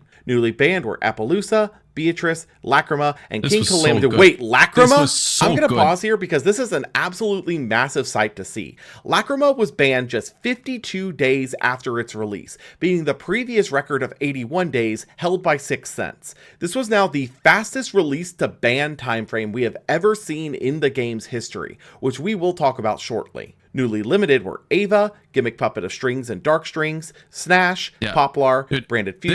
This list, no matter what you say, this list was a freaking banger. Okay, this list was a freaking banger. Appaloosa, Fiendsmith's Lacrima, like so quickly, touching Gimmick Puppet slightly, even though I don't even know if that was the right hits or not. I still don't know months later, but this was a banger list. Spirit Gates, Prosperity, Song and Summoning, Grass, and Skill Drain. Now, it wasn't it wasn't enough because of how broken ass the format was in 2024, but still, this was a very good effort. Newly semied were Blaster, Ebe, Lunalight Tiger, Redox, Tempest, Colossal, and Tidal. Lastly, unlimited were AFD, Armageddon Knight, Denglong, Kirin, Plushfire with an Errata, Red Rose, and Time Seal. Okay, back to Lacrima. Banning Lacrima made a lot of sense, as it was the card that enabled a lot of what made the Fiendsmiths oppressive, but at the same time, with labbing that had been done on Necroquip Princess, it almost seemed like an unnecessary hit overall, which simply removed some of the options from Fiendsmith, but not the potency of its engine. King Calamity's ban was a foregone conclusion, especially with the added Centurion support waves. The far more impactful hits here were absolutely Apo and Beatrice. Apo lines that rush her to insulate mainline combos were abundant, and in an era where hand trapping is more important than ever, she was absolutely the most important hit with the departure of the generic Omni's last ban list. Beatrice was the far more impactful hit to Fiendsmith, as by removing her, most decks lose their mill setup tool, though quite notably, Fiend decks still had one thanks to Area Leader. This meant that now, running the Fiendsmith engine with Necroquip could only really get you a Caesar, which while still powerful was nowhere near as flexible as Beatrice was. As for the other hits and releases, Snake Eyes take a fairly heavy hit with both Ash and Poplar, meaning that landing a hand trap on one was actually now detrimental. Spirit Gate seems nonsensical when Dark Beckoning is still at 3, though I do get it. Summoning taking a hit also makes Tempai a lot more vulnerable, yet still easily able to OTK, and Branded Fusion is a hit that's been a long time coming at this stage. In the Unlimit camp, here's the thing with that list is like, of course, as someone who didn't like Snake Eye, Yubel, or Tenpai, I was not a fan of most of the meta decks in the format. Of course, I wanted it to be more drastic. In an ideal world for me personally, I would have liked it to be more drastic towards those decks. But now we're rewatching the year, and I'm like, I understand from their perspective that they're not murdering those decks just yet. Because, I mean, they've been pretty dominant, but a lot of them have also just came out in the grand scheme of things. So I get why they're trying to make them weaker instead of killing them first. Like, it's just something that if you don't like a deck, it's the kind of deal where you can't wait for it to die. So it's nothing they do is gonna feel fast enough or appropriate. But like, this was still a pretty good ban list. Real eye catchers outside of Grass coming off the banned list, but still just being at 1 is going to limit its usage quite heavily, but opens left arm offering shenanigans again. The 2024 World Championship would be a week later, and a quick note, though Lacrima was just banned, because our list came out so close to Worlds, Lacrima would still be legal for this event, and as such, Fiendsmith would be the primary face of the event, with Tempai and Ritual Beast sprinkled in for good measure. Ruben Andres Penderanda of the United States would take the event on Fiendsmith Yubel, marking both the second year total and the second in a row that the US has won the World Championship. This would lead into the next release? I don't know, it only had 3 new cards, but I need a section splitter.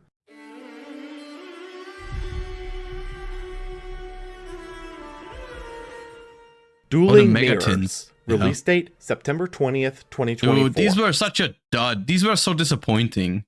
Because it's like, when I heard that they're bringing back new cards from the Megatins, I immediately thought like, oh god, the last time they did this, it was Nibiru, Shifter, and Dark Ruler No More, which in all of these cards individually were huge for the game. So I had huge expectations for this, and then it was type, import, this. Reprint. Major strategies, Yu-Gi-Oh's history. Impact, look, it tried. Dueling Mirrors was touted as this massive celebration of Yu-Gi-Oh's history to help wrap the 25th anniversary celebration, but in reality was an overbloated set with minimal reprints to actually help the rapidly rising price of the game as a whole, which is sad because that's usually the main selling point of these tins. It would also bring 3 new cards in Thea the Primal Being, Mind Castlin, and Heavy Polymerization, but none of these were relevant at all, so let's just move on. YCS Lyle would be a week later, and with the most recent ban list hampering Snake Eye's performance here, Yubel would rise into the dominant meta position. Taking first place piloted by Noel Hamill, utilizing the now weaker but still potent Fiendsmith engine. Necroquip would take up the Lacrima slot for most builds, providing the fusion point to get to a rank 6 in. Yeah, I mean, here, realistically, between, like, this is the unfortunate part. As much as I stand by the fact that that was a good ban list, the power level of the game was so high that for the play patterns and stuff, it didn't change anything. Like, banning Lacrima was a fantastic decision, but Fiendsmith remains just as powerful. Hitting Snake Eyes decently well was a good decision, but Yubel was just there to fill its position. Banning Appaloosa was a phenomenal decision in the long run for Yu-Gi-Oh! But guess what? Yubel has like just Phantom of Yubel, which is essentially as playing against Appaloosa, right? Like it's the same dynamic. So in the short term, this ban list was not that effective. In the long term, it was a great ban list though. Caesar. But for decks like Yubel, the loss of Beatrice wouldn't sting as much thanks to Aerial Eater getting you the mill you needed to start with and still going into Caesar after the fact. Snake Eye was still able to take tops, though was considerably weaker thanks to losing 2 Ashes and the Beatrice setup pivot, and as such, builds that do well from here on are probably relying on supplemental engines, like in this case Kashtira, to keep the deck running. Plant Link would top here, as between the Aroma support back in Phantom Nightmare and the Ragnaraikas in Legacy, Plant had received a number of tools over the last few months, but still required an extremely dedicated pilot to go far with the strategy. Runic White Forest would see another top here, but another build utilizing the toy cards would also top, using them as a way to get to your level 4 lights thanks to Toy Soldier. A team YCS in Santiago would be held the same day, and overall we'd see much of the same results, with TCG, Life, and EXO taking the event on 3 different but mostly similar Fiendsmith Yubel lists. YCS Cancun would be a week later, and much of the same results would stick, with Team Samurai X1 taking the event overall on Fiendsmith Yubel, adding an additional Kashtira package for that extra push in. The ability to stick Unicorn can standardly win you most matchups, as if you get hand trapped, you can rip a card from their extra deck, which both cripples them and tells you what deck they're playing. Thanks to their new support, a pivot had been made in Drytron away from the Herald plays of yesteryear into an actually Drytron boss focused strategy. Part of that is thanks to No! What is the boss monster in this strategy? It's not Day Draconids, it's freaking Vanity's Ruler. Power of DA Draconids, but also because new 2 off Nova can instantly set up your Drytron lines as a 1-card combo now, but locks you to machine rituals in that process, meaning the previous win con of Herald is out. Thankfully, not all generic ritual pieces are out though. As Bato Buster is still a machine ritual, you still have a decently generic Omni Negate to access through it and unlocking. Leave it to Jesse Cotton to play Crystal Beast and top a YCS. The main idea is that Sapphire Pegasus is a 1-card rank 4, which means access to Snake Eyes, which also holds synergy with the Crystal Beast thanks to them being continuous spells off of their effects. Crystal Beasts have also gotten some of the most broken pieces of support for their archetypes over the years, but standardly have gone overlooked due to being Crystal Beast cards. Golden Rule represents 3 summons with Ruby Carbuncle, Rainbow Bridge of the Heart is an extra normal, Spell Trap Searcher, and Board Breaker, Crystal Bond is a searcher and setup tool, etc, etc. All of this would lead into the last core set of the year a week later, and with the meta effectively stagnant thanks to the lack of new releases this year, many look to it to hopefully provide some kind of substantial shakeup to get us out of the same decks we've seen for months at this stage.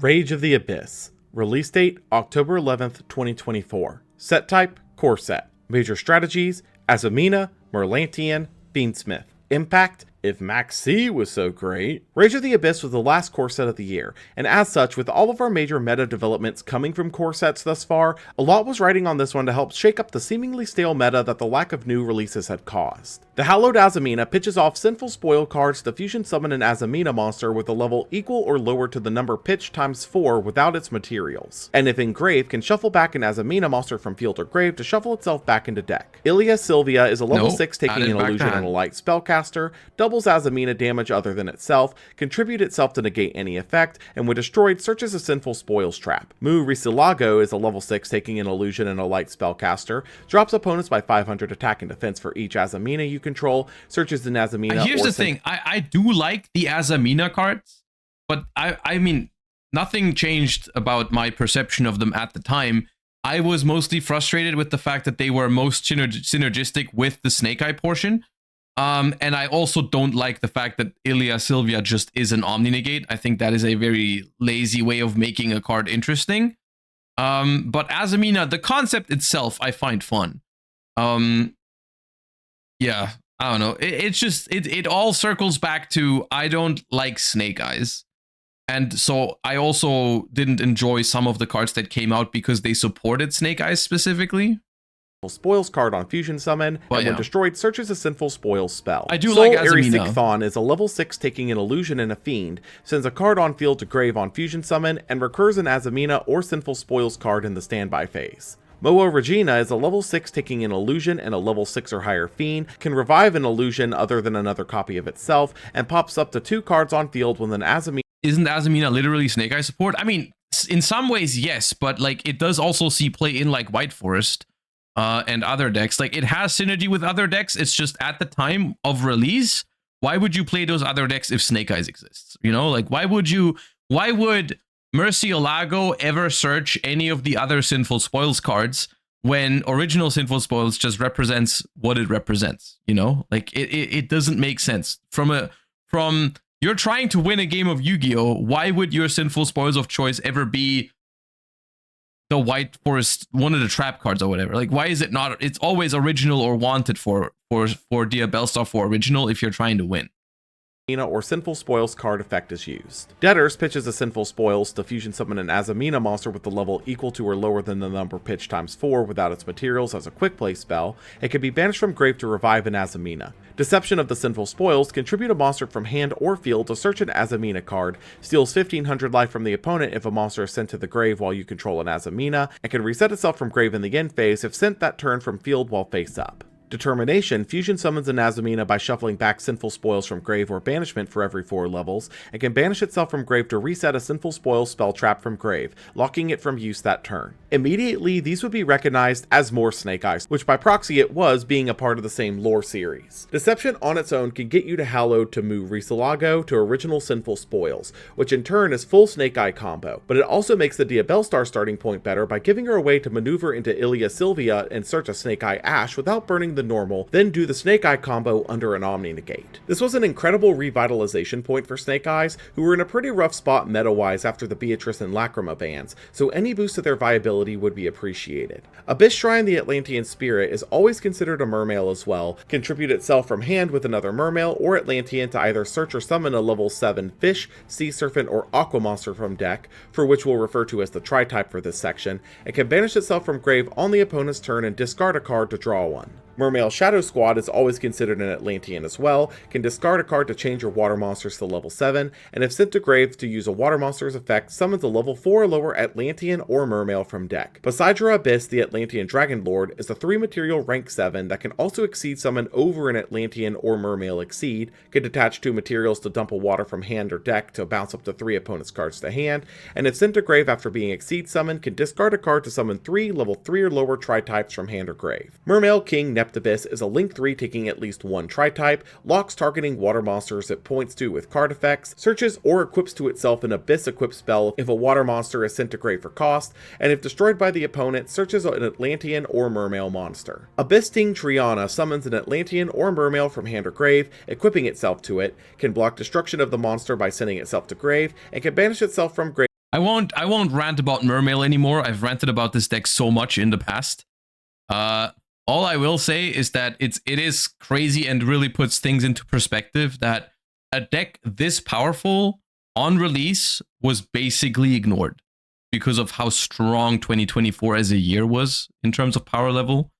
The fact that no one really looked into this deck until months later is kind of crazy. To shuffle back up to 3 Tri-types from grave or banishment. Quick note add-in, there's also now an area the Water Channeler to match the previous Hita. Ditching all pretenses, Atlantean and Mermails are now the same archetype, as they always have been played together. This would be a solid modernization of the classic Zexal era strategy of Merlantian. Abyss Shrine gets you any of your big Mermail bosses quickly while also triggering an Atlantean effect, and gives you easy ways to trigger them on the opponent's turn with her grave effect. Shadow Squad makes accessing the rank 7 pool easy, and has a deck cheat out when you inevitably pay for a water effect with him. Poseidra is easy to access thanks to Abyss Gaios, can bounce a board and then soul charge back a bunch of bodies when you inevitably link him off for King, and King gives targeting protection and easy access to the Abyss equip line, getting access to Triana for the recursion. This would also bring Deep Sea Minstrel back into talks as a way to trap dust shoot the opponent and trigger your Atlantean effects, which was always considered a desirable effect regardless of the format. While clearly not a top tier threat, as most of these legacy waves aren't, Merlantian would clearly be positioned as a potential rogue deck for the new format, which is another notch into the ever-growing pool of rogue. Lacrima the Crimson Tears is always considered a Fiendsmith, dumps a Fiendsmith card from deck on summon, and can shuffle itself back from grave on the opponent's turn to revive a Fiendsmith link. Agnum Day is a link 3 taking at least 1 light fiend that can revive a non-link light fiend on quick effect and equip itself to that monster. I just want to say I'm sorry, Agnum Day. I wasn't really familiar with your game like that, because I thought when when Agnum Day, when these cards came out, I looked at them through the lens of just Fiendsmith combos. And in Fiendsmith combo decks, you don't really play Agnum Day, and Lacrima is just like a max one of.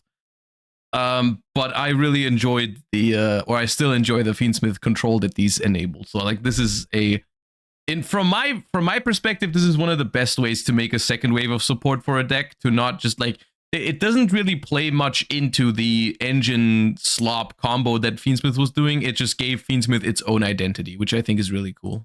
Giving it 600 attack for each link rating equipped to it and piercing damage. Agnum Day exists. Lacrima, though, is an extremely interesting point, as she proved to be another one-card starter into the Fiendsmith lines, namely in dumping an Engraver on summon, linking into Requiem to summon another Engraver from deck, reviving the dumped Engraver, and making Wave High King Caesar just in time to block Nib or to access Sequence, or in terms of closed heaven lines, let your Requiem hit Lacrima instead to dump the Engraver and set it up to come back and get you to Sequence off of just closed heaven. But in a lot of ways, we already had that through Necroquip lines using the Engraver Grave effect. The main thing that she does is acts as a normal summon that is the full Fiendsmith line, or gives you a sequence line with an additional Light Fiend Engrave, which in turn means it's easier to access Desiree. Heart of the Blue Eyes is always treated as a Millennium card, can't swap control, can discard itself to search Millennium Ankh, and if you've used Millennium Ankh this duel, in grave can send a monster the opponent summons that is level 8 or higher or has 3k or more attack to grave to summon itself back once per duel. Giving Millennium another way to Ankh and more ways to actually interrupt thanks to its grave effect, this gives the deck better consistency that's not nearly as reliant on Exodia, so the pure variant might actually see some play now. Memento Talon Acheron on summon makes level 9 and higher monsters able to attack directly that turn if destroyed by card effect, recurs a memento from grave or banishment, and can revive itself if a memento in hand or field is destroyed. This gives Memento a body that comes back each turn quite easily, but beyond that is a touch bricky. Still, it's a nice piece of recursion for Memento and would see play as a one-off because of that. Centurion Chimera can turn an opponent's chained effect into your... It's such a common theme. Look, you cannot tell me that Centurion support is high quality. Come on, let's be real.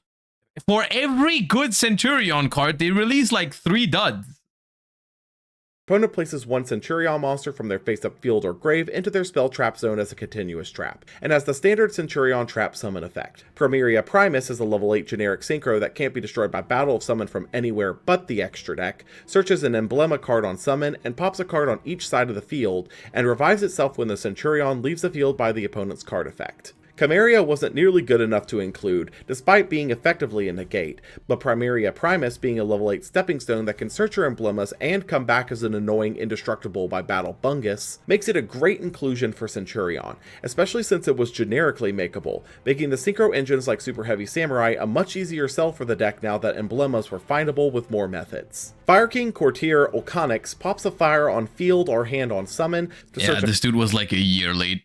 Fire Beast Tri-type from the deck, making its level match the search, and if destroyed, floats into Fire King High Avatar Garunix from deck. A card that the OCG got very shortly after the Fire King structure deck release, Olconix gives Fire King another starter that can pop a random fire in hand to search Ponix, who can then trigger and start your lines while also being usable later in the turn to pop for any of your various Fire King effects to float into a level 8 for Exceeds or Link plays. She can also search for Sacred Fire King Garunix, yeah, not too late for Dinkabui, that's true. Level 8 and enable Exceed plays earlier in the turn, which in turn can convert into a negate via Photon Lord or Titanic Galaxy, with Photon Lord giving you the hand trap insulation.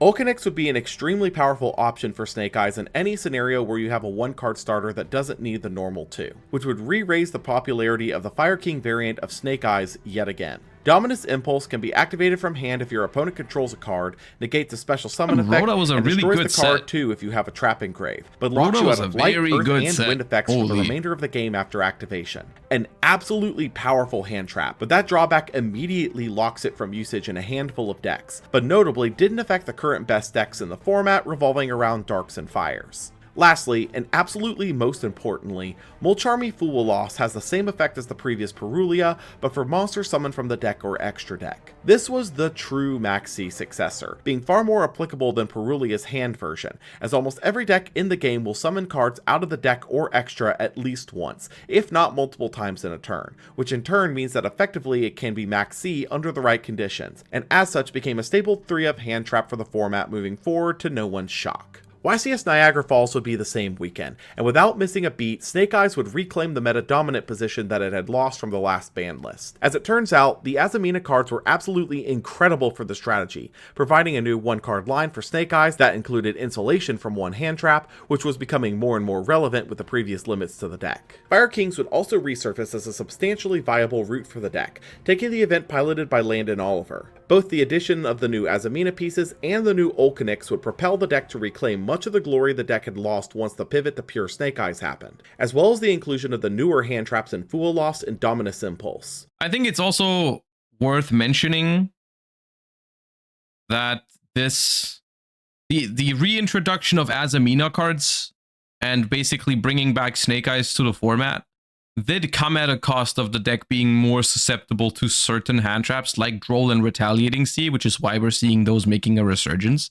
Which ultimately, while Snake Eyes was still meta, it was weaker. It had more weak links in its setup and stuff like that. And the new Olkanix, as well as the addition in a few variants, the highest placing of which would go for the 60 card limit and add in other engines like the Millennium and Kashtira engines, in addition to various hand traps and equalizer options. Millennium would see its first top here in the pure variant thanks to the new Blue Ice piece, giving more interruption outside of Exodia, which specifically can cause odd interactions in Snake Eyes by outing Flamberge early or by removing a Yubel without triggering her destruction effect. YCS Guayaquil would be 3 weeks later, and Snake Eyes would continue its newfound dominance, taking the event with the Fire King variant piloted once again by Landon Oliver, being a nearly identical list to the one he just won Niagara with. Fluanderees would also see a top here for the first time in a while, namely thanks to Dimension Shifter continuing to be one of the best hand traps in the current format to help counter the Grave combo decks. Following this event would be the Quarter Century Bonanza a week later on November 8th, bringing a massive wave of reprints to the meta that were released pre-2024, such as Flamberge, SP, and even some 2024 pieces like Promethean Princess, in addition to a dedicated slot in each pack for retro format reprints like this was an absolute banger, dude. But that's a cold take. Like Goat, Edison, Tengu Plant, and Clown. YCS Bologna would be 2 weeks later, and notably would be the largest non-WCQ event of the year with just over 2,500 duelists, enabling a top 64 cut. Mermail would see a top 8 finished, as being a deck that natively can access Bahamut for Toad was always a plus, but with the new support it became painfully easy to just go off under insulation to make massive problem boards. Another shocker to see here in top 8 was actually Orcust, with the Horus cards already making rank 8s easy, access to draws and mills is simple, and getting Orcust set up is a cakewalk. Matthew Bricard would take the event on Magical Musketeer Fiendsmith, utilizing the Magical Musketeer. I will say, I do think looking back at it, Rage of the Abyss was probably the start of the game healing a little bit, you know? In the grand scheme of things. Like, this is where I think the game starts healing from Snake Eye Tenpai Yubel stuff, you know, like this is essentially where we are headed now, hopefully with Master Duel soon.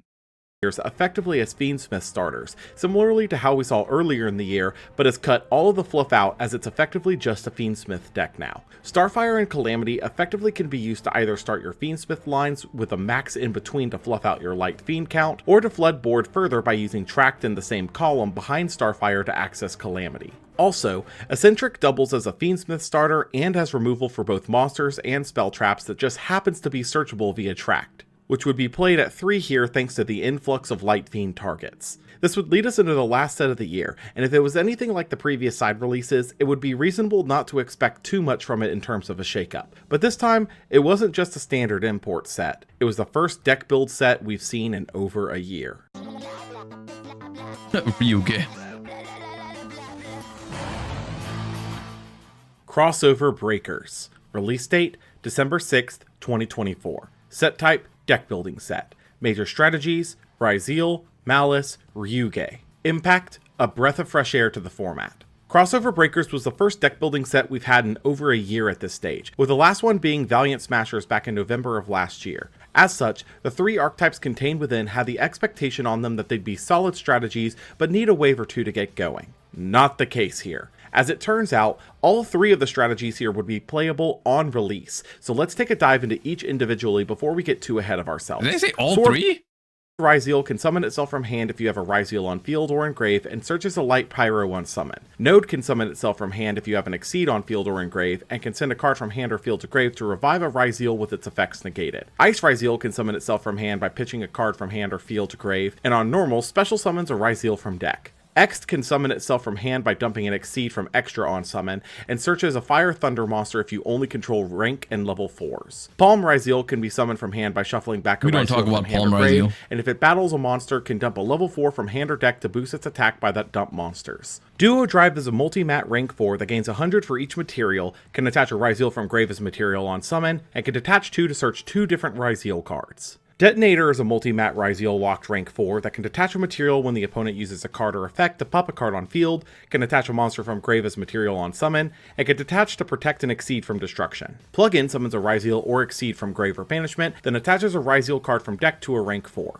Cross can bottom 2 Ryzeal cards in grave to draw a card, and can detach from a Ryzeal Exceed to negate an opponent's monster effect at the point of resolution. Plasma Hole pops cards up to the number of Ryzeal Exceeds you control, then attaches a Ryzeal card from grave to a rank 4, and can be banished from grave to quick Exceeds using a Ryzeal. It's been a while since we've had a much more straightforward deck with the power of the meta, but here we are. Ryzeal on the surface is a far simpler deck than any Snake Eyes, Fiendsmiths, Yubels, or Azaminas, but still has the power to compete with the top strategies thanks in large part to their simplicity. With every monster in the deck being an extender, it doesn't take much to get going, standardly ending on at minimum a Duo Drive, a Detonator, and Cross Up, which can use the materials under Duo Drive to negate a monster effect at resolution. Detonator also has a lot of malleability against specifically this meta, as it makes it difficult to establish a board when anything that activates or uses an effect can cause a snipe out. Notably, this stops any continuous or field spells in their tracks, so Snake Eyes and Yubels lose power spells from their strategies. It makes it nearly impossible to Snake Eye combo since you can't keep key pieces on the board. How did this kick out Snake Eyes Azamina?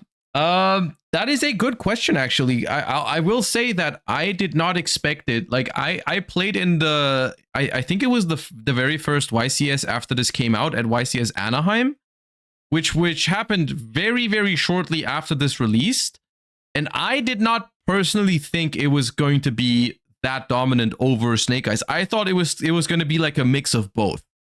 Like, I thought Yubel and Snake Eyes were still good, and I still respected them in deck building a lot for that event, and it just turned out they weren't that popular anymore, which was either, I mean, honestly, it's just something that you have to guess, because I do still think that Snake Eyes were powerful, but maybe there's a factor to, like, people were tired of it, and Ryzeal just promised a shakeup while still being good enough to compete. Same for Malice. Like, it was just good decks that were different from the decks that people have been seeing all year. So I think there was a lot of hype surrounding them at release.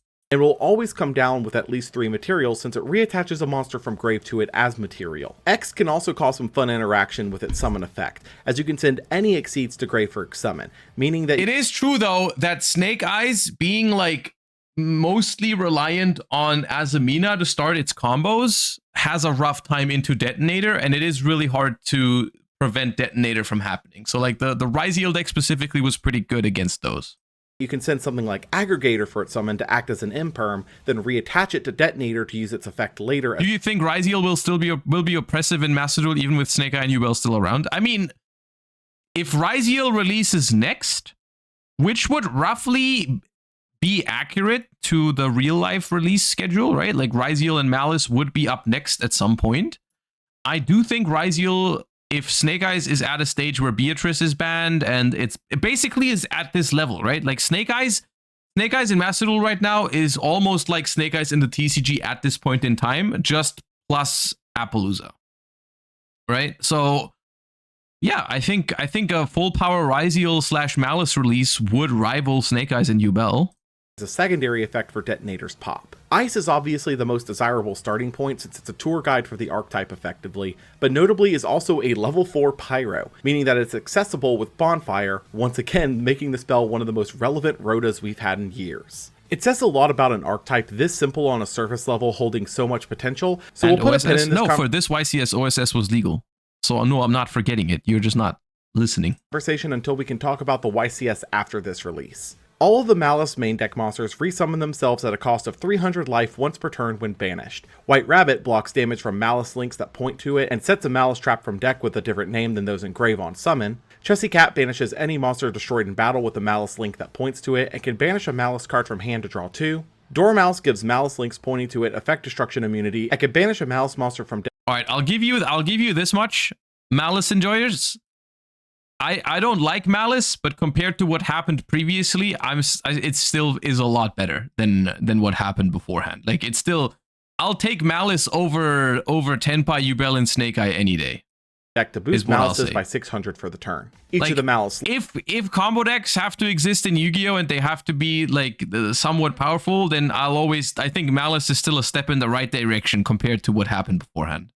Links are Link 3s, requiring a Malice that can also summon themselves when banished by paying 900 once per turn, with an added effect when you did. Red Ransom banishes a Cyberse from deck on its banished summon, swaps the attack and defense of an opponent's effect monsters while pointing to a monster, and searches a Malice spell on summon from anywhere. White Binder draws a card on its banished summon, can banish up to 3 cards from the graves on summon from anywhere, and can set a Malice trap from deck or grave once per turn. Heart Cipher doubles its attack on its banished summon and can quick effect shuffle back a banished Malice card to banish a card on field, with it being non-negatable when pointing to a monster. Malice in Underground banishes a Malice card from hand, deck, or grave on activation, boosts Malice links by 3k if you have 3 different Malice traps banished, and locks the opponent to only attacking Malice links. All the Malice traps can be activated the turn they're set by banishing a Malice on field, with MTP07 searching a Malice monster, then banishing a card on field if you control a Malice link, GWC06 summoning a Malice from grave or banishment, then gaining life equal to its attack if you control a Malice link, and TB11 summoning a Malice from deck or a Malice link from extra if your opponent has 3 or more cards on board, locking that monster's attacks and effects for the turn. Malice was a very interesting Cyberse deck in that it operated on a different axis than most others, but ultimately is wanting to build towards the same goal of terahertz. Thanks to Dormouse banishing White Rabbit out of the deck, White Rabbit coming back and searching TB11, linking off the 2 into Haggard Lizardos. God, the TCG exclusives coming up in the weirdest places. Or into SP if you're basic, banishing the Dormouse from grave and bringing her back to link up into Red Ransom, searching the field spell, banishing Red Ransom for TB11 to grab more material, resummoning Red Ransom, and banishing Dotscaper from deck, which then will also resummon itself. This alone leaves you with material for lots of different branching combos in Malice, with access still open to the generic Cyberse options like Link Decoder, Splash Mage, and Heat Soul, but also giving you easy access to the rest of Malice thanks to the field spell being in hand ready to activate and banish any of the other links you might pivot through. Probably one of the biggest draws to the deck is its desire to play with its cards being banished, meaning that Dimension Shifter has once again found a deck that it can be comfortable in on a similar level to Flu, which leaves Malice in a really interesting position opposing Ryzeal, solidly as another meta contender for this new format. Kaioru Ryuge Kaiva can spin itself back to hand to search a Dino Domains, can summon itself from hand if 2 or more cards were destroyed that turn, and can place a Dino Domains from board on bottom of deck to pop cards on the field up to the number of different types on the field. Cairo Imva can discard itself to search a Sea Spires, can summon itself from grave if 2 or more monsters were sent from hand or deck to grave that turn other than itself, and can place a Sea Spires from board on bottom of deck to banish the opponent's hand, then make them draw the same number of cards. Genro Hakva can banish itself from hand to search a Wyrmwinds, can summon itself if a monster is banished while it's already banished, and there are now at least 2 other banished monsters. And I'm still pondering on the that we said all 3 archetypes were playable right out of the box, basically. Wins from board on bottom of deck to add a Ryuge card to hand from deck, grave, or banishment. Sosei Misva is a ritual pendulum who in scale can search a non-pendulum Ryuge card, then pop itself, and can summon— I will say, for Ryuge, I think the concept of the boss monster is actually quite cool. The fact that they decided to make a ritual pendulum that kind of functions that way is, I think that was pretty cool. Itself when a monster is destroyed while in face-up extra by tributing a level 10 Ryuge, then pops up the 2 cards you control to place that many Ryuge continuous spells from deck face-up onto the board. Rising searches a Ryuge monster, then can add a Ryuge pendulum from hand to face-up extra deck, and can banish itself and another Ryuge monster from grave while you control a Ryuge pendulum to summon a Ryuge with the same type as the banished monster from deck. Warzone searches 1, dumps 1, and banishes 1 dinosaur, sea serpent, or worm from deck on activation, locking you to those plus dragons for the turn, and if you have a Sosei Misva in your face-up extra, can summon 3 Ryuges with different types from deck, grave, and banishment, 1 each. Dino Domains boost a Ryuge by 300 and gives Ryuge pendulums and level 10 plus dinos the effect of— I mean, it's a cool concept, it just sucks that basically the entire deck is full of bricks, because there's only few cards that actually do anything. On a Ryuge continuous spell on board to negate a monster's effect with less attack. Sea Spires gives Ryuge's Battle Destruction immunity, and gives Ryuge Pendulums and level 10 plus Sea Serpents the effect to bottom a Ryuge continuous spell to bounce a card on field on a quick effect. Worm Winds is macro from the board for both players on the opponent's turn, and gives Ryuge Pendulums and level 10 plus Worms the effect to bottom a Ryuge continuous spell on board to drop a monster's attack to 0 on a quick effect. And Rivalry summons a Ryuge from hand, deck, or grave, bouncing it in the end phase, and can be banished from grave to bottom a Ryuge continuous spell from board, grave, or banishment to draw a card. Ryuge has a bit of the Valance effect to me, where my eyes glaze over every time I start to sit down and read these effects, but after 3 or 4 attempts, the strategy seems to be more of a splasher for other decks in the tri-type than it does for its own standalone game plan. There are some things you can do involving setting up the 3 level 10s as a 1-card combo from either Rising or Mistva, using 2 to set up Varudross since it's a worm and plays under the lock, and leaving up either Kaiva to use Dino Domain's Monster Negate or Emva to use the Sea Spire's targeted bounce, then being able to convert that remaining level 10 into a Mistva when Varudross negates and pops, which in turn can convert your Warzone and use Varudross into any 2 continuous spells out of the deck, but that's not particularly impressive when you consider that almost every deck right now can do something similar. However, Warzone being able to search anything in the tri-type provided you can hit 1 card of each of the remaining 2 does mean that it's able to completely ignore the Ryuge cards on search and set up weirder lines. Since you can search Warzone with Mistva, you can use Warzone to search for any singular card in the tri-type to then dump and banish the corresponding Ryuges from the other 2 tri-types, then use Warzone's second effect to bring out the 2 that were dumped or banished alongside the 3rd still in deck to access Varudross before utilizing whatever you searched with Warzone. At that Okay, that was a freaking sentence, dude. Holy. stage, it almost operates like a searcher that insulates other strategies from harm before the normal, meaning that any deck that uses the tri-type can actually benefit from an engine of these cards quite effectively. Immediately, strategies that come to mind for this are Dinosaurs, who are always looking for more cards to add to the pile, Sword Soul, who now have access to an Omni Negate again after the loss of Barone,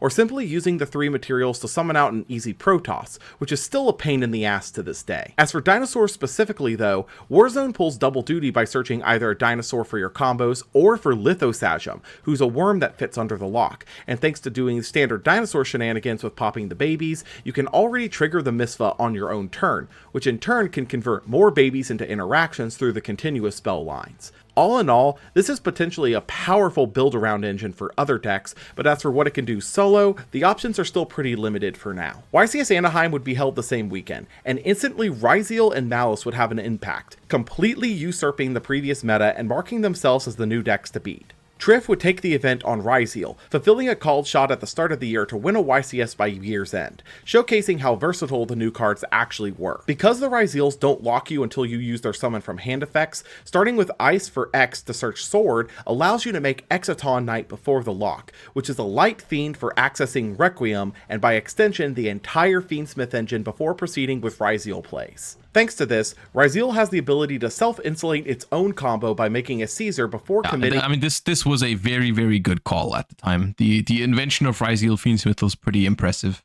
The sword summon, which leaves the option open to get absolutely crazy with your combos beyond that. Malice would also have a strong showing for its debut, being only a core of about 16 cards, meaning that the remaining deck could be filled with hand traps and generic tools for enhancing the deck's game plan, like the Kashtira pieces. I'd also I don't know who did it. I'm not saying it was Triff.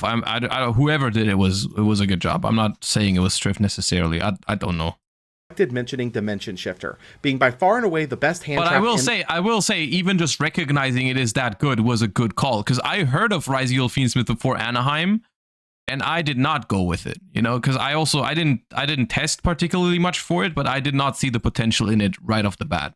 The deck, and arguably the format, as the entire strategy would almost prefer to play under a constant macro effect thanks to their resummon effects. To help solidify the passing of the torch in a sense for the meta, the ban list would be updated on day 2 of the event, December 8th, being announced live at YCS Anaheim directly following the finals. Newly banned were Gimmick Puppet Nightmare, Jowgen the Spiritualist, and Original Sinful Spoils Snake Eye. Newly limited were Phantom of Yubel, Tenpai Dragon Chundra, Sangen Kaiman, and Zodiac Barrage returning from the banned section. Newly semi-limited were Cyberjar, Danger Jackalope, Danger Tsuchinoko, Ava, and Performapal Monkey Board, all returning from limited. Lastly, unlimited were Blaster, Pinkertops, Ebe, Tiger, Redox, Airlifter, Tempest, Colossus, Tidal, and Spirit Gates. This ban list was... It was alright, in hindsight. I think it's alright. I still to this day, I personally think Flamberge over OSS. was slightly better, but this balance was all right. Was odd. Obviously, the biggest change here was the banning of original Sinful Spoils, which many players had been wanting for half a year at this stage, but honestly seems a little off base at this point in time. While yes, Snake Eyes and other decks utilizing OSS had been coming back up in the meta since the release of Rise of the Abyss, it seems like the deck had actually been put a bit on the back burner with the release of Crossover, feeling a little bit like kicking them while they're down. The banning but that's major cap. Like, only thinking that Snake Eyes, Yubel, and Tenpai didn't deserve further hits only because Ryziel and Malice just came out is not. I don't agree with that. I still think those decks deserve to be hit. Like, dude, we just watched 2024 recap. We are at the end of the year and we've seen what those decks are capable of. Nah, keep kicking them. No, keep kicking. of Jowgen and Nightmare, on the other hand, are directly aimed at Branded. At this stage, anytime Branded was topping, it was on the back of a special summon blocker like these two. Yubel and Tenpai would also catch hits here, with Phantom going to 1 hampering Yubel's repeatability heavily, and Tenpai going from 6 copies of their best starter down to 2. As for the lifts, nothing too major came off the list, with the most notable change here being the Dragon Rulers, one of the most divisive archetypes in history, now being completely unrestricted again, but even then, they do nothing to the current meta. And with that, 2024 in Yu-Gi-Oh! Would come to a close. Overall, this has been one of the most difficult years for me personally to keep up with the game, namely because of a combination of the price point, but also in that there were so few releases, many points of the year would just grow stale overall. Thankfully, it seems like we're going to be getting more regular releases as we move into 2025, with one of the first releases of the year being a new structure deck, so hopefully we can see more movement in the meta outside of 2 to 3 large bursts a year next time.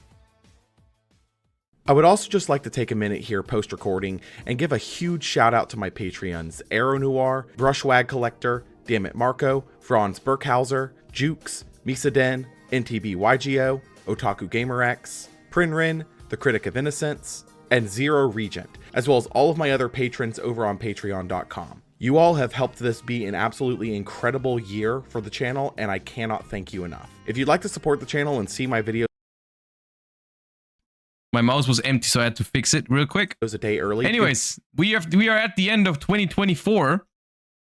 Yeah, I don't know. Me personally, I didn't vibe with a lot of the decks that that came out in 2024, so that was my personal issues. It's not about like release schedule and all that kind of stuff. I do think towards the end of the year they've done some good stuff. Also, I do want to say that a decent amount of Banlist changes were pretty good in the long run. Like stuff like banning Baron, even though it didn't solve Snake Eye in the short term, was still a very good decision in the long run. You know, like Baron, Savage, a lot of Floodgate hits happened in the year. We saw it, Rivalry, Gozen, Tikaboo, Skill Drain, all those things, changes that happened in 2024. Appaloosa eventually, like there's a lot of stuff, a lot of good stuff that happened in 2024. It's just I didn't vibe with some of the archetypes. So I think overall in the long term, you know, I mean Snake Eyes is gone now, but the Appaloosa ban is still persists, you know, like we still have no Appaloosa, and that's good. So I think in the long term 2024 is fine. We're bouncing back at the moment. I do think TCG is more fun right now than it's been in basically all of 2024, so that's good. Master Duel will soon experience that change, hopefully. We are hopefully nearing the end of Snake Eye, Tenpai, Yubel stuff in Master Duel. But anyways, once again, the link to the video is pinned. So if you enjoyed it, make sure to leave some love for the Law YGO for always creating these long recaps for us to enjoy. It's always a grand old time, and we're gonna also watch the next one eventually. So yeah. That being said, that is going to be it for today. I have some stuff to do before I can travel to the Invitational tomorrow. So we're gonna stop a little bit earlier today. But yeah, I appreciate you guys for hanging out. Hope you guys enjoyed today's stream. I am sorry it's the only stream throughout the week, but it's very busy for me at the moment. So we'll be back next week where I'll make up for it. We're also going to be watching YCS Houston together over the course of the weekend. So until then, yugiohtcg and Crollo21, thank you for the last minute primes. I appreciate that so much. Thank you for your support. Hope you enjoyed the stream today. I'm gonna find someone to raid. Hope you guys have a wonderful rest of your week. And yeah, you guys, thank you for watching. I will send you guys over to Mr. Farfa today. And I'll see you guys soon. So enjoy watching the invitational over the course of the weekend. I'll try to win, of course, but yeah, I'll see you guys